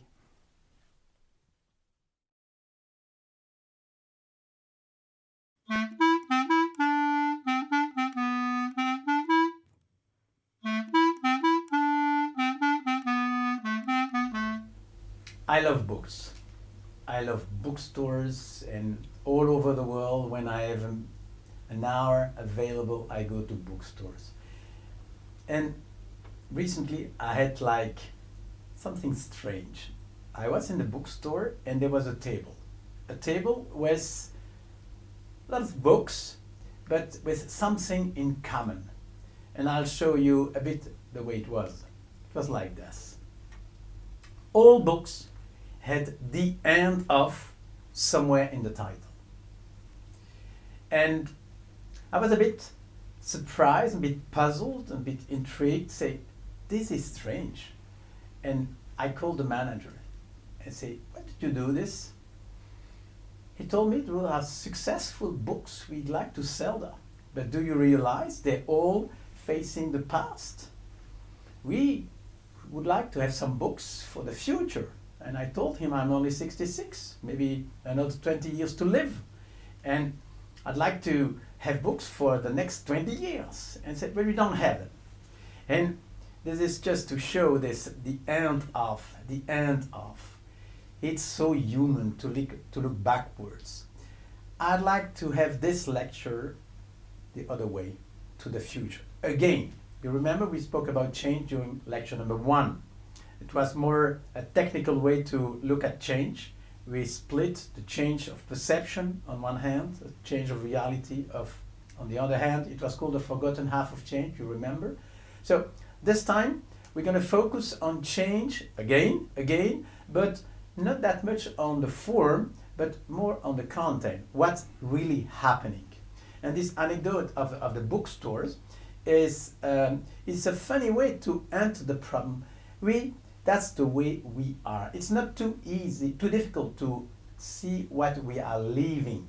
Of course, the way we paid, for example, cash is disappearing a little bit, the way we work, etc., etc. And it's not too difficult to write books about the end of. But what's going to happen? That's the major issue. Wait, how can we talk about the future? which are the new boxes, the way I described in lecture number 6.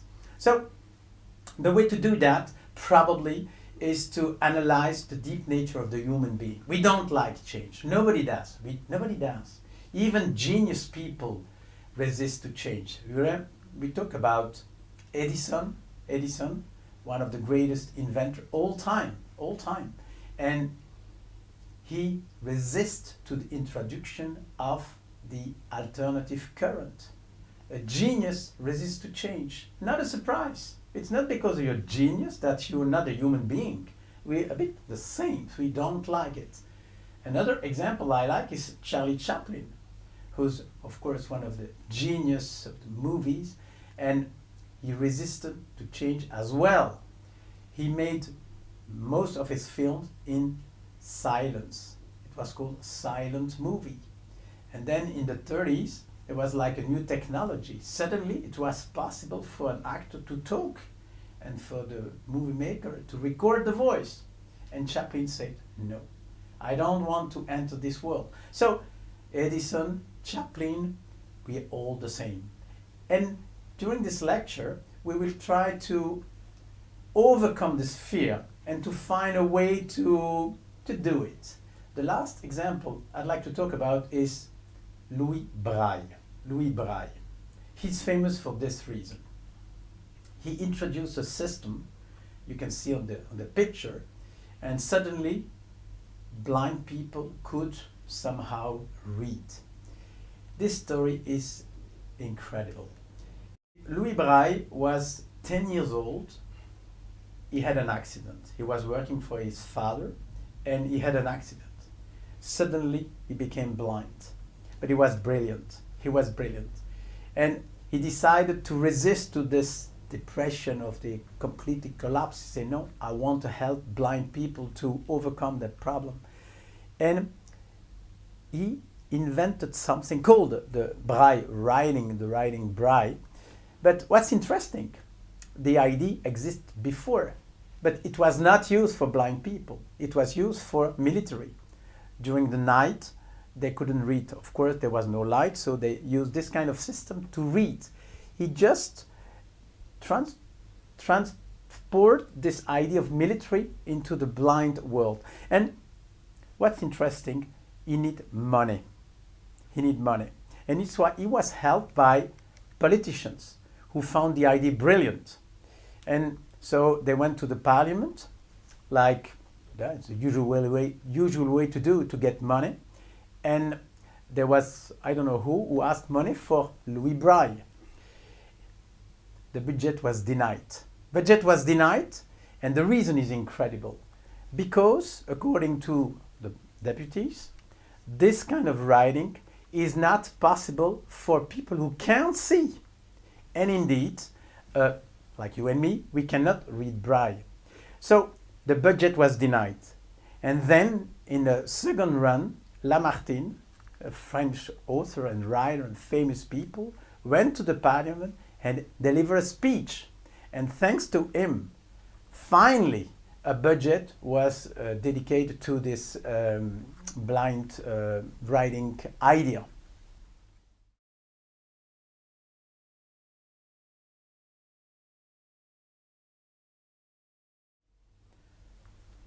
We will talk about change again. And when you want to be a professional, you have to follow rules. That's true everywhere. In this particular case, we're going to follow one rule, this one. If you want to talk about change, you need a fixed point. Just an example. If you want to feel what's the speed of a truck on a highway, you don't have to sit in another truck. You cannot measure it. No. You have to sit on a chair on the side of the road, just waiting, and then you can see what's the speed of a truck, because you have a fixed point, the chair in this particular case.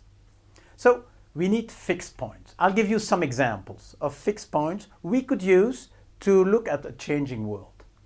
The first one is a dictionary. In France, some dictionaries are 200 years old. In a way, it's always the same, but not true. each year, some words are leaving, some words are coming in. So you see the world changing with a dictionary with a fixed point, which is a fixed point. Another example, completely different. I was flying to China last year with Air France, and I talked to the hostess about my job, and suddenly she told me, you know what, for me, what's a fixed point? And she told me the business class of this flight. Why? Because 30 years ago, 25 years ago, the business class was mostly occupied by Europeans. Today, mostly occupied by Chinese people. And this is a brilliant example of a fixed point. Well, business class is the same, but you see the world is changing. And a third example comes from my own life. I used to be a banker. And if you take a superstar in a bank, when I was 25, 30, the superstar was the man in charge of credits. He was the man. Everybody wanted to become the man in charge of credits. Today, no more. The superstar, is the man in charge of trading. So, superstar is the fixed point, and you see the world changing from credit to trading. So, we have to do the same. We have to do the same. And in this lecture, I will use a very simple fixed point. The combination of matter and information. Why? Because if somebody wants to work, he had to use both matter and information, and this was true long time ago. That's why I can use it as a fixed point. Look at this picture. 4,000 years ago, Egyptians built pyramids. If you want to succeed in building a pyramid, you have to be twice good. Good at handling big rocks, processing, and indeed they had to remove some rocks from Assuan, 1,000 kilometers now to Le Caire. So they were excellent at moving rocks, matter. But they were also good mathematicians, because if you want to succeed in building a pyramid, you need to calculate the angle, etc. So they were twice good. The fixed point was already there. Another way, another example is Magellan. Magellan. In 1512, this man decided to circle the planet. He decided to take some boats and to go in Asia on the other way, America first, etc. So, in order to succeed this project, you have to be twice good.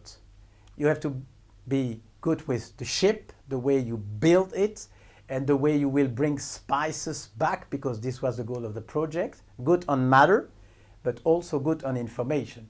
And Magellan was talking to bankers. He needed money to finance the project. So talking to a banker is nothing to do with matter. It's information, mostly about information. So you see, if you want to succeed, and that was true from the beginning of the world, a man has to be good at processing matter and also at processing information. And that's why we will use this combination, matter and information, as a fixed point.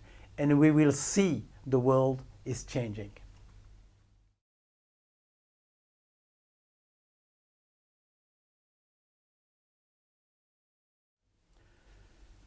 Now we have a fixed point, matter and information as a couple.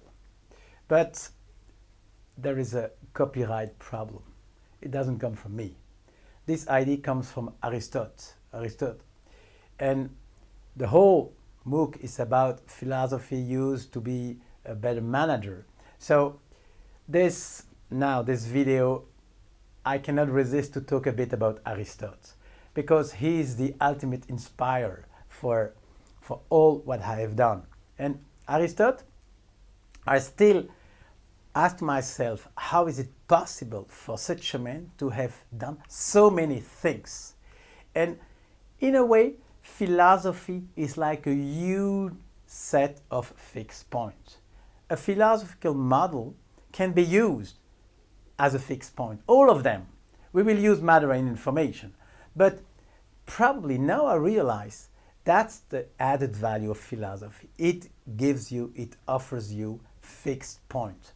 And I just want to detail a little bit one of those models, because it's a combination of thinking, a fixed point, etc. Aristotle said thinking happens in 3 steps. The first thing is you have an idea. You think about something. That's number 1. The second thing, you think something about it. And the third step, you can deduce something from this judgment. Stay with me. It looks like abstract, but I'll show you exactly how it happens. Here you see the 3 steps. I think about something. I think something about it. And then I can deduce something. You have the 3 steps of thinking. And of course, they have some names. Sometimes the first step is called a definition. Can be. Sometimes the second step is called a statement. I know people calling it a judgment or proposition. That's it. And of course, on the right side, you have the third step, which is reasoning. The argument. An argument is a set of proposition, a set of statement with some premises, and you can go down to a conclusion. And we have at the basis of thinking concepts. And as you know, I love definitions. In this lecture, you only have one, a concept. I use this word all the time. And a concept is the step number 1 in the thinking. Suddenly, you have something in your mind. And as you can read on the screen, it's a mental representation. It is necessary to think. You can use it to do lots of things like categorization or, learning, etc., etc. The concept is number 1. The second step, I told you, is judgment. And the judgment is you think something about it. And then you have the reasoning, the third step. Of course, it can be expressed in a formal way. I use it very simple. A, the concept. A judgment appears in the form A is B. The table is beautiful, or Brussels is in Belgium, etc. And the third step is called reasoning. Reasoning, of course, you have many different kinds of reasoning. I took the most simple one, the syllogism. A is B, B is C, and then we can tell A is C. And this is as a tribute to Aristotle. We have to go back sometime to this man because he's so brilliant. Now, before closing this video, let's have just a minute about the criteria. How can you assess the quality of a concept, of a judgment, of a reasoning? The criteria are different. The only criteria you can use about the concept is it useful? A concept, we saw that in lecture 2, I believe. The concept is never true, because if you want to conceptualize, you have to forget. So you cannot have truth. The only way to assess a concept, is it useful? The only way to assess a judgment is truth. A is B, it's true or it's false. So truth is the criteria to assess the judgment. And the third step, the reasoning, is never true, never false. It's valid or not valid. And then, just to close this video, you have the 3 criteria. Don't confuse. You never have truth on the concept side. You never have truth on the reasoning side. Validity here, usefulness here, truth only exists in the middle, in proposition. Well, this is like a tribute to Aristotle. So we'll be back soon with our fixed point, matter and information, and we will move forward.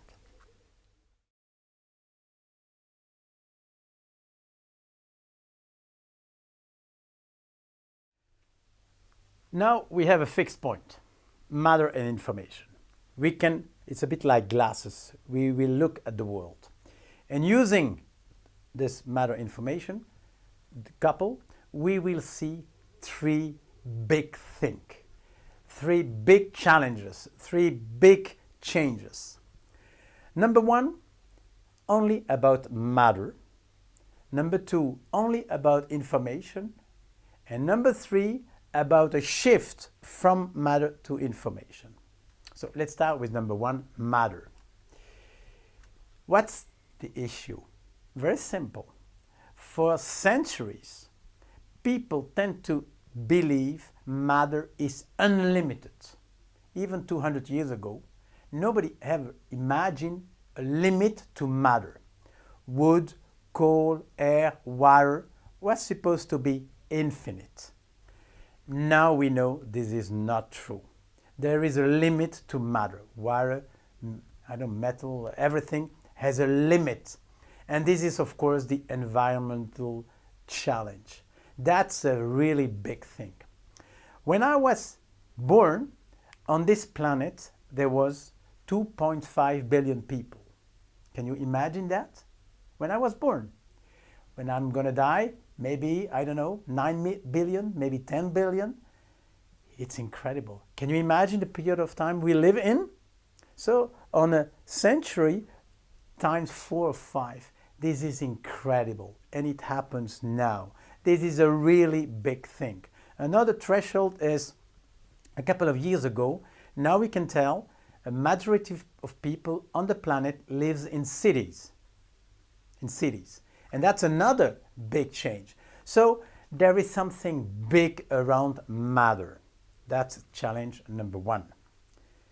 There is also something big in terms of information. And it's exactly the opposite. For centuries, people believed there was a limit to information. Information was manageable. Now we know there is no limit to information. You see, it's exactly the opposite. Matter is limited, information is not. If you take Pic de la Mirandole, Italian philosopher in the 1500 something, he wanted to know everything. It was more or less not possible, but at least thinkable. This Leibniz would be the same. Probably the last man who had such a project was Stuart Mill.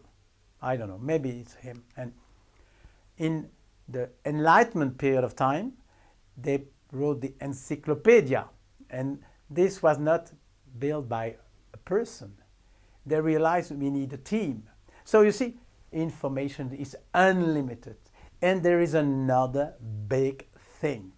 How can we process an infinity of information? And new technology, new mindset, new system has to be developed to cope with the second type of challenge. As an illustration, I want to show you something. Probably you know this is called Fermat's theorem. You remember at the beginning of this lecture, I showed the table with the end of. You could write a book, The End of the Proof. What's the story of Fermat? It was in the 17th century. Fermat, a French mathematician, told the world this equation has no solution if n is not equal to 2. Of course, if n is equal to 2, there is a solution. For example, 9 and 16 is 25. That's easy. But Fermat claimed there is no solution if n is more than 2. For 300 centuries, nobody has found a proof for that. 20 years ago, an English mathematician called Wiles finally got the proof. But it took 2 years to be verified by a community of mathematicians. So with this explosion of information, we maybe will reach the end of the proof. If the next big theorem requires 10 years to be verified, maybe we reach the end of the proof. Isn't that amazing? I'll have an example here. Those couple are called twin prime numbers.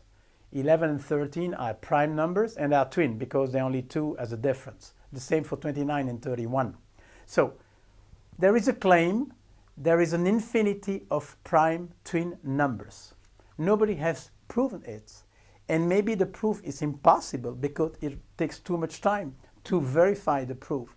So you see, we are really in the second challenge, this infinity of information. Again, we need new mindset, new attitudes, new system to cope with the real change which is now on the planet.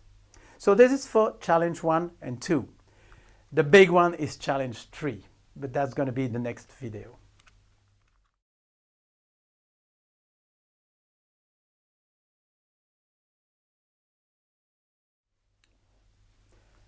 Recently, I had the chance to work for a company active in mineral water. And I wanted to talk about change with those people. And I had this exercise. I say, that's their business. Mostly it's around water, mineral water, bottled. Fine. And that's what they do for many, many years. And then I had the idea to do this. I asked the person to imagine like a second bottle, virtual. But in this second bottle, you have all the information about the real one, And then I asked the group, where is the value? In terms of money, which is the best investment? Where is the richness of your company? Is it the water? Of the information about the water. By information, I mean where is the bottle, who buys the bottle, how much, the price, the competition, everything around the information around the real bottle. They all agreed the value is in the information. And that was a paradox, because they agreed the information was not, quote, drinkable. And I laughed, of course, but it's a paradox you can meet very often. People are excellent in doing something and not good enough at doing something else, sometimes with more value in the missed area. How is it possible? Probably because this company didn't realize the shift. And that is the third challenge. Challenge number 1, only about matter. Challenge number 2, only about information. Number 3 is the fact that today the center of gravity of the world shifts from matter to information. And that's a big thing.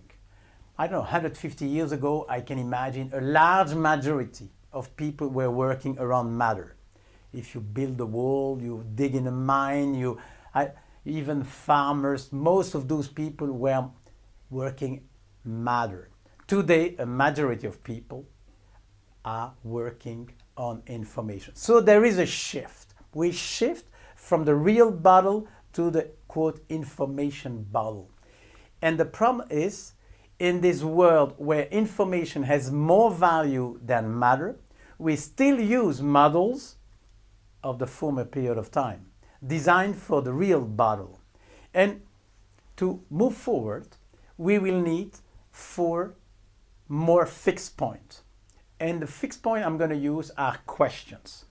Question number 1, where are things? It's a fixed point because it's a question which was already used 2,000 years ago. For the real bottle, very easy answer. The bottle is there. And if it's there, it's not there. Fine. But for the virtual bottle, where is the information about the bottle? You don't have any easy answer. So suddenly a question used to have a simple answer, it was very, very simple to answer, the bottle is there. It becomes difficult to answer. And this is a sign we should develop new mindsets, because it's the problem of space. Space is used today to measure lots of things. Some people pay tax according to a space. When you have travel expenses, you have travel expenses. Okay. In the past, it was 50 kilometers with a car or with a flight. Travel expenses was measured in terms of space. But if you work home, what's the travel expense? Can you charge your connection to? You see, there is a big question. A simple question like, where are things? In the information world, not easy to answer. Next. When do things happen? When do things happen? The time was not a difficult question. There was a morning, there was an evening, there was the summer, there was the spring, and the time was used to measure lots of things. For example, work. And I can agree, 2 centuries ago, for majority of people, time was a good measure of work. You work 8 hours, it's 2 times more than 4 hours. But today, how many of you could agree with measuring their work by the time? Not many, I believe. It shows that the shift from matter to information requires new mindsets. Another question. You know what's this building? Probably you don't. It's the story of a movie called Casablanca. The movie was shot in 1942, I believe, and it's a very famous movie. Everything in the movie was fake. It was not shot in Casablanca, but in Los Angeles, in the studio, and everything was artificial. One of the places of the movie was called Rick's Cafe. That's where the story occurred. And the Rick's Cafe today exists. Dozens of years after the movie in Casablanca, some people built the Rick's Cafe, which didn't exist. So, it's strange. Is this coffee real? Virtual? Is it reality? It was built after the virtual. What is true? What is false? Is another big question. Big question, because when you look on internet, how do you know things are true? You can't. So you need new mindset, and probably philosophy can help a lot, like critical thinking. So hey, what's this, etc.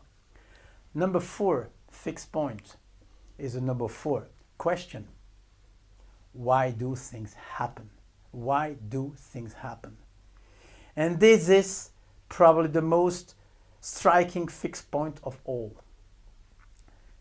Aristotle again answer to the question, why do things happen? And we'll see in the next video. But the why question today, can you answer the question? I'm not that sure. And the causality, why do things happen in a world like today with cyberspace and real time, doesn't have easy answer. So even on this ultimate important question of the causality, we have the feeling that moving from matter to information requires new mindset, and we will do that together soon.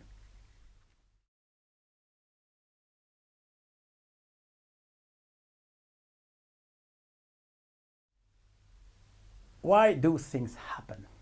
This is a very, very old question. And the very first answer to this question came from Aristotle. Aristotle was asked, why is this statue, the statue here? He said there are 4 causes. You have a statue because you have marble, the matter. You have the statue because you have the shape of horse, the form. You have this statue because somebody hit on the marble and really built sculptures the statue. And according to Aristotle, there is a 4th cause. You have the statue because there was a goal to celebrate the victory of General I don't know who, etc., etc. So when Aristotle was asked why is something, his answer was this: 4 causes. Matter, the form information, the efficient cause, the person who really sculptured, and the reason why, the goal to celebrate I don't know what. When you look at Aristotle's answer, it can be used as a fixed model, because It is true for a statue, and it's true for a car. Why is this car? Aristotle would have answered, because you have steel, because you have a design, because you have robots, and because the company wants to make profits. So in one hand, the answers are really different, but they are still consistent with the statue, because of course it's not marble anymore, it's steel, but it doesn't change that much. But now it becomes interesting. Let's take a laptop. Why the laptop? Matter? Maybe some steel, yes, but is it really important? The design? Yes, probably a better design is better to sell. I don't disagree with that. But is really the value of the laptop in the design? Not sure. Efficient. Who really built it? Who is the software, the reason of, the hardware? You don't know. And the final cause. So what's the reason of the laptop? So you don't need to have clear answer to the 4 questions, but you see that between the car and the laptop, used today by all of us, car and laptop, you see the shift. For a car, you still can use Aristotle's model to answer. It's useful. For the laptop, you're a bit lost. You're a bit lost. The matter, you cannot answer.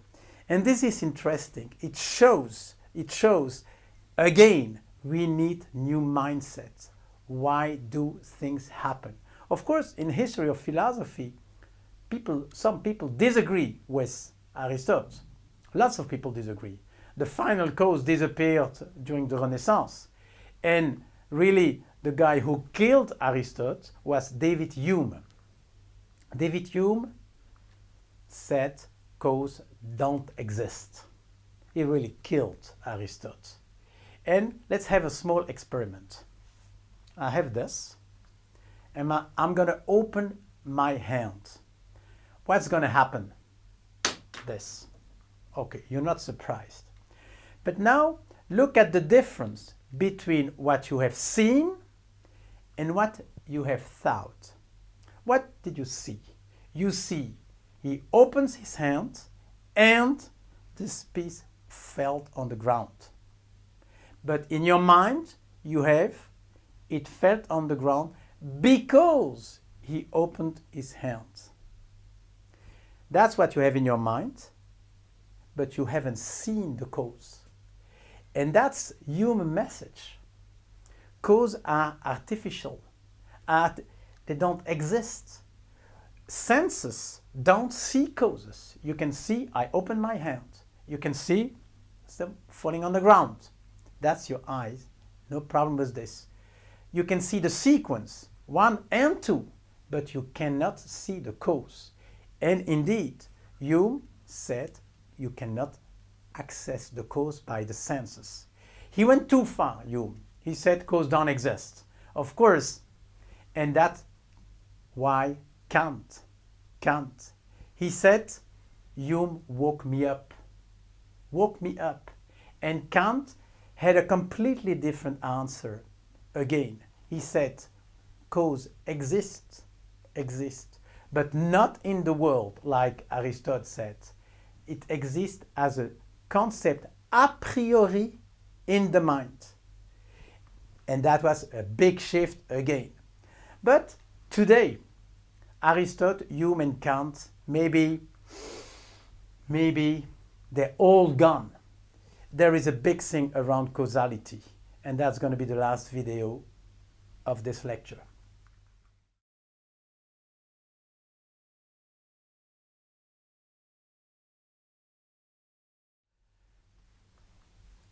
The purpose of this 7th lecture was to understand the deep nature of change. And I think we made some progress using fixed point. The last video, it's like the ultimate change to me, and I'll be very provoking in this video. It's about causality. It's about causality. Let's take an example. 6-7 years ago, there was what we call the deep financial crisis. And of course, when something like that happens, we want to understand why it happened. And some people came with answers. And I collect the answers. According to certain people, the financial crisis because of the subprimes. You know, those products were really junk bonds and sold to people who didn't understand exactly, etc. Junk bonds was the cause of, the subprimes was the cause of the financial crisis. For other people say, no. Financial crisis because the rating agencies didn't do the job. You know, the Moody and others, they had to assess the quality of the product. And so they were not good at assessing the product. This is the cause of the financial crisis. Okay. According to other people, this is the third answer, financial crisis because the bankruptcy of Lehman Brothers, this bank. And again, you can say, yes, indeed, there is like a causal chain of effects. Of course, this is so. But it's another answer. And you can go on and on. Some people say financial crisis because now some banks are speculating against countries, against Greece or Portugal or Italy. Didn't happen before. That's why. Why crisis? I can at least propose a fifth answer. The financial crisis, because banks are expected to offer 15% on their equity, 50%. No, a bank cannot offer 15%. If you want to really take 15% out of your equity in a bank, you have to take risk, and large risk. And this is another way to explain why the financial crisis. What's the outcome of this? If you have at least 5 different ways to explain why, who is right, who is wrong. And I'll be provoking. It doesn't matter. To me, the why is an old question, To answer the question why, to understand why things happen, is a very old mindset. I'm convinced today we should forget to spend time about the why. In the end, the real challenge is what are we going to do? What are we going to do? I remember there was a meeting at the BCG with partners. It was 6-7 years ago. There was a debate in front of all the partners about why the financial crisis. And at a given time, the Chinese partner raised his hand and say, "You Western people, you're really funny. Still busy with the chicken and egg issue. Is the chicken the cause of the egg or the egg the cause of the chicken?" And he said, in China, we eat both. Of course, it was a joke. It was a joke, but we got the message. We got the message. Maybe we are too much of Aristotle. It's a bit paradox with me, but sometimes you have to use Aristotle to distance from Aristotle because the world is changing. And probably on this particular point, we should forget Aristotle. Why? And it happens all the time. I was last week flying back to Brussels and the plane was late, so I heard from the I don't know who, the plane to Brussels is going to be delayed by 30 minutes due to late arrival of the aircraft. I said to myself, this is really nothing, because it's exactly the same as to tell the plane is late because the plane is late. So where is the explanation? If I hear, okay, the plane is late because the pilot didn't find his key, or I don't know, there was some explanation. But we tend to give today fake or weak or useless explanation to the why question. So this is how I want to wrap up this lecture. It's provoking, but let's spend less time on the why things happened, and much more time on what are we going to do.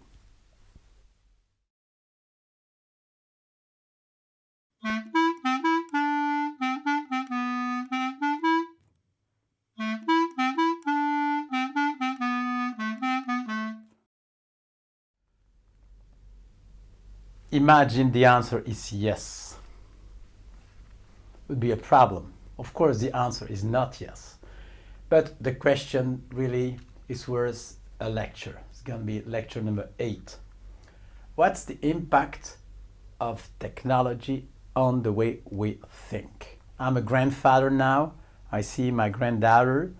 There is an impact. But again, as a philosopher, we want to be rigorous in the answer. We want to put some words and finding the nuance, etc., etc.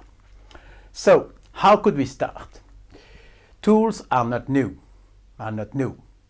and probably the first of all, I don't know, but maybe the first of all was the lever. Archimede, 2000 years ago, he said, give me a lever and I'm going to lift the world, I'm going to move the world. And this is definitely a tool. And it opened like a first category of tools. Tools dedicated to amplify our force, to give us more strength. So it started with the lever, but an engine is in the same category. Even if it came 2000 years after, it's the same category. And I like biking, so I put a bike. Those three belong to a same set. Tools designed to help us to amplify our force.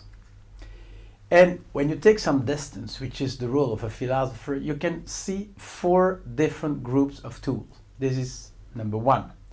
Number 2 is about senses. Exactly the way we have tried to amplify our power, we also have designed tools to amplify our senses. A telescope, for example, it was used by Galilei. Galilei made his theory mostly because he had the chance to have a telescope. He could see things in the sky nobody saw before. So it helped by increasing sensitivity. In the same second group, you have X-ray. If you look at medicine, of course, progress made by X-ray is incredible, and now you have the IRM and things like that. But it's about the same movement.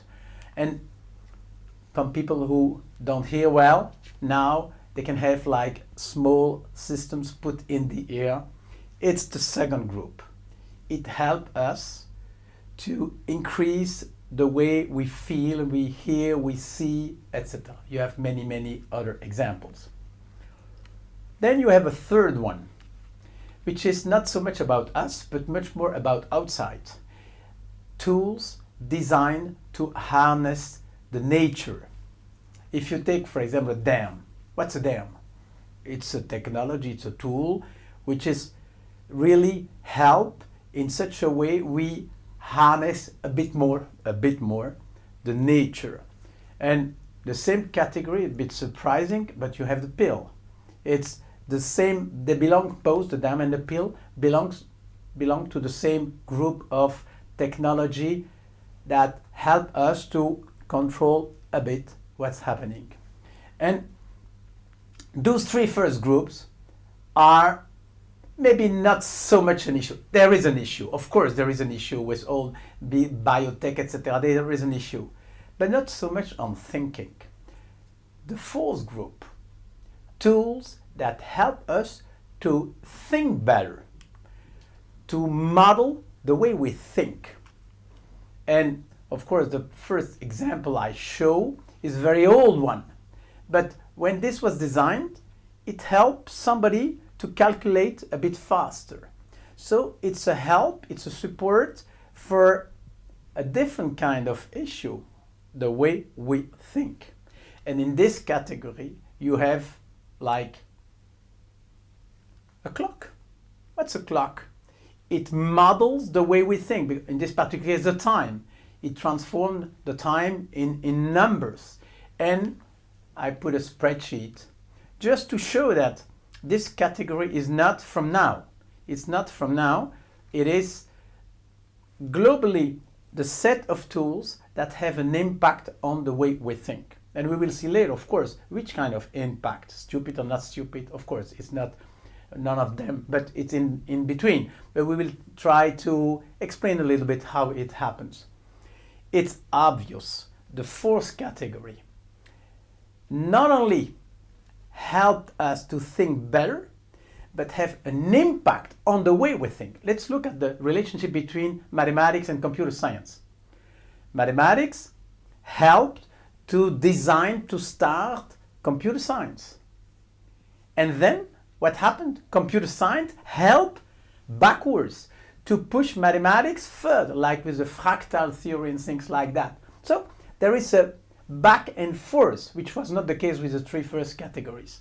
So it's obvious there is an impact, and we should dig a little bit, because thinking it's really the essence of man. It's about to think.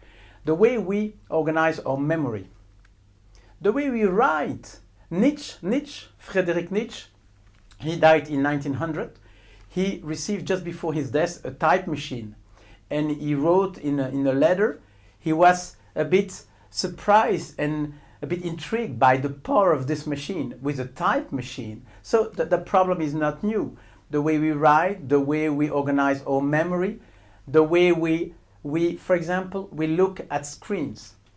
Now we can look at two different windows at the same time. This kind of parallel thinking is another issue. It never happened before. With a book, you have a book. Now we have two screens at the same time. Now we have to think with unfinished information, with uncertain information, with unstable information. And this is really new. And this has an impact. This has an impact. As a last example, let's go back to my lecture number 2, I believe. Yes, number 2. Remember the category? What was a category? Probably the greatest invention all time. Why? Because it was Aristotle, he invented this category to help us to organize the world and to start a new science, the science of logic. Without category, you cannot have logic. You cannot logically think. So category, that's what I told during lecture 2. Category is probably the ultimate need we have to think. What happens today? If you go on Google and you type philosopher, for example, incredible. Google proposed categories. And you see below, I know, French philosopher, Greek philosopher, and different categories. It means that from Google, you have like a proposal, a set of categories proposed. That was the role of the human being. So definitely the question is important.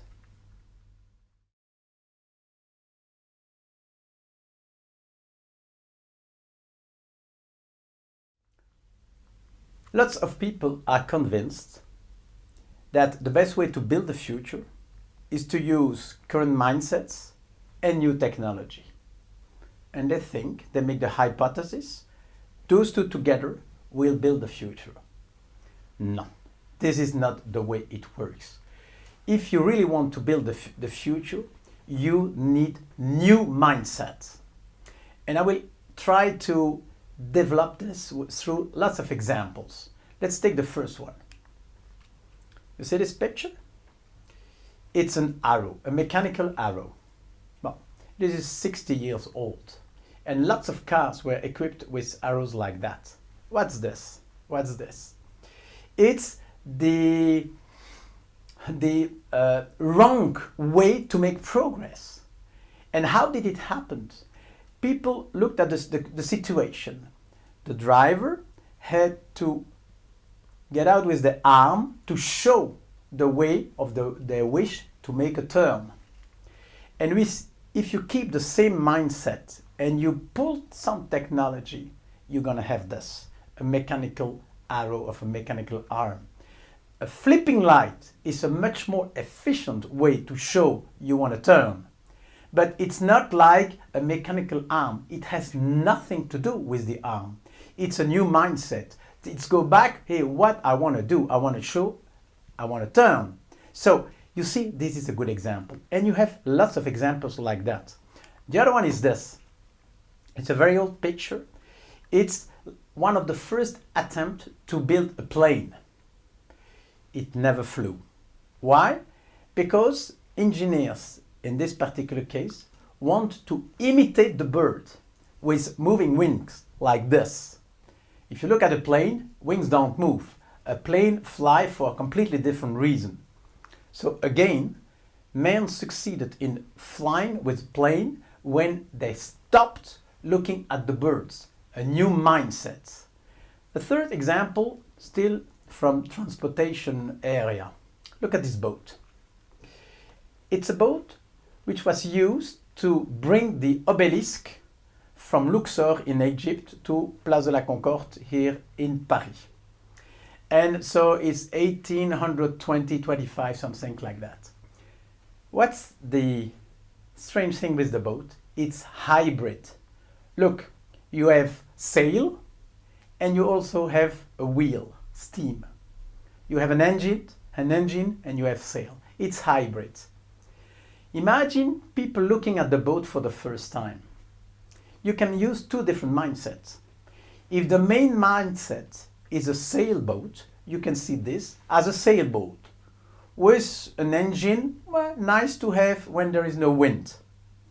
With another mindset, this is a steamboat. But let's keep the sail when the engine is broken. So that's important.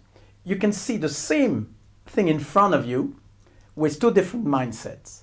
If you're oriented to the future, you have the new mindset. You know the future is made of steamboat. And even if you have sail, you see a steamboat, which was not the case for men, for people oriented to the past. They still see a sailboat. And so many examples. My last one in this transportation category is my favorite.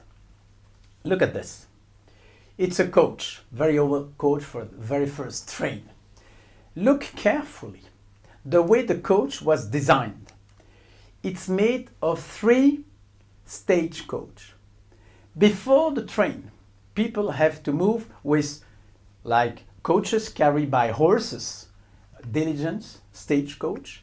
And how was the stagecoach designed? But 2 doors and 2 banks face to face, that was it. And in this example, you see that the mindset, even with the train, the mindset was still the mindset of the stagecoach. And it's an incredible example. That's why coaches from the first generation have so many doors. Because the mindset was the diligence. And of course, this is not the way to do. So the equation is not current mindset plus technology equal to the future. No. The equation is, okay, now that the technology exists, what are we going to do? Let's move to energy. Look at this one. It's a sewing machine. What's the difference between the two? The second has some electricity. But you realize that the, quote, electric machine is simply a classic non-electric plus an engine of an electric engine, which is not the best way to organize an electric sewing machine. And this is true for calculating machine. This is true for lots of machines. People in the first attempt, they just take the present, the current machine, and they add an engine. You had the calculating machine, you had to move with your arm, and then somebody put an engine, it comes automatically. But that's not the way to use electricity. So this is true in transportation. This is true in electricity. Look at this one of the oil lamp. It's again fascinating. When people discover oil, what was the first use? To burn it, because the mindset was the same. Coal, you can only do one thing with coal, to burn it. So oil was discovered, and they use the same mindset. They burn the oil to make oil lamp and things like that.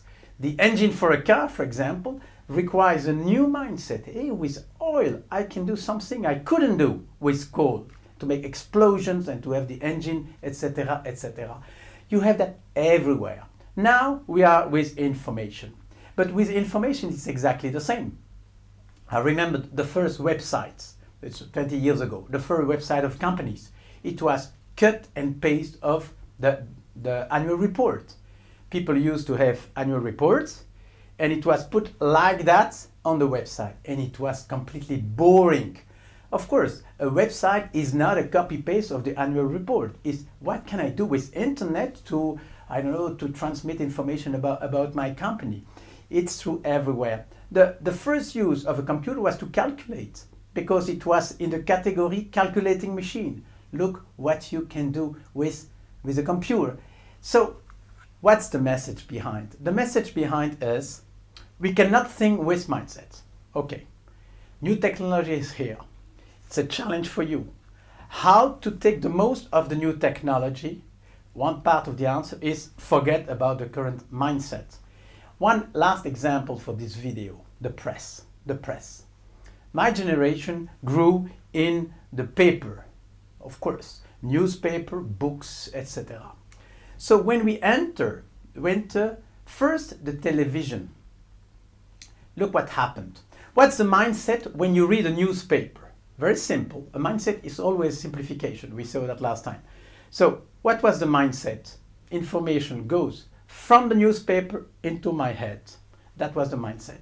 So we entered the world of television with the same mindset. Convinced information came from the television to here. No, no. Yes and no.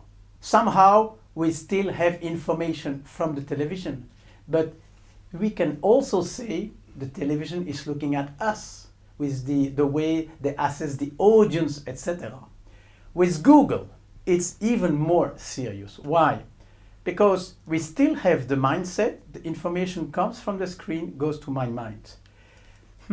Mostly the information comes from you and goes to Google. When you click, you provide information.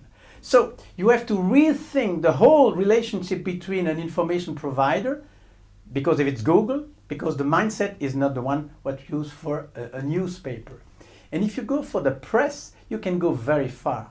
You can imagine 100% automatic newspaper, completely.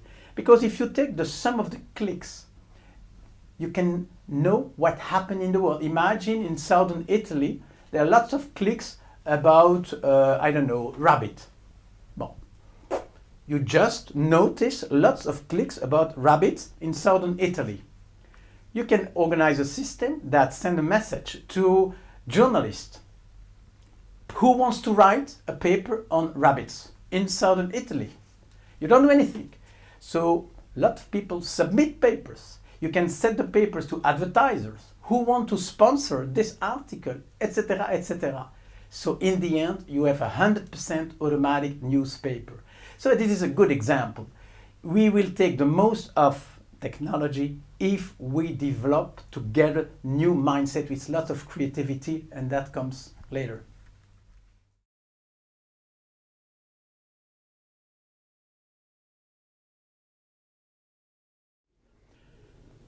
So the problem we try to analyze is this impact of technology on thinking, on the way we think. And we already made some progress. The question was already raised by Google, by PowerPoint, by all those. But today there is a new element called big data. Big data. And this video, the problem is the same, the impact on thinking. But we're going to spend one whole video just on the big data. How is big data impacting the way we think? So, interesting question. But let's make some comments before. Because some people believe big data is going to be the solution to all problems. No, definitely not. Look around you. Lots of things have nothing to do with science. A piece of bread, of a piano. You don't need science to design those tools or those items. And first of all, part of the future is not made out of technology. That's one. Now, even for inventions possible with technology, we can have some nuance, and I will explain how through lots of histories. I selected 15 genius, very different.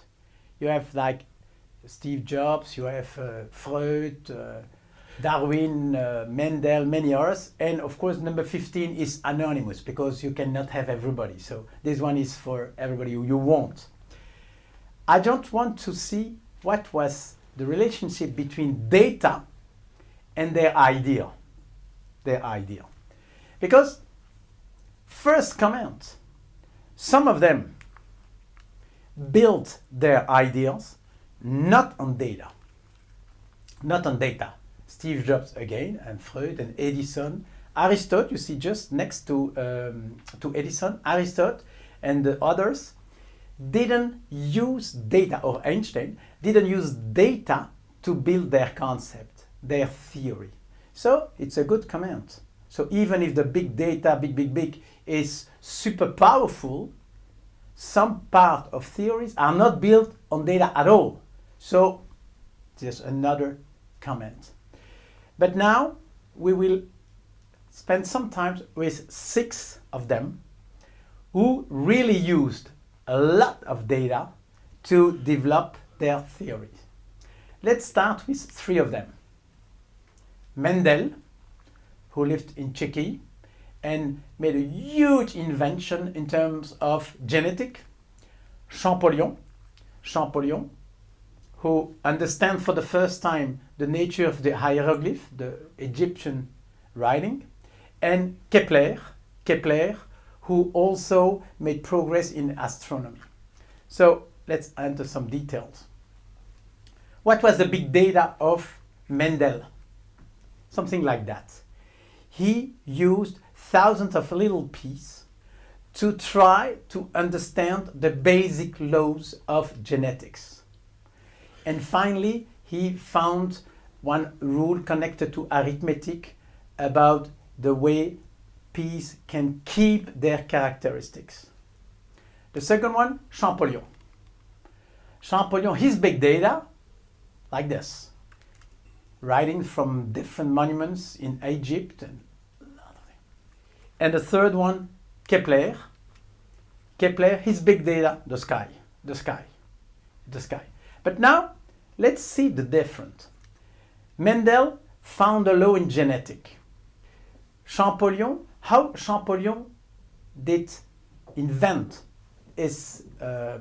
find a way to understand hieroglyph, because he went against the mindset.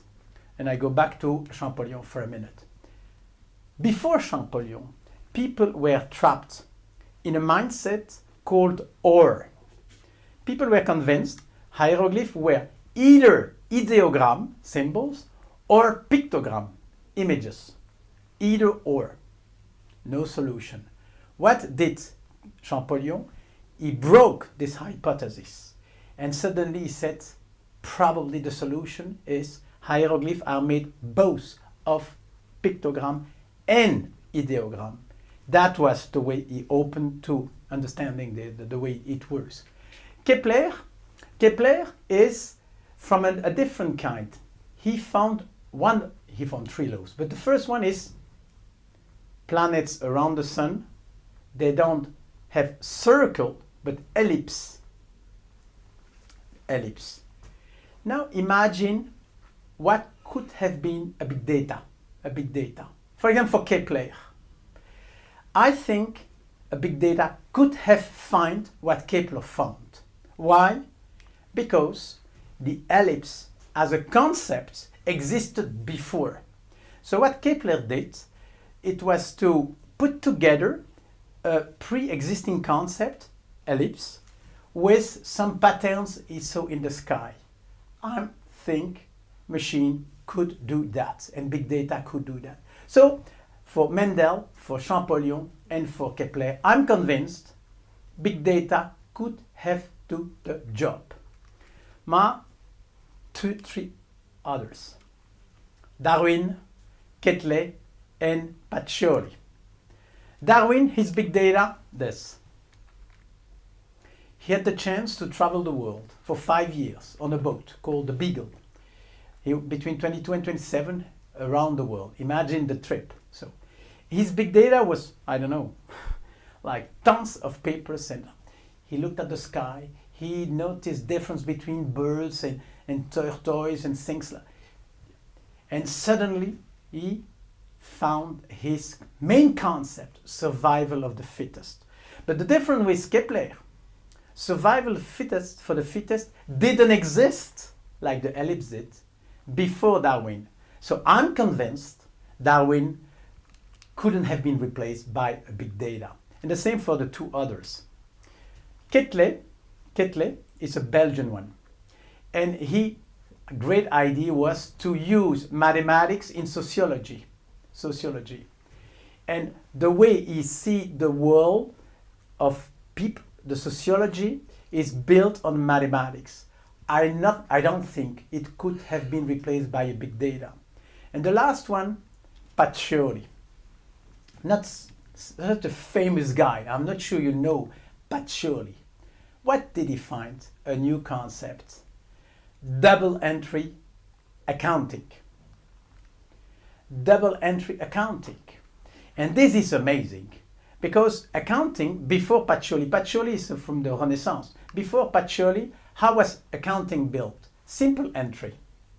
Just plus, minus, minus, plus, minus, simple entry. And he had, his big data were things like that. And suddenly he has this incredible good idea, double entry accounting.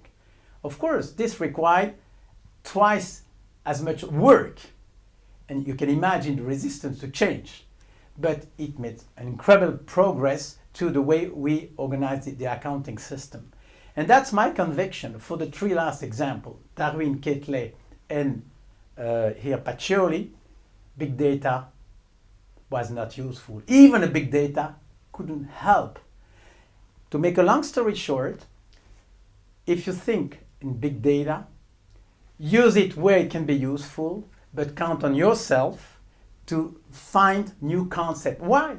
Because the key of everything is the concept. I said during lecture 2, if you want to conceptualize, you have to forget.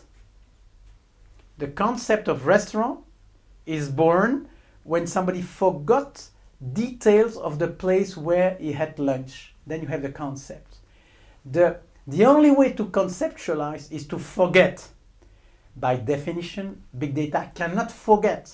So don't expect any new concept out of big data.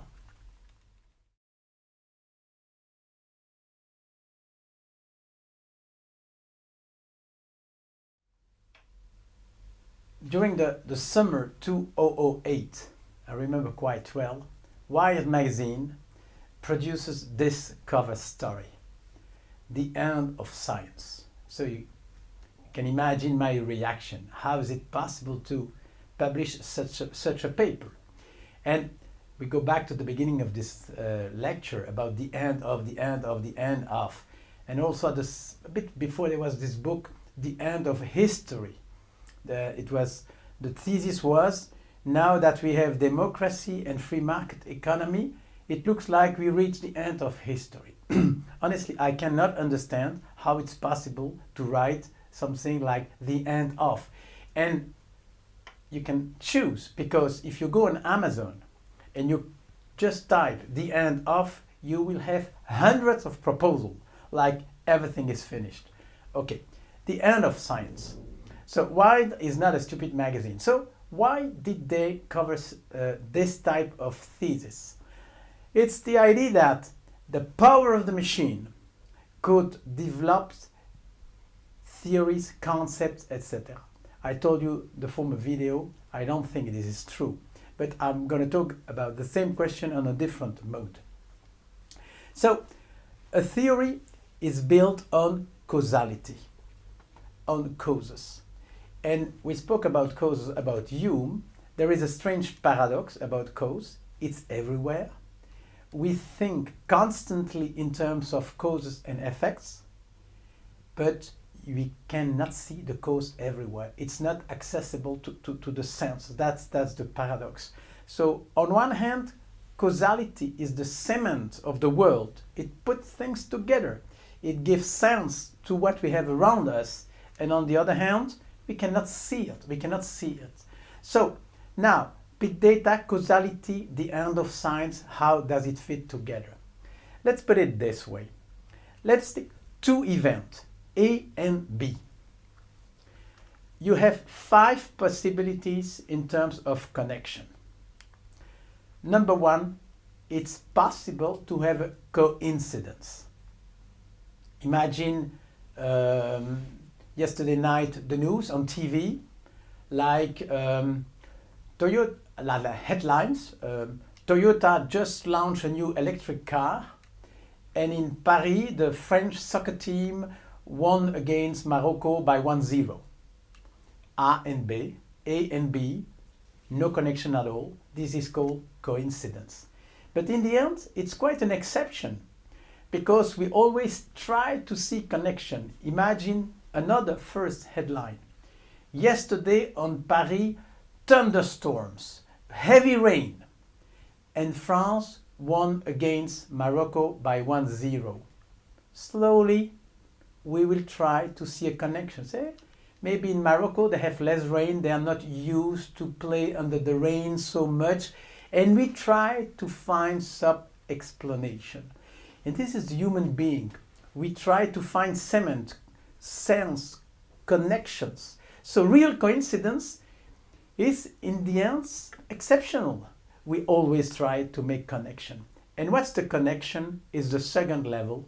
It's called a correlation. A correlation is a statistic link between two events. And we work a lot in terms of correlations. For example, unemployment is a huge problem.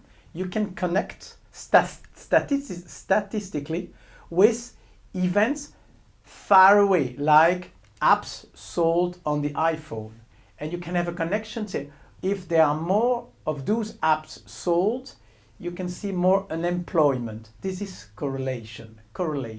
It's statistical link. Another example, countries with lots of Nobel Prize are countries where people eat a lot of chocolate. It's a fact. It's a correlation. If the chocolate consumption per inhabitant is high, the chance to have a Nobel Prize is high. It's a link, it's a fact, but it's not a cause. It's not because people eat chocolate that you have Nobel Prizes. Nevertheless, there is a correlation. And at this stage, you can imagine like a third reason why you enter the world of big data. I remember 20 years ago, it was already common in the marketing to connect the owner of some cars with some first name. Correlation. It's not a law, but it's a correlation. And you can do a lot about correlations. And big data is definitely a fantastic tool to find correlation impossible without with a small machine. Sometimes you have situations like this. A and B are the thunder and the lightning, of the lightning and the thunder. A and B. This is a particular case. Why? Because there is a correlation with 100%. 100%. When you have a lightning, you have the thunder. So it's not like the chocolate Nobel Prize. It's 100%. And this has another name. It's called either a conjunction or sometimes implication. Implication. The thunder implies, it's implied by the lightning. The lightning implies the thunder. But it's not the cause. It's not the cause. Implication was already analyzed by Leibniz. Leibniz, he was talking about two clocks. If you look at two clocks, they move exactly the same speed. So there is a conjunction, an implication. But 100% definitely, but there is no causality at all. So the first step, coincidence, correlation, conjunction, or implication, are a world where big data can help, and eventually be useful to develop some new theory. But now we're going to go the next step. Causality. If you take the song of a rooster, of a cock, and the sunrise. This is more than an implication. There is a kind of causality, So we enter one step further in a world where you can find a cause. So this is the beginning of the theory, but it's the end of the big data. Because how do you know exactly who causes what? Is it the rooster singing that causes the sunrise? Or is it because the sun is rising that the animal starts to sing? It's not that easy. It's not that easy, this relationship. Who causes what? Who causes what? And to connect with the topic of this lecture, remember about children using PCs and technology. I read a book a long time ago called Mindstorms, and in the end, the author said, if you look at a child facing a computer, the question is, who is programming who? Is the child, while moving his mouse, programming the computer? Or is this message on the screen that in the end programs the child? So the causality, there is a causality, but it's hard to see which is the causes, which is the effect, which is, of course, the last step of this hierarchy. Why a pyramid? Because you can come with a question. Do Egyptians build pyramids?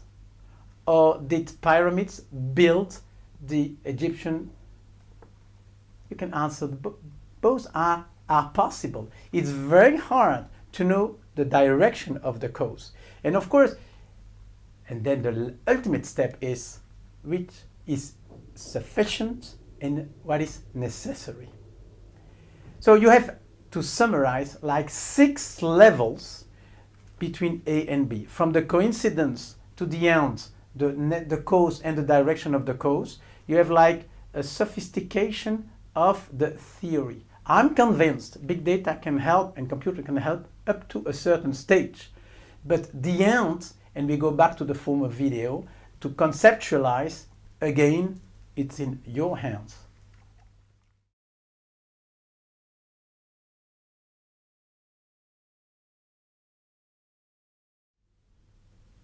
When you look at a 3D printer, when you look how it works, you realize this has nothing to do with a printer.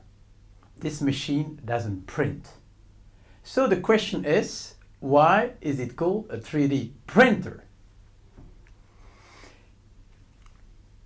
The language we use is useful, can be helpful for us to understand the relationship we have with technology.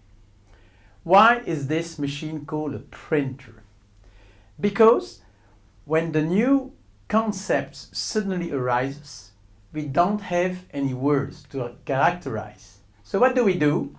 We use current words. Through analogies, we say, okay, it's a bit like a printer, like 3D, and it becomes a 3D printer. Look what I have in my pocket. This is the key of my room in the hotel. A bit strange. It has nothing to do with the key.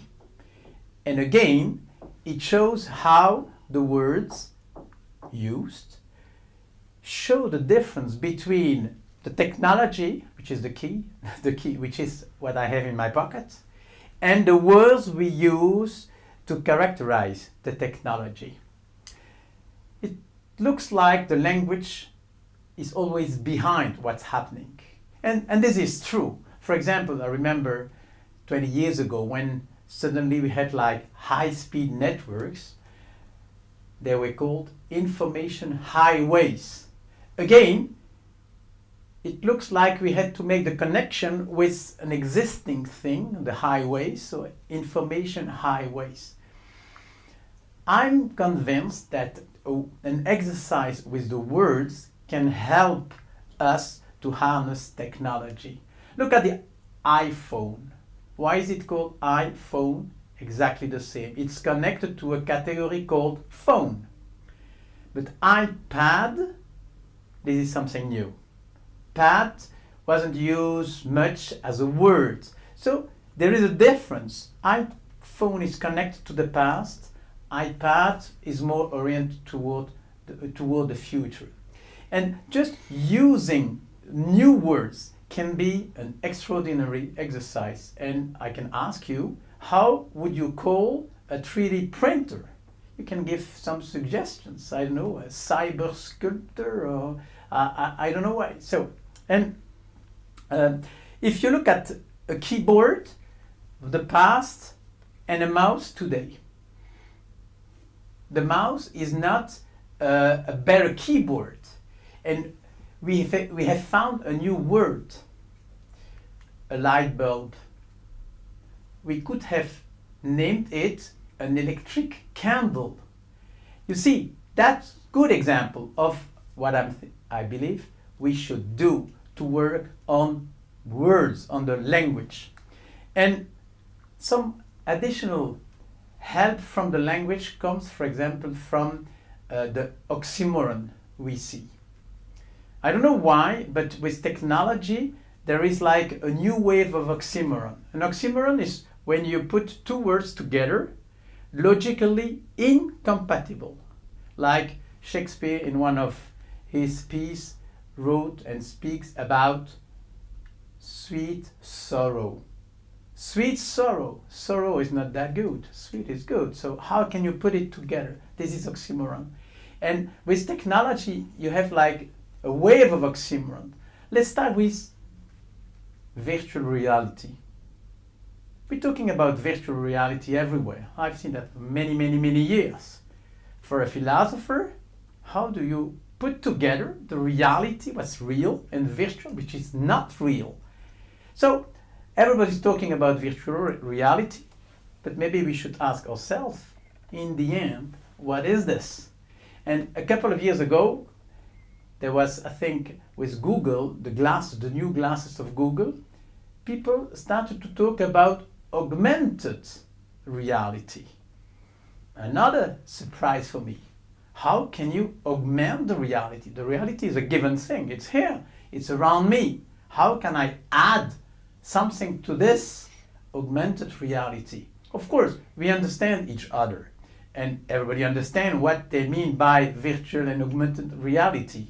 But let's be critical against that. The words are a good opportunity to think more. And maybe one thing I could add is the etymology. Sometimes it's useful to go backwards to the history of words. Let's take just an example. Cybernetics. Cybernetics. It was born in 1948 and it was coined by Wiener, Norbert Wiener. He defined cybernetics as the science of control and some other things. Cybernetics was a new word. So he did what I suggest to do. But look, where does this word come from? It comes from Greek, kubernao. Kubernao, which means like drive, like a pilot. That's what gubernao, strange enough, it's connected to government and to governance. So isn't that surprising to see cybernetics and governance with the same ancestor as a word? So, and many, many other examples. So I could advise work on the vocabulary, on the words you use. Don't swallow the words like that. Each new word, each new machine should be an exercise of creativity. Another tip, question acronyms. For example, any kind, like 3M. 3M, famous innovative company, 3M. Do you know why 3M stands for? It's mining, manufacturing, and Minnesota. It's interesting to realize, hey, they have nothing to do with mining today.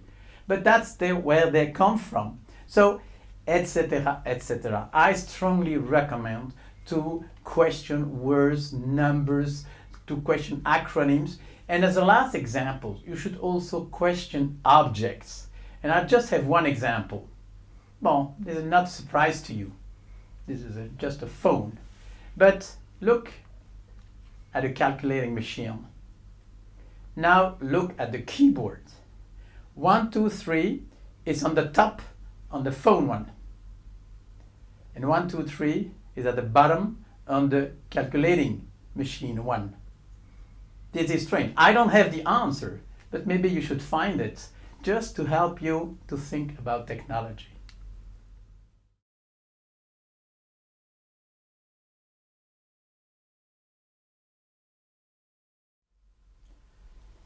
This lecture number 8 is a difficult one. Not a surprise. Thinking is not easy to understand. Technology is not easy to understand. So when you try to analyze the impact on one on the other, not a surprise, it's difficult. So probably it's a good moment to make a recap. The whole MOOC is based on one question: how do we think? So let's summarize what we saw together. So to make a very long story short, the world in front of you, simplification within you, with the two directions. From the world, we make simplification and we come with theories, ideas, hypotheses, concepts, etc. And out of those hypotheses, we can deduce lots of things to change the world. Now, when you look at this is not new for you. I think we saw that during lecture 2. But when you look at this and you think in terms of technology, in the end, what is changed?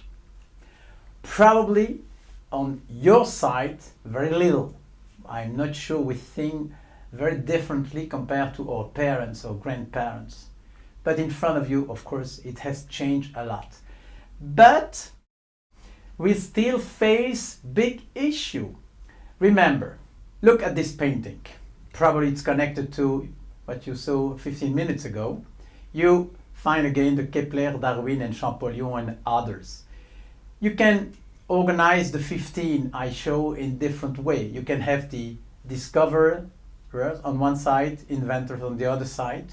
You can have people with a concept a priori like Kepler and France, other who really conceptualize on a very different way, Darwin and France. So it's a good way to see how it happened. Whatever happened, big data is a big thing. But remember what I said 5 minutes ago. Big data, is it the good way to name what's happening? I don't think so. It's a bit like low cost. When you have the low cost airline, it's not a good denomination because it looks like simply the cost is a bit low. Absolutely not. Low cost airline is a new way to think about airlines and planes and travel. Exactly the same. Big data is not the right way to call what's happening now. We should find something new and maybe it's a good exercise, but big data is really, we go through a threshold, really. Just an anecdote, but to me it's really interesting because I study mathematics. A teacher of mathematics 200 years ago, just to teach at the university, was supposed to know the entire world of mathematics. Today, when I talk to teachers, they say 2, 3, 4%, doesn't matter. So a teacher is more or less the same. So it looks like the volume has exploded. And of course, you cannot do today the way you used 200 years ago. You have to find new ways to teach mathematics. It's exactly the same here. You have to find new way to think about what's happening. When you look at technology, in fact, it has an impact on the most fundamental philosophical issues, concepts. Do we still need concept with technology? The answer is yes, because a machine cannot conceptualize. Do we still have to know causes? Maybe less than before. And we saw correlation can help a bit. But not only concept and causes, like identity. the identity, one of the most fundamental concepts in philosophy. What's the identity today? You have like the avatar and things like that. So what's the identity? What's friendship? What is friendship?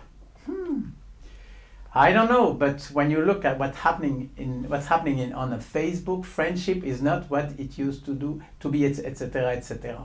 And always have like this way to work between a look at the world, what's happening, and also at the same time looking backwards. Let's talk about knowledge. Knowledge.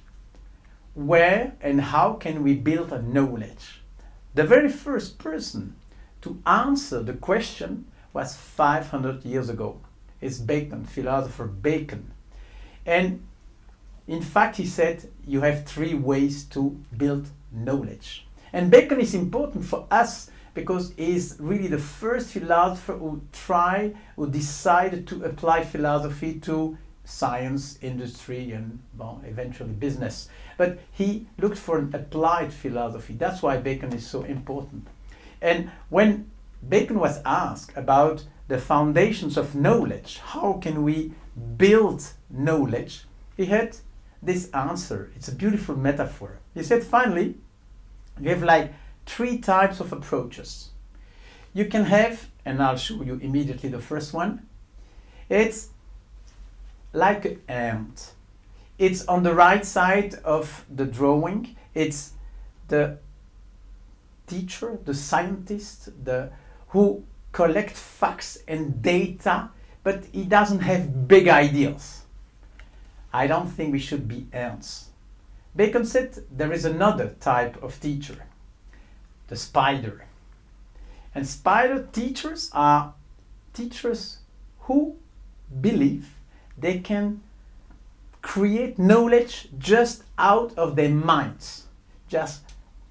We call that sometimes rationalist.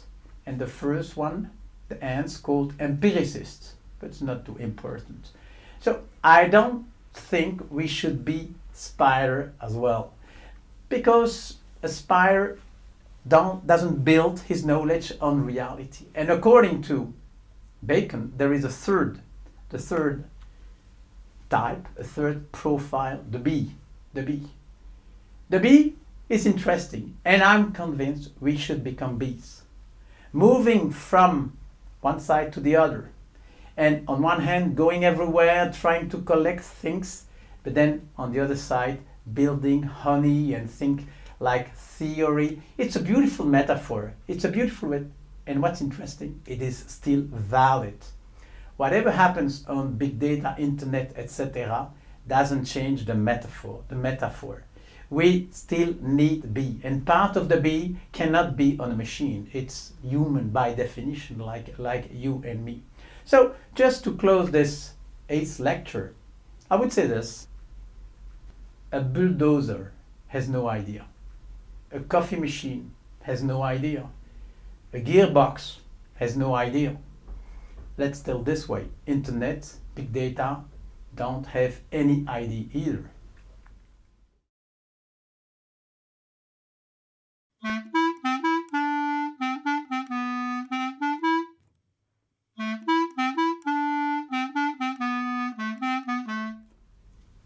I love definitions.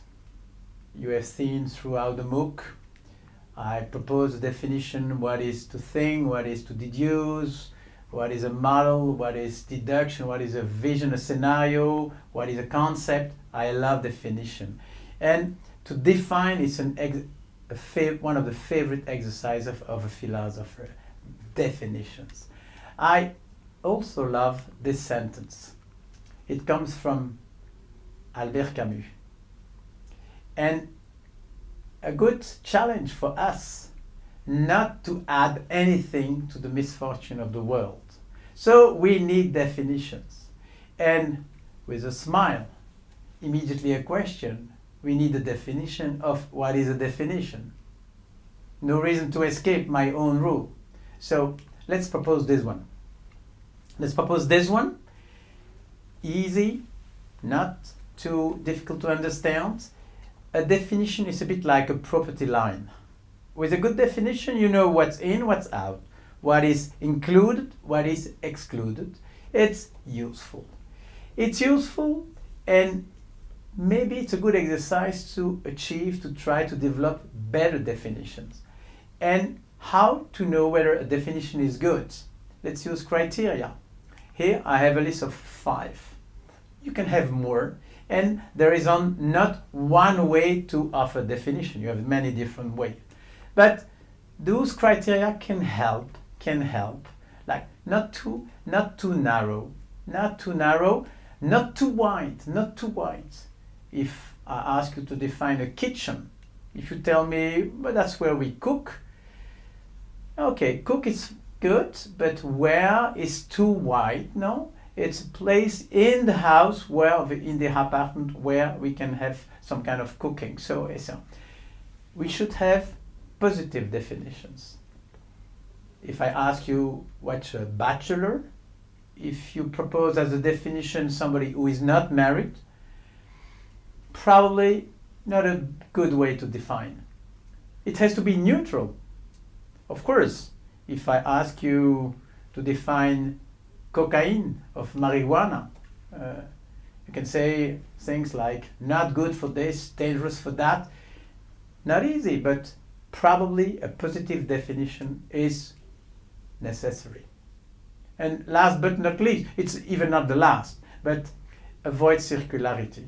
If I ask you what's a mailbox, and if you tell me it's a box where you could put mail, this is circularity. It's not that good. So definitions is probably, it must be an obsession to avoid, or at least not to add anything to the misfortune of the companies. And let's have 2 good examples. I'd like to talk about essence and value. Those words are used constantly. The essence, the value, good values. Let's have definition for both of them. Let's start with essence. What is the essence of something? We have to go back to the way the mind works. In the brain, everything is connected. Everything is connected. Any single piece of information, of knowledge, is connected to others. For example, if I tell you Sweden, the country, you connect Sweden with Ingmar Bergman, the movie maker, with Stockholm, or probably with Norway because it's the neighbor, and then with the Nobel Prize, and then with etc. That's the way the mind, the memory is organized. And to have a definition of the essence, we have to remember what I just said. Sweden is concrete, it's a country, it's real. But the same happens for abstract, for concepts. And let's take as an example, bike. What do you connect bike with? Probably, I don't know, with wheels, and also sports, and maybe travel, and maybe Tour de France, at least in this country, with, okay, you can connect bike with many different things.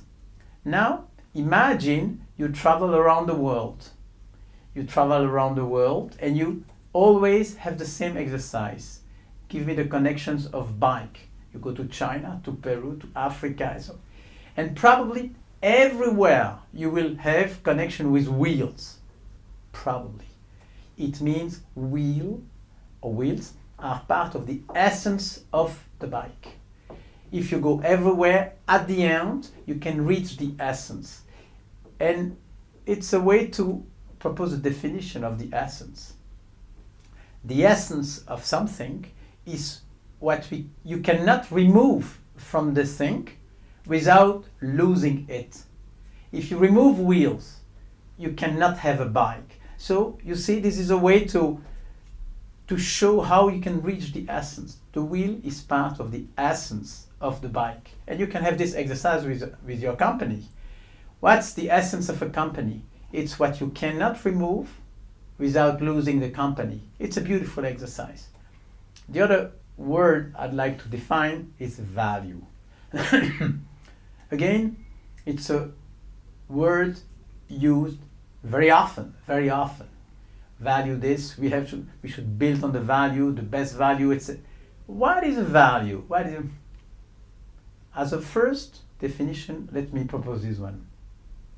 A value is the idea you have that something should. The idea that you have that something should. It's very short, but it's already a good starting point, because yes, it looks like there are no absolute values. You think it should, I can disagree with you, and indeed there are no absolute values, and maybe some values are absolute. Most of the values are not absolute. It's a good way to propose a definition, at least for the value. But let's try at least a more sophisticated one. You can see the difference between two things. If we take the bike again, the bike makes sense because you can save energy, you can, you can enjoy, you can do, it makes sense, But the value of a bike is not the same for you, for me, for others. Why? Because there are no absolute value. On the subject side, you and me, we don't talk about sense, we talk about meaning. And it's a more sophisticated definition, but I like it. The value of something is the meaning you assign to the sense of an object. Voila. This is just a definition. You take a good dictionary, you can find fantastic example of this beautiful exercise of definitions. It's just a story. I really like it. It's a tourist that goes and travel and visits Oxford in England. And he visits, he sees the college, the library and different buildings. And after 1 hour, he asks the guy, "Hey, but where is the university?" It's a good joke, but it helps us to remember the words need definitions.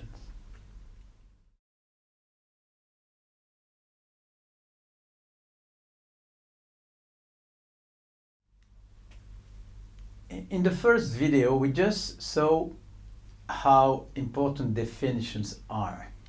And I explained why, but another reason is probably this one, to avoid confusion between words that look the same, but they are completely different. In lectures 2, I believe, we made a clear distinction between innovation and creativity. It was a first example, but it should be done everywhere. Some more examples. So, danger is not a risk. Both belong to this uncertain challenge, but a risk is not a danger. Comfort is not luxury. Yes, in a way they share similar things, but there is a difference. And we have to use the words to avoid confusion. One of the best examples I have for this one is ethics versus morality. And this opens a new world, because somehow philosophy is made of two large pieces. One is the art of thinking, and 95%, maybe 98% of this MOOC is built on this one. But the other great area of philosophy is the art of living. And that's another world. It's maybe another MOOC. That's definitely different. This difference between ethics and morality will probably be a good entrance to this other part of philosophy, the art of living. But before emphasizing the difference between the two, let's go back to assessment. How do we assess things when there is no numbers or figures? Philosophy has no numbers, but we want to achieve rigor. So how can we assess what we do? And my experience in business is very often people take decisions in fields, areas where you don't have any number. we should have a better corporate image. We should be closer to the client. We should build a better, work more as a team. All those wishes are important, but if they don't go along with the criteria to assess, I doubt of the efficiency. An idea to be efficient should be accompanied by a criteria to assess the evolution of the idea. For example, the corporate image. Okay, we need a better corporate image. Everybody will say, yes, fine. But you're in danger of wishful thinking. The only way to escape the wishful thinking is to propose a criteria together. Okay, 1 year, 2 years from now, this is the way we're gonna assess if we are better in this particular field, the corporate image. The use of criteria is one of the main tools of a philosopher, and probably the most famous of all is called the golden rule. The golden rule is don't do to others what you don't want others to do to you. This kind of rule can be found in many, many different cultures. But it's a criteria between what can be done and what cannot be done. It's a good example. So if we go back to ethics and morality, there are ways to be more professional in using the two words, because ethics, everywhere you read about ethics of the corporate world, etc. So again, not a definition this time, but let's try to dig a bit to differentiate the two sides of this morality ethics axis. Probably a good way is to start in the past. So if you look at history, the beginning of ethics and the beginning of morality are completely different. But maybe let's go back to etymology. Ethics and morality both means behavior, but in two different cultures. Behaviors in Greece at that time was called ethos, the way you behave. In Rome, the Latin Empire, people talked about mores.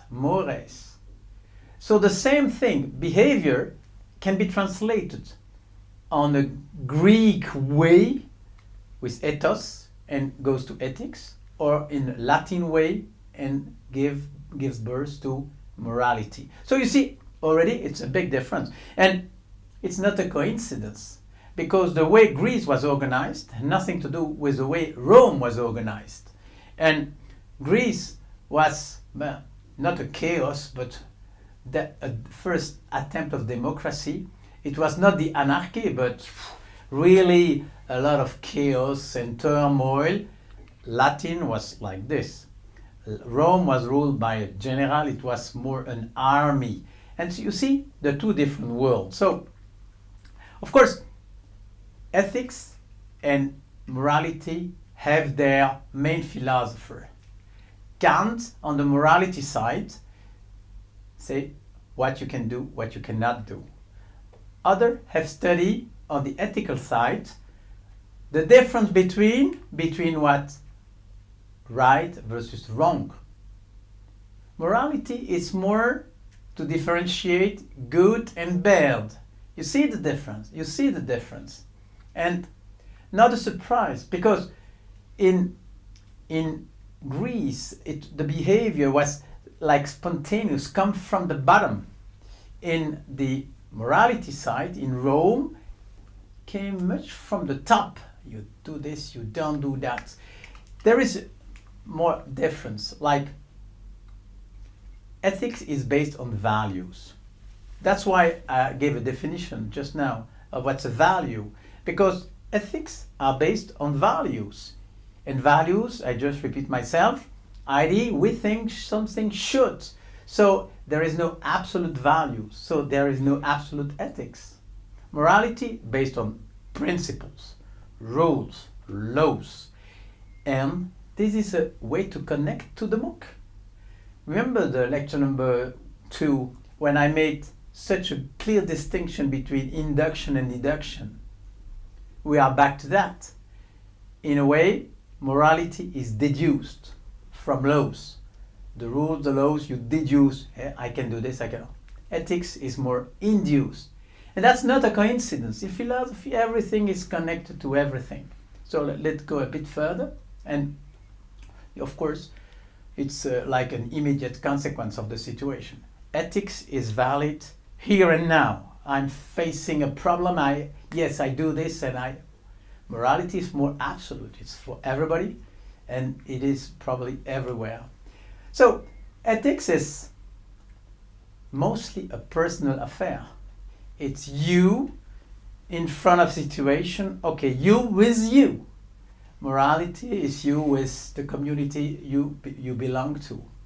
And the last thing maybe about the two differences, in terms of logic, there is a big difference between the two. Morality first is consistent, like deduction. There is a logical chain of cause and effects. Ethics is mostly in contradiction. You do something which is officially, etc. But ethics is mostly a human challenge. Morality is more a society challenge.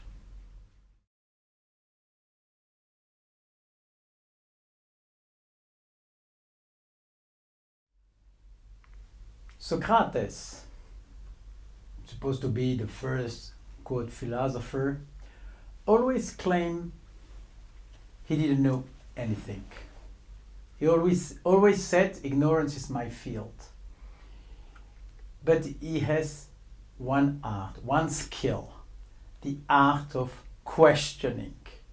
His method was to question people back and forth. It was called la maïeutique, the way to let things happen.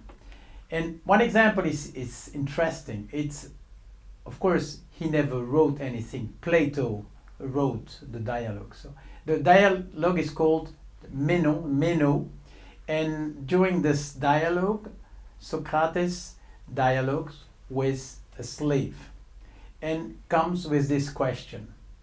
He asks the slave, would you please double the size of the square? And through questions and answer, in the first step, the slave proposed something like that. Like that. And of course, might be a good way, but you have to give exactly the length of the added piece to the side. And finally, Socrates he didn't tell anything, the slave, but he did in such a way from the slave, the idea came of building the square of the square on the diagonal, which is exactly, of course, double as the first square, which was the exercise. And I love it because it means that when philosophy is born, at the same time, the art of the question is born. We can use this message in the business area. The message of Socrates about questioning is valid today. Questions are really important. And I remember one day I was probably convincing, and after the workshop, the boss decided to organize meetings with agenda, but each item put on the agenda has to be put in the form of a question, just to increase the efficiency of the meeting. This shows that questioning can be improved in the business cooperation. So this video is about questioning. Should embrace all kinds of questions. Sometimes people come with and others say, this is a stupid question. Stupid questions don't exist. They don't exist.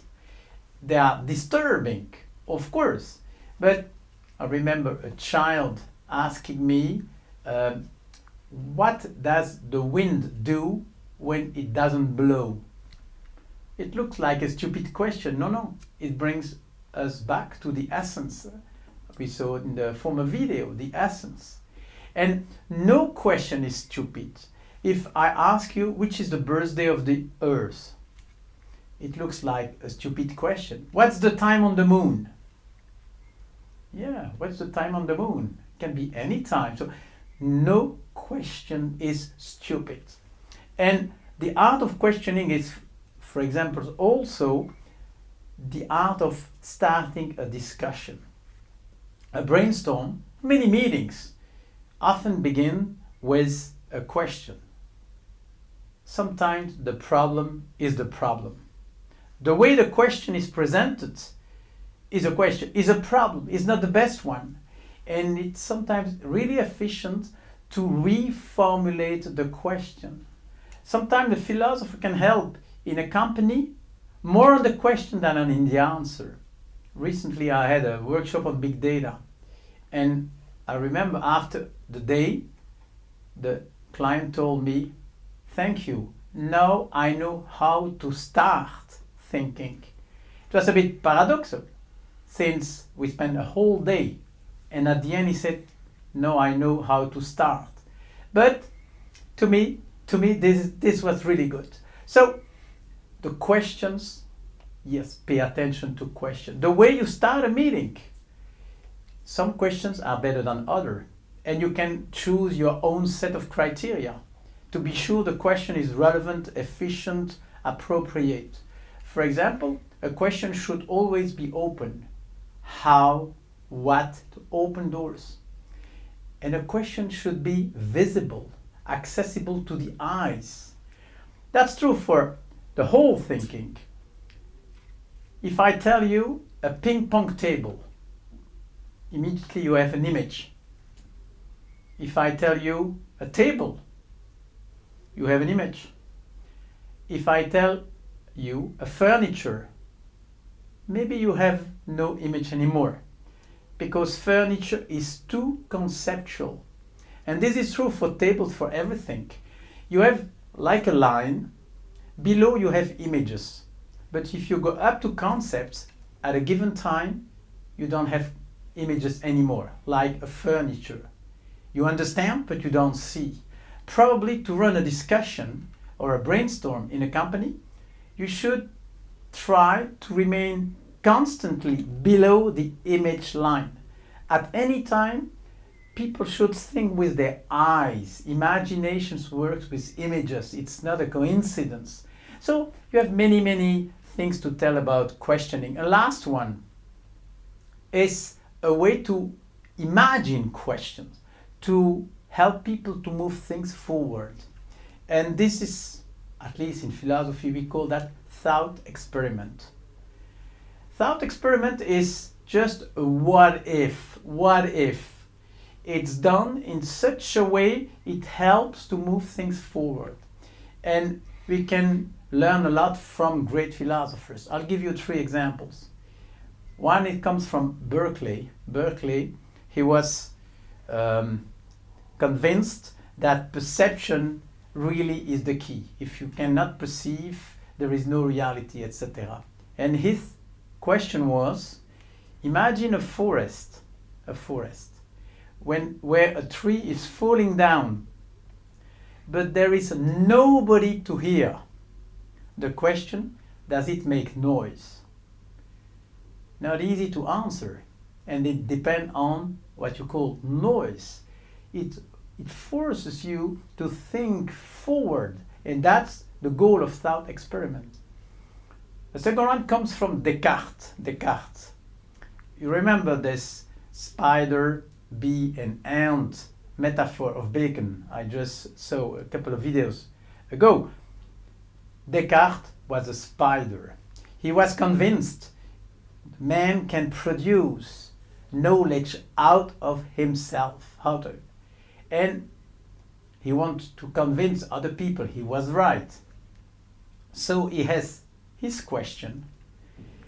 He said this: imagine some wax, a piece of wax. You put it on fire. What happens? Very easy. Everything is changing. The color, the shape, the smell, probably the touch, probably the size, the temperature. Everything is different. Question, is it the same wax? Of course it is. It was there. But that's how Descartes showed you cannot take all knowledge only out of the experience, which was the belief of the ants, according to Bacon. And the third and the last thought experiment is from another world. It comes from William James. William James, he's the founder of a discipline called pragmatism. And he has a very interesting one. Imagine a tree, and a squirrel clinging on the tree. At the opposite side, you have a man or a woman, and of course he cannot see the squirrel because there is a tree between the squirrel and himself. So he moves around the tree. But no matter how fast he moves around the tree, the squirrel moves as well. Now the question, after the complete turn of the tree, the question is, did the man go round the squirrel? On one hand, say yes. But if you define go around like to see the back, then the answer is no.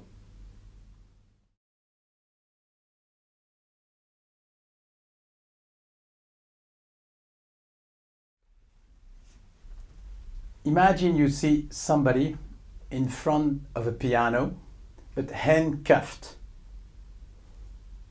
the two arms attached. You would think, hey, he cannot play, this man. It's not possible. So what you do, you just cut the wires and you're still disappointed. Why? Because he still can't play. And I like this metaphor because it shows the two levels of constraints in creativity. Of course, if you are attached, you cannot play. But some people, even completely free to move, can't play. Level number one is the freedom in your mind. Level number two is the technique. Creativity techniques. That's what I'm going to handle a little bit during this video. Of course, we can use tools to improve creativity among people. And I'll just give some examples. It's not that easy to tell because it's something you live, but I will try to explain. Of course, brain teasers are useful, just as a warm-up exercise. We already spoke about brain teasers. I have two additional, probably you don't know, and I like them a lot. You know, this one, it's, a parking where each slot has a number, and I want you to find, like the question, where is the car, which is the number. And so you try to reason logically and say 1606, yeah, so. But there is a very easy way to do it. Just look upside down. Imagine you're on the ceiling and you see, of course, immediately the answer. Another one. Some numbers. I have a question for you. Which number is a bit odd? Which number is a bit from a different category? I would recommend the 2. Okay, this is a brain teaser, exactly what it is. It surprises a little bit, but it's good to start a creativity session. You also can have brain teasers customized.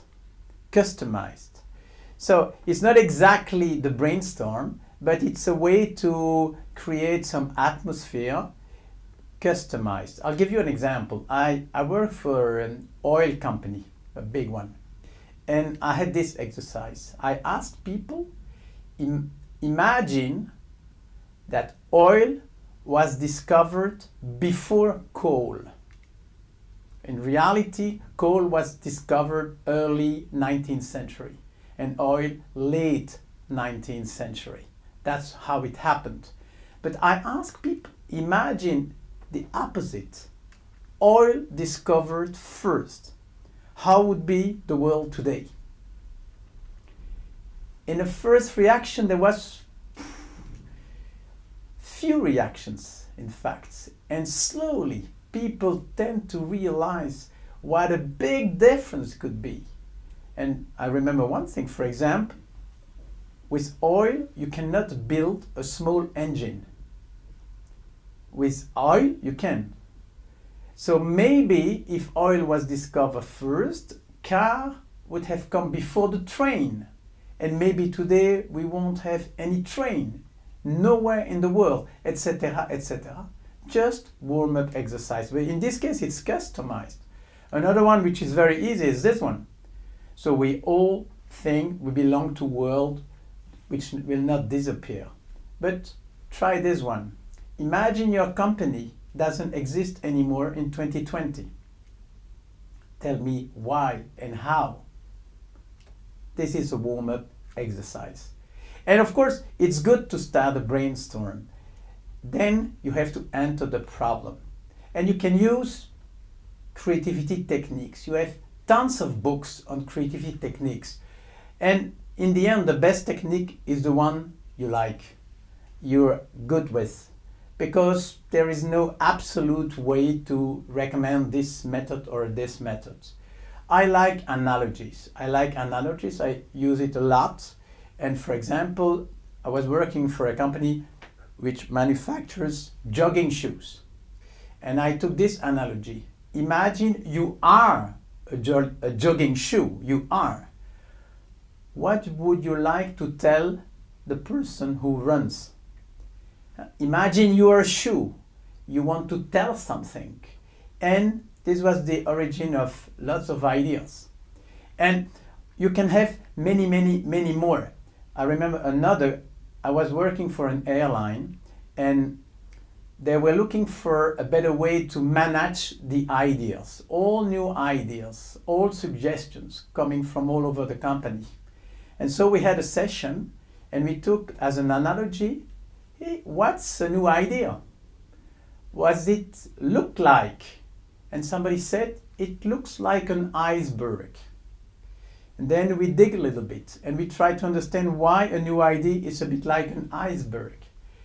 Because you have many of them, because it doesn't last forever, because a piece is hidden and some piece, a little part is unknown, etc., etc. Just an example.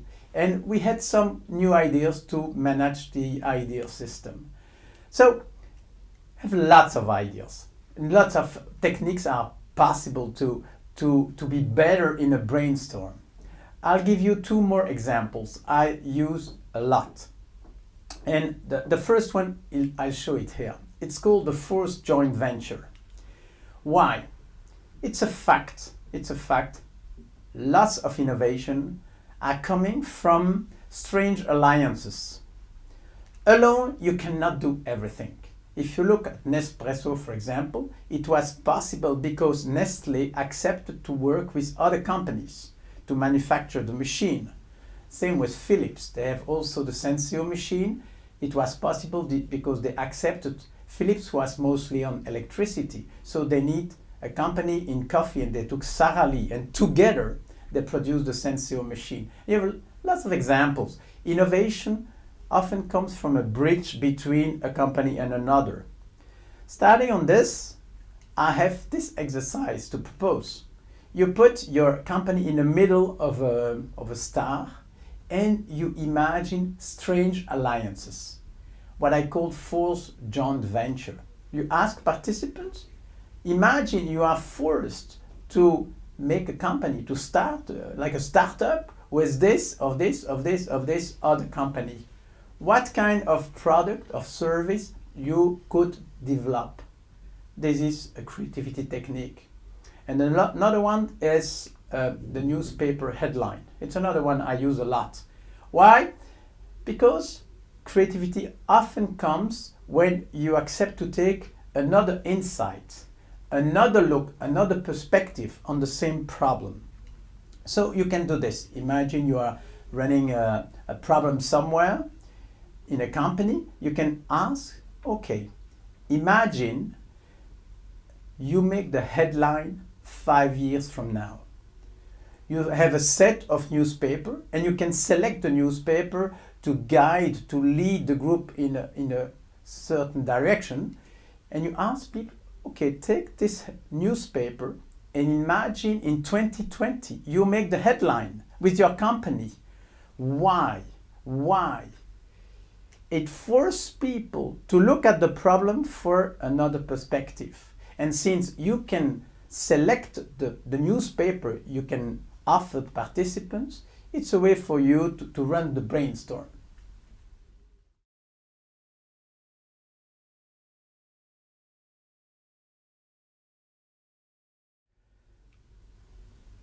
We have two brains. On the left side, we like numbers, text, figures. On the right side, we like images, pictures, imagination on the right side, judgment on the left side. It's a fact. And I think it's efficient to talk to the two brains. Lots of people do it. Like here, an example. If you have a text, you can go along with a kind of mind map just to show the two different brains, the two different ways to talk about the same topic. Another example is this one. If you buy a little atlas to visit a city, sometimes, even if you don't realize it, it talks to the two brains, with some indication was about hours and prices and facts for the left, and images, pictures, just for the right brain. We should do the same. For example, when I talk during huge conference, I often have two screens, and I ask the company if I can use the right screen to talk to the right brains of participants with pictures, and if I can use the left brain with numbers and facts to talk to left brain of the same participants. So I have one message, but I try to duplicate and like two dimensions, and I'm absolutely sure it's more efficient. So I think we should think visual. Imagination and image are highly connected, and probably the best way is to use artists. I use artists a lot. I'll give you 4 examples because it's efficient. The first one is this. First example, I spoke about ethics during the video number 2. I spoke about ethics. And of course, it was a conference about philosophy and management, how you can put together. And the artist produced this beautiful piece because he saw an analogy between the Parthenon and Wall Street. And in fact, there is an analogy.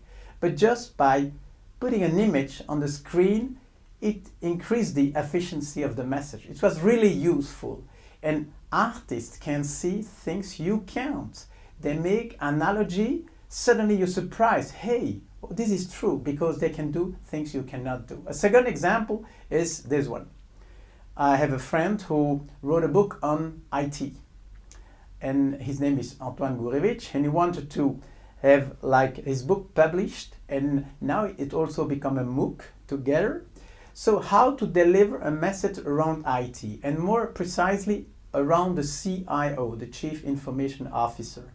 And I told him, you should imagine a character, somebody, and you have it in front of you. This man is supposed to be the IT manager. And so we wrote a story. So you can build some cartoons, and this is probably the challenge to do different speed, because lots of companies are talking about transformation and digital transformation, etc. It's you talk to the right brain. And this is a summary to explain the 5 new roles of the CIO in the future. He should be like an accountant to check his budget. he should be a salesperson, he should be the manager of a team, he should manage a process, and he also has to look far away. That's why you have the telescope. You have the 5 roles of the CEO, and last of this series you have this. If you zoom on his job as a human resource manager, the cartoon shows how difficult it is, because in the band he has to manage, you have very different types of characters, and again. So you can imagine the power of the image just to increase the power of the message. That's the way it goes together. And 2 more examples. Sometimes artists are excellent at describing what's a new concept. You remember dissociation? I covered the topic in lecture number 6, I remember. And a dissociation is the first time you put things together. The very first time you put things together. And to me, it's the birthday of a new idea. And an artist I know well did this one. It's to show how in the mind, suddenly you can put together 2 things. I find this cartoon really beautiful. And the last example for this video, you remember during, I think, lecture number 2, I explained the difference between discovery, invention, and creation. Discovery is when you find something that was. Invention is when you suddenly find a new way to use it. And creation, when you find something that is only possible. And the way the artist built the trilogy is this way. This is the discovery, an accident. Suddenly you say, hey, this is strange.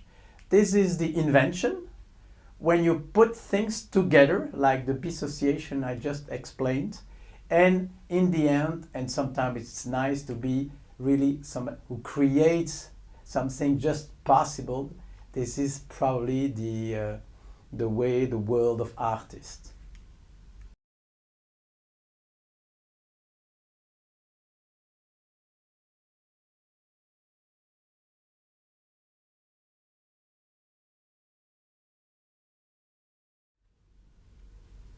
You probably noticed this lecture, number 9, is somehow a set of tips. How to become a corporate philosopher. I already covered 5 so far. Number 1, about words. Choose, select, define your words. Number 2, about criteria. How you assess in the future, what you imagine. Number 3, beware the question. Beware the question. Sometimes the problem is the problem. Number 4, try to use creativity techniques. Number 5, the one we just did, is about visual. Think visual. Work with artists. Another two. And number 6 is about don't stop thinking. Never stop thinking. Number 7 will be on humor. Use humor. But number 6 first. Never stop thinking. I see people stopping thinking because they fail so much. It's a pity. Some people stop thinking because they are so successful. It's also a problem, sometimes even worse. Never stop thinking. And to enter the topic, I would show you this statue. It's from Michelangelo, and it's characterized by something. It's unfinished. It's unfinished not by accident, not because Michelangelo wasn't paid by the client, no. It's a decision he took. I will not finish my statue. Because he called this non finito. You can check on the Wikipedia. Non finito is a way for him to work.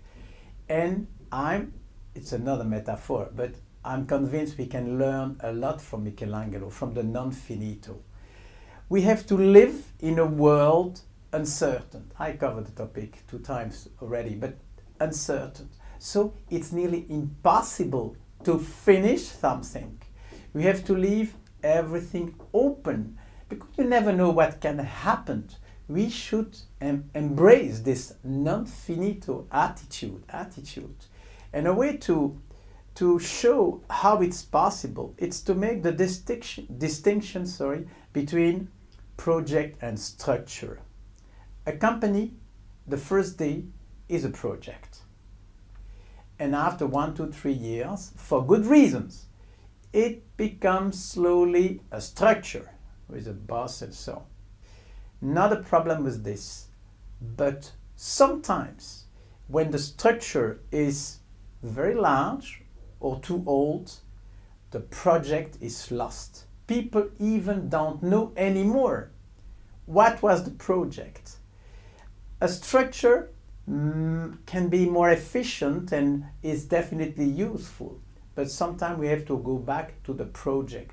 And I often recommend to companies sometimes to rewrite which is the project. It's the same for Europe. Europe was in 48, 50 a project to avoid war. Then we had some other projects, the euro, the currency. And today I have the feeling the project is lost. We see Europe as a structure. And I live in Brussels, I can tell you it's a big structure. I don't have a problem with the structure, but in this case I have a problem because we don't know which is the European project anymore. And this is true for Europe, this is true for companies. So if you have a project, it goes better. The only problem is with a project to combine with uncertainty. How can you have a project when you don't know exactly what's going to happen? And then there is another tip. And it's like, let me use another metaphor, another one. Look at this. In the past, when two roads were crossing, it was a bit like on the picture, fine. But a risk, accident, of course.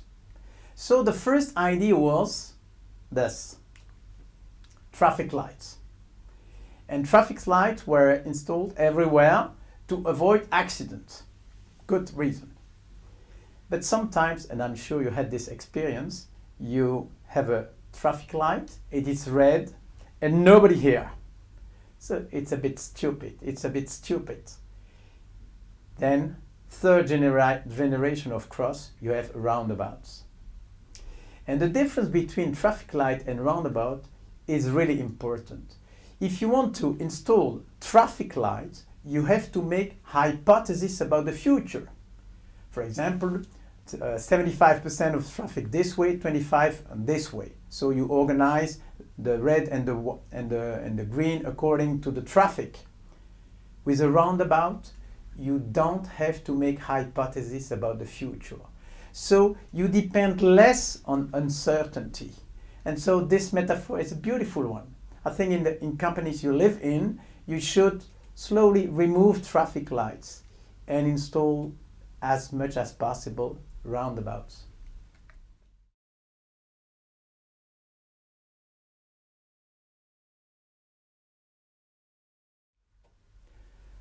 This last video is about humor. I'm convinced things work better when we have the sense of humor, when we can laugh together. And in the end, there are many opportunities to do that. Look at this one, for example. It's sometimes I receive a message from Amazon and they suggest me to buy my own books. They have good sense of humor. Or another example, again a pyramid. Why a pyramid? I think you saw the pyramid 3 times just during this one, because there is a quote I like, is this one. The shape of the pyramid shows that long time ago people tend to work less and less. And of course it just makes us laugh. And it's so useful, it's so good to organize some kind of humor in companies. But there is a but. Don't confuse humor and irony. You remember what I said about innovation is not creativity and comfort is not luxury? exactly the point here. Ethics is not morality. Exactly the same here. Humor and irony are different. They both cause a kind of laughing, definitely, but completely different. Irony is a weapon, Sometimes used for good purpose, like Socrates. He built everything on irony.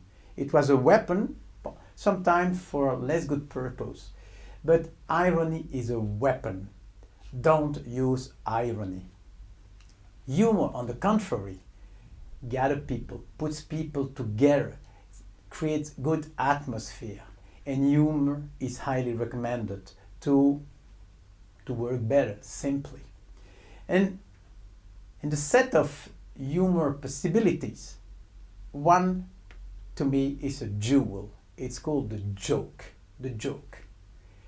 Joke, of course, they can be used just to set an atmosphere, but much more than that. Wittgenstein once said it's possible to write the entire philosophy only using jokes.